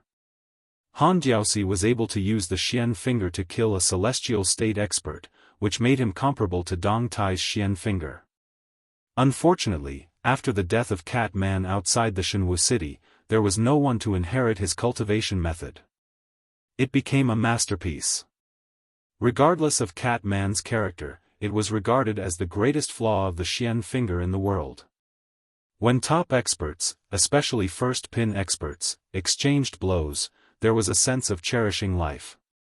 Exchanging pointers was far more than fighting to the death. Luo Yang in white was obviously an exception who did not cherish the hard-won realm. Without exception, she fought against Tuoba under the eyes of the Empress of Beimang, fought against Dong Tai outside Dunhuang, fought against the former fourth in the world Hong Jingyan at the chess and sword music school, and fought against Tuoba on the back of the giant fish in the northernmost ice field. Without exception, all of them involved their opponents and forced them to fight to the death. This time was no exception. The two of them collided. Luo Yang allowed Lu Songtao's sword to pass through her palm. She slapped Lu Songtao's forehead with her palm. The two of them each retreated several zhang. Luo Yang's arm, which she used to block the sword, drooped and dripped blood incessantly. Lu Songtao was bleeding from his 7 orifices. He was not feeling well either. The long sword shattered.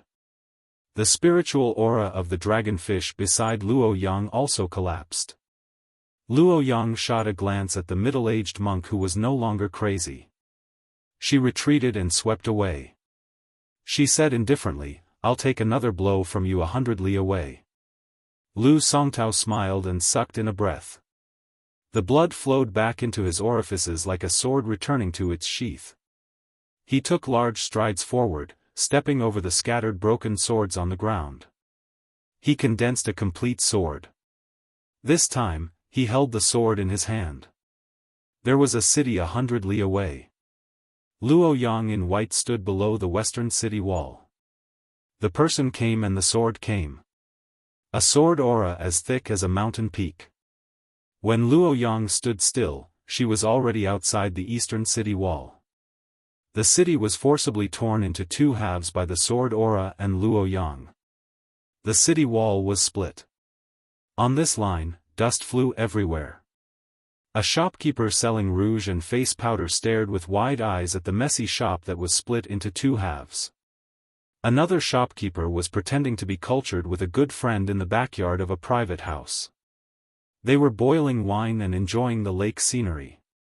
They saw the lake water churning, the courtyard wall breaking, and the pavilion collapsing with a loud bang. Everyone's mink hats were blown to the ground by the strong wind. They looked at each other in dismay. A young master who was strolling on the street with a servant fell into the ravine that appeared out of nowhere with his horse. The man and the horse howled. The servants thought they saw ghosts in broad daylight. They shrank back, not daring to go into the ravine to save people. Lu Songtao outside the western city wall laughed loudly. He ran forward along the crack in the wall. Destroying a city with one blow is not enough. Let's destroy a country with one blow. Luo Yang stroked the dragonfish's body that appeared out of thin air and smiled slightly. They entered the city again. Get out. She kicked Lu Songtao, who entered the city with her, back to the western city wall. Luo Yang stood still in the center of the city, her white clothes fluttering. Lu Songtao's body was bent like a bow outside the western city wall. He straightened his back and slowly stood still. His eyes were a little cloudy, like a jar of white wine that had been stored in the cellar for many years. When someone shook it hard, the dregs at the bottom of the jar floated up. Lu Songtao shook his head and rushed into the city again. He came to a north-south street that was cut by something in the middle of the city. Near the bottomless ravine, a plain-looking woman sat on the roadside with lingering fear. She looked around and found a small hairpin that fell to the ground from her hair. She was about to bend down to pick it up. She came from a small family and the hairpin was her favorite item that she had saved up for several months to buy. If she lost it, she would be distressed for a long time. She suddenly saw a hand pick up the hairpin for her. She looked up and saw a man in a monk's robe. His cassock was tattered and he was so poor that he could not afford shoes. She was timid and shy. She blushed and did not know what to do. The monk smiled and handed the hairpin back to her. He whispered, "That year, she put her hairpin in my hair bun and made fun of me for having a small hairpin in my hair bun." The strange monk in the woman's eyes stood up and said blankly, "It's a pity that you are not her and I am not me." Lu Songtao, who was in a trance, exhaled a long breath and lowered his head. There was no sword in his hand. That year, he saw her too late and put her naked body in his arms. He took off his clothes and wrapped her up, then carried her back to Zhulu. Lu Songtao tore off one of his sleeves and shook his wrist. A sword appeared in his hand. He smiled at the woman and said, "Take a look at this sword for her." The woman, who had never experienced such a thrilling scene, was frightened. She nodded blankly and was about to cry. Lu Songtao's face was full of tears. He said with a hoarse voice, "That year, the three of us were free and unfettered in Jianghu. Zhao Huangqiao betrayed you but not the country. You betrayed Lu Songtao. Lu Songtao betrayed Zhulu Mountain but not you." Chapter 8:12. Lu Songtao raised his arm and lifted his sword. His two fingers on his other hand gently brushed the sword with a determined gaze. In the city, Luo Yang broke off a strand of dragon whisker from a dragon fish. She twirled her fingers and the dragon whisker wrapped around her arm. It was obvious that even she did not have much confidence in blocking the sword with her bare hands. At this moment, a person appeared at the end of the street where Lu Songtao was standing. He dashed into the city and slowed down when he saw the gray-robed monk. He walked forward slowly and stopped 10 feet away from him. He sneered, "Is it really the devil cult leader Lu Songtao? Why are you getting worse and worse? What kind of hero are you to compete with a woman?" Lu Songtao, who originally did not want to pay attention to the uninvited guest, turned his head. The young master had an indescribable charm.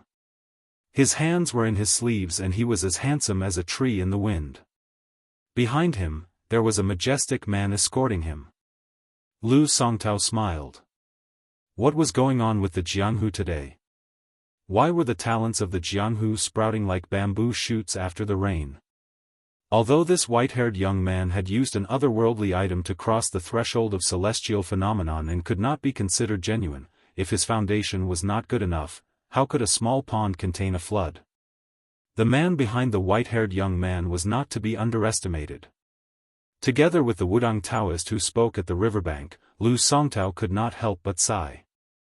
If the Jianghu around 100 years ago chose 10 people to fight to the death, the difference in the outcome would not be too great. However, if 50 people were chosen, the Jianghu he was in back then would not have any chance of winning. Lu Songtao held his sword in his hand and was ready to attack. His sword will was torrential and the sea of qi around him was rolling over and over. He forcefully suppressed it and smiled at the young man. It is not easy to have such skills at such a young age. Lu Songtao will not lower himself to your level today. A true gentleman does not speak when watching a chess game. It is fine if you want to watch the battle, but if you interfere, don't blame me for pointing my sword at you. Young man, let me give you a piece of advice. The otherworldly item hiding in the dark is already on the verge of collapse. Don't let your emotions affect your decisions.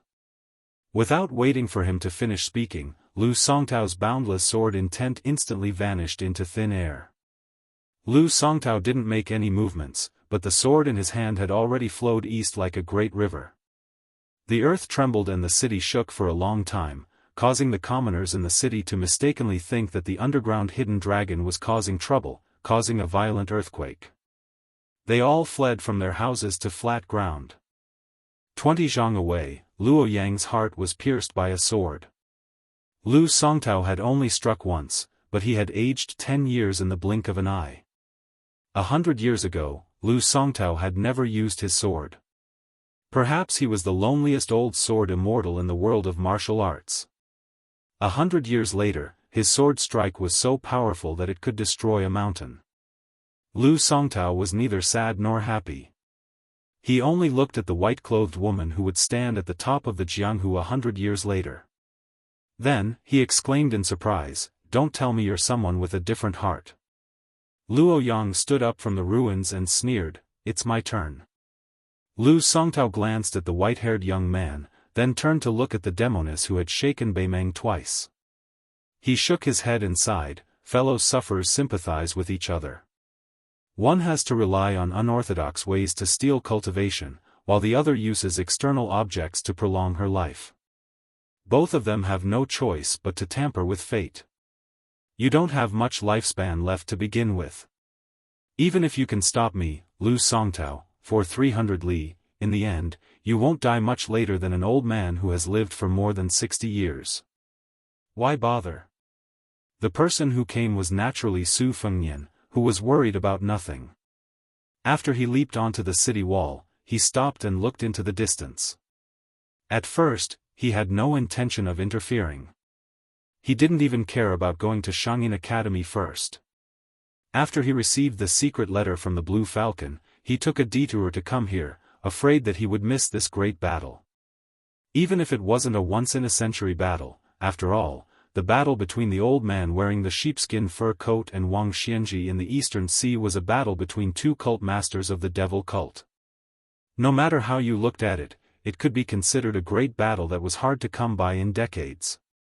However, he didn't expect that the so-called white-clothed man from Zhilu Mountain in the letter was the Luoyang woman who died in the Dragon Wall River Channel in the northern Mang. When he approached the city wall, the connected otherworldly item let Su Fengnian know that Luo Yang had sensed his presence. Su Fengnian didn't want to run away. He was a little scared when he saw Lu Songtao raise his sword. He jumped down the city wall in a hurry and tried to boost his courage. Anyway, he had a half-baked celestial state cultivation with him. If he joined in the fun and spoke some words of conscience to the old leader, he wouldn't be killed on the spot. "You, Lu Songtao, are the former leader of the devil cult, busy competing with the whole world.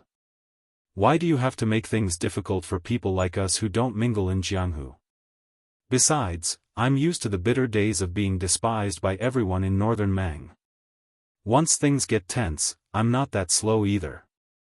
Chapter 8:13. Luo Yang, who had been moving forward, did not even look at Su Fengnian. His flirtatious glances were wasted on a blind person. If Luo Yang was a woman who could be judged with common sense, she would not be Luo Yang. Even Lu Songtao, who had experienced many hardships, felt somewhat puzzled. This woman clearly did not need to destroy both jade and common stone. She was too lazy to determine the winner and loser. So, did she want to directly fight to the death? Lu Songtao raised his head and laughed loudly. He actually had a joyful feeling as if he had finally met someone who understood him after 100 years. He tore off his remaining sleeve and a second sword appeared in his hand. Perhaps it was because of the existence of the sword Immortal, the devil, and the otherworldly item, but due to the resonance between heaven and man, it caused a strange phenomenon. Some snowflakes seemed to be drifting down sparsely from the sky. Su Fengnian raised his head and looked. It was a gloomy evening when the sky wished for snow. Could he drink a sword without a sword? Lu Songtao seemed to have exchanged 10 years of his life for a sword. However, compared to the first sword, this time even Su Fengnian suspected that the sword would weaken again. The next moment, Su Fengnian did not even have the time to curse. No wonder Lu Songtao's sword was slack. The tip of the sword pointed at Luo Yang at first, but when it was only a few feet away from her hand, it turned around and rushed towards him. Yuan Zuozong moved even earlier than Su Fengnian. He grabbed a wooden stick from the street to make a spear and ran forward in big strides. However, the flying sword was faster than thunder. Several of Su Fengnian's 12 swords were destroyed by Han Diaosi, but it was not difficult to build a sword formation thunder pool. Before Yuan Zhuozong arrived, Lu Songtao's fast invisible sword had already broken the thunder pool that was said to be insurmountable. For a moment, the flying sword was flying randomly. Su Fengnian's state of mind was as calm as water. He raised his hand to shake the Kunlun Mountains. This mountain-destroying sword made Su Fengnian, who had almost perfect defense, slide back continuously. The chaotic sword chi was like countless ice balls, fiercely smashing his face. The flying sword kept hitting the sword that he could not see its real body. Su Fengnian was still retreating. The sword that the sword Immortal exchanged with 10 years of his life made Su Fengnian suffer a lot. Fortunately, Yuan Zhuozong held the stick with both hands and simply waved it down. A big pit appeared on the ground in front of Yuan Zhuozong. There were sawdust and scraps of clothes. His clothes and sword were destroyed. Su Fengnian stood still and stretched out his finger to wipe off the bloodstain caused by the ruthless sword chi. Lu Songtao, who had made up his mind at the last minute to switch people to kill, was not feeling good either. He exchanged a kick with Luo Yang, but Luo Yang's figure did not retreat at all. Lu Songtao had already fallen more than 10 zhang away, landing heavily on the ground. He rolled several times before slapping the ground with his palm. He swayed and floated up. Luo Yang was like a gangrene attached to the bone. Lu Songtao had just stabilized himself when her arm swept across his abdomen. His body was several feet above the ground. Without waiting for him to fly out horizontally, Luo Yang stomped on his abdomen again. The kite with a broken string was directly 7-8 zhang away. This time, Lu Songtao did not fall. His toes hovered in the air a few times like a dragonfly skimming the surface of the water, gently landing on the edge of the gully. One wrong step, one wrong step, one wrong step, one wrong step, one wrong step after another. Luo Yang's palm pushed out during the long sweep. Lu Songtao's expression turned serious. He leaned back, dodging Luo Yang's flying sword, which had fallen into the palm of his hand at some unknown time. Luo Yang's palm turned into an elbow, often knocking Lu Songtao to the ground. With a kick, Lu Songtao directly crashed into a distant wall. When he stood up from the dust, the corner of his mouth was oozing with a ghastly black clot of blood. He smiled freely. With 2 fingers, he cut open his abdomen. Gripping the tip of the sword, he pulled out the treacherous flying sword that had pierced his body from behind. Lu Songtao looked at the white-haired young man with a profound mind. Indeed, I did not waste my sword strike on you. Lu Songtao did not look angry at all. Instead, he looked delighted. He gently tossed the translucent flying sword back to Su Fengnian. It was not easy to nurture a sword embryo. Wei Chao could not be called a sword immortal. Sui Xie Gu, who was as young as you, was not vulgar. Unfortunately, I did not know if he was dead or alive. Otherwise, you could have learned the sword from him. Most people in the pugilistic world believe that there is no second place in martial arts. They are afraid of being stepped on by others and losing their integrity in their later years. However, the great swordsmen are not afraid of being overtaken by their juniors. They are only afraid that the swordsman's legacy will deteriorate from generation to generation. Kid, what's your name? Su Fengnian asked carefully, Sui Xie Gu. Do you like to eat swords? Lu Songtao smiled and nodded. Back then, this kid said that he wanted to challenge all the strongest swordsmen in the world and eat all the best swords in the world. When I went into seclusion to practice my swordplay, it was this defeated opponent who became braver with every setback that guarded my seclusion. Su Fengnian took a deep breath. Old man Sui has a great enmity with me. However, he clearly distinguishes between kindness and hatred. I am indebted to him for his sword strike. Lu Songtao waved his hand. That's between the two of you. It has nothing to do with me. Luo Yang glanced at Su Fengnian. The latter immediately fell silent. Luo Yang flicked her finger lightly and an item flew towards Lu Songtao. The latter caught the item with a complicated expression. He asked softly, "It's you? How is that possible?" Luo Yang was expressionless. Lu Songtao, who had originally planned to fight to the death, sighed and flicked the item back. He had a strange expression. So what if I see him? He won't be that person anymore. Luo Yang's expression was still cold. If there's nothing else, then get lost. Lu Songtao clutched his stomach and laughed. Then, he disappeared in a flash. As he left the city and headed east, this demon who had stirred up a reign of terror 100 years ago muttered to himself, "So there's someone more foolish than me." Luo Yang put on a fake smile and stared at Su Fengnian. "Woman? You really hold a grudge. Why don't you say that I took Lu Songtao's sword strike for you for no reason?" Su Fengnian was thinking about how to escape when Luo Yang opened her mouth and said with a smile, "The yellow river strike. This little girl will engrave it in her heart." Su Fengnian's hair stood on end when he heard the words, "little girl." Unexpectedly, the demoness Beimang lowered her head and covered her chest with her hand. She mocked herself, where did the heart come from? Chapter 8:14. Perhaps because it was close to the Shangyin Academy, the tea-houses and taverns in the city all had elegant names. It was said that on the walls of any old inn, there were fragments of poems written by Confucians of different dynasties. The Sharp Snow restaurant was located in a secluded area in the city. When it snowed, few people went out to suffer. Plus, there was an unknown natural disaster or man-made disaster in the city, so the business was naturally bleak. The shopkeeper was depressed, thinking about when he could save enough money to buy the small house he had chosen long ago. This era was peaceful, without the turmoil of the spring and autumn period, so it was not a bad idea to buy more houses. His wife always complained that the dowry he prepared for his daughter was too little and could not support their reputation. Compared with the neighboring Song family, the shopkeeper was too far behind. As the head of the family, although he worked hard all year round to make a living, he could not say much. However, after working hard every day, he could go home and drink a cup of tea made by his daughter, so he did not complain anymore. He hesitated whether he should sell the calligraphy and painting that he had treasured for many years.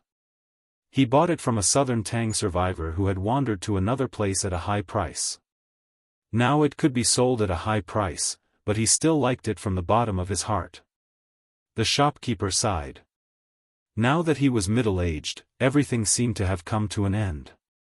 He looked up at the snowy street outside the building and pulled up his sleeves.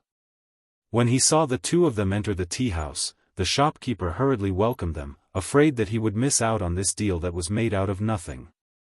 He didn't care about his reputation and smiled warmly. "In addition to the best tea before the rain, we don't lack good wine. What would you like to drink?" When the shopkeeper recognized the faces of the two people, he was somewhat stunned. The handsome young man was still all right. He had a warm smile on his face and looked very warm in the winter. With one look, one could tell that he was from a good family. However, the woman with a frosty face was frightening. The shopkeeper subconsciously shrank his neck. Fortunately, for some reason, the white-haired young man was very understanding. After patting the snow off his shoulder, he said with a gentle smile, "Shopkeeper, I'll have to trouble you to warm up a jar of wine. Make it as strong as you can. If you have a stove, bring it over and put it under the table. We can add some money." The shopkeeper quickly rubbed his hands and said with a smile, "It's free, it's free. It's only right." Su Fengnian and Luo Yang were sitting by the window. Lu Songtao had left the city inexplicably. It seemed that Luo Yang was about to deal with him. But when he and Yuan Suozong were about to fight to the death, she said she was going to drink. Su Fengnian didn't let Yuan Suozong follow them. Since she said to drink, Su Fengnian would drink generously. Drinking with a gentleman would most likely lead to death. However, drinking with Luo Yang would most likely lead to a better life.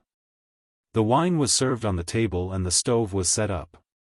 The two of them drank together. Su Fengnian raised his cup and took a small sip. With a slurp, he leaned lazily against the back of the chair and asked softly, "Bodhisattva Tuoba has been waiting for 30 years for you to spoil the good thing? What's going on?" Luo Yang didn't raise her glass to drink. She remained silent. Su Fengnian asked again, "You went to Zhulu Mountain to become the hierarch? Did you send Lu Linggui and the others to let me become a marquis? Chao Chongqing is willing to be a guest of your devil sect and Zhulu Mountain is willing to contribute to West Chu's revival? But to be honest, I don't think West Chu's revival will be possible. When Su Shao destroyed West Chu, he didn't divide the north and the south because he saw the general trend. He didn't proclaim himself as the emperor because people were disheartened. But once he did, those experienced soldiers would die for the dragon throne under his butt. Su Shao had always been a calculator. He didn't do business at a loss. The current emperor of Liang dynasty's Shao family is not an incapable ruler. He's diligent and self-disciplined to the point that it makes people's hair stand on end. Even if Chao Chongqing becomes a saint, it won't affect the general situation. Perhaps Li Yang wanted West Chu to revive their country with great fanfare. Burning down an entire granary, compared to burning down a bunch of scattered weeds, it was much easier to do. If my guess is not wrong, West Chu's revival will be successful in the beginning, but in the end it will be difficult for them to escape the imperial court's net. This kind of wicked thing, Yuan Benshi was able to come up with it. The emperor of Zhao family was also able to nod his head. Zhang Jiulu, who is already unrivaled in the struggle between factions, can devise a perfect strategy. Luo Yang was still resting with her eyes closed.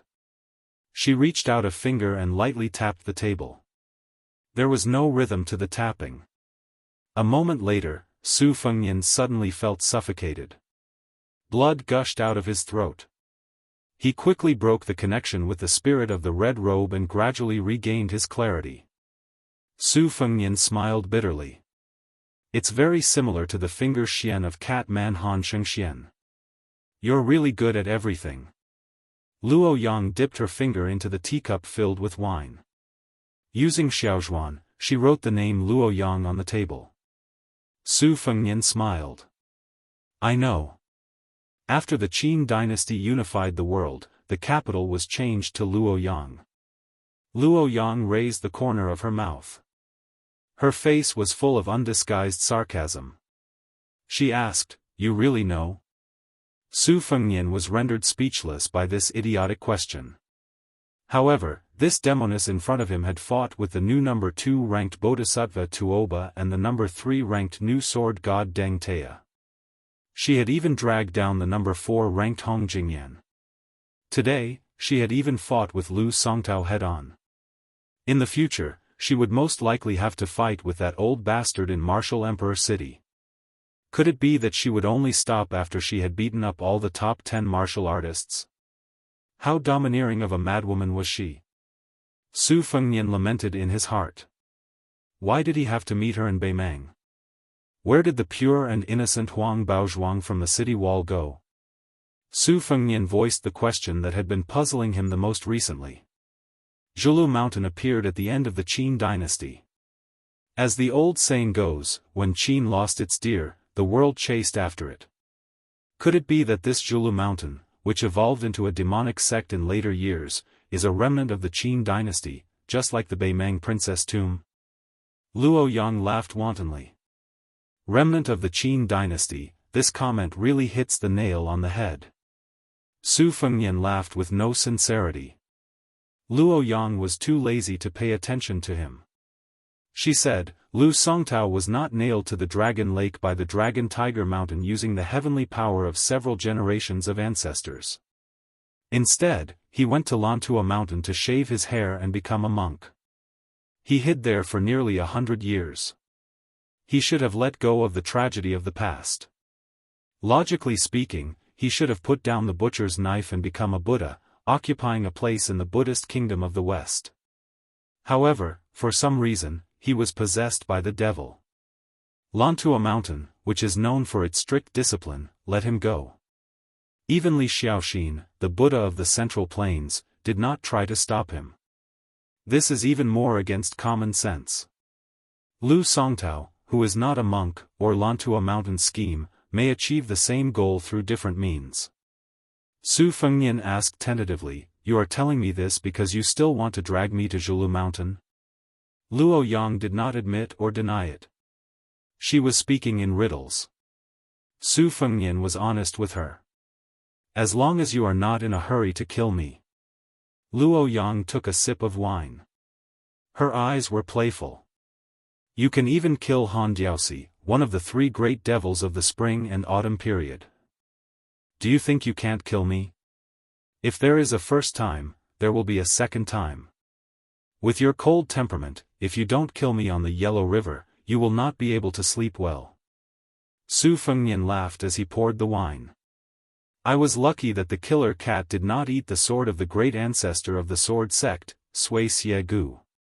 I was the one who was killed by Han Diaosi. Killing a celestial being like you? I have nothing better to do. As long as you don't settle old scores with me, to be honest, I don't mind going to Zhulu Mountain to be a nominal marquis. But let me say this first. I will not meddle in the restoration of West Chu.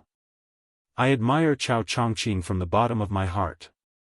But one thing is another. I don't even have a good grasp of the land in Beiliang.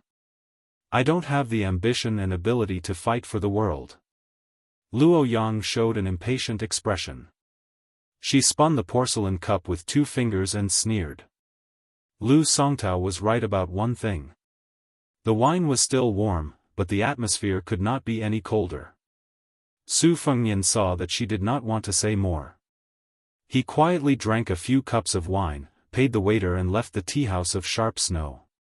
Luo Yang did not stop him. She dipped her hand in the wine and wrote 2 words on the table. "Qin. Su." Luo Yang said calmly, "So it's all 3 of them. He doesn't know anything, and she knows everything. It was not like this originally. This devil did something that no one would have guessed." She put her chin on the table and closed her eyes. She looked like a tired ordinary woman who could not wait for the person she liked for a long time. Chapter 8:15. There is one more chapter. P.S. A new WeChat public platform has been opened. Go to Sina Weibo and scan the QR code or search Fenghua 1985. There are several book giveaways. It was a windy and snowy night. Su Fengnian stood at the door. There were no pedestrians on the street paved with bluestones. He held his hands and breathed in the air. It was full of the smell of alcohol. Seeing Su Fengnian come out of Jianxue tea house safe and sound, Yuan Zhuozong, who was already the commander of Beiliang cavalry, was relieved. They looked at each other and smiled. Su Fengnian and Yuan Zhuozong sat in the carriage. They had to leave the city before the gate was closed. This time, they hurried to watch the battle without any worries. Great Ancestor Gu, Huang Shang, and others had secretly rushed to Beiliang under the arrangement of Chu Lushan. It was said that the quarry mountain was almost uprooted from the ground. There were only some unaffiliated artists left. These people were lucky to occupy the place. As for the departure of Su Zhan, Zhou Qinghu and others, Su Fengnian did not care. But the young man, Li Huai, was said to insist on going north with Huang Shang to see the scenery of the frontier fortress. He did not travel far because his parents were dead. Since his parents were not in this world, this young man would not have to worry about his family. Therefore, Su Fengnian did not stop him. In the carriage, Yuan Zhuozong wanted to say something but stopped on second thought. Su Fengnian didn't regard him as an outsider and told him the general situation. Yuan Zhuozong was amazed after hearing it. He didn't expect Lu Songtao's identity to be so shocking. Not only was he the former hierarch of the devil cult, but he was also an eminent monk who should have reached the Buddha realm on Mount Lantua. Lu Songtao vividly proved that the devil Buddha could be created and destroyed with a single thought. However, what surprised Yuan Zhuozong more was that White Luo Yang, the first devil of Beimang, came to Liangjiang Lake to be the 10th hierarch of Mount Zhulu. The result was a battle of 90. It was really unpredictable. Su Fengnian lifted the curtain and looked at the tea house in the distance in the wind and snow. He smiled bitterly and said, "Why do you get stabbed in the heart every day? If it were anyone else, how could they sit down and drink with others? They would have long hidden away to recuperate from the pain. Only you are worthy of the name Luo Yang." Su Fengnian repeated the two words, Luo Yang, and murmured, when the Qin dynasty was at its peak, that man who was hailed as the greatest emperor of all time ignored all criticism and insisted on changing the name of the capital to Luo Yang. Later generations all said that this was against the natural order, and this was the foreshadowing of the destruction of the Qin dynasty for 3 generations. Afterwards, for a woman whose name was not recorded in the annals of history, he lit 1,800 fire beacons, causing him to be viewed as extremely muddle-headed. No one knew what kind of beauty could make Great Qin's emperor do such a thing. One woman accompanied him to conquer the world, and the other woman buried the world. If I were born 800 years ago, I would really like to ask that Emperor Qin face to face which one he loved more, his new lover and his old lover. Yuan Zhuozong laughed and did not answer. Yuan Baixiong, who was as famous as Lu Xingxiang in the spring and autumn period, had never had any woman whom he loved. It seemed that he had never been troubled by love. Outside the window, a falcon flew towards the curtain. Su Fengnian lifted the curtain with a smile and untied the narrow bamboo joint from the falcon's claws, allowing the falcon to fly away. After reading the secret letter, he frowned and said worriedly, "I don't know what happened to Wang Xiaoping. She fought with Lu Songtao and exchanged swords with him. This Taoism's first talisman sword seemed to be badly injured. Fortunately, Lu Songtao did not kill her. Instead, he took Wang Xiaoping and went to the east together. I don't think this is mutual appreciation. Even if it is temporary, Lu Songtao is crazy. Now that Wudong Mountain finally has Wang Xiaoping after the bull rider, she may be killed by Lu Songtao. But how can I stop them?" Yuan Zhuozong shook his head and said, "You can't stop them, and you don't have to. Whether Wang Xiaoping lives or dies, it is up to fate. One is crazy, and the other is a fool. Maybe this is a fated encounter." Senior Li Chungang had Dong Tai to take over his sword. Lu Songtao, who has quietly become a swordsman on land 100 years ago, may also want a newcomer in Jianghu to take over his sword. To be honest, I used to use a saber instead of a sword in military battles. Otherwise, I may be a swordsman now.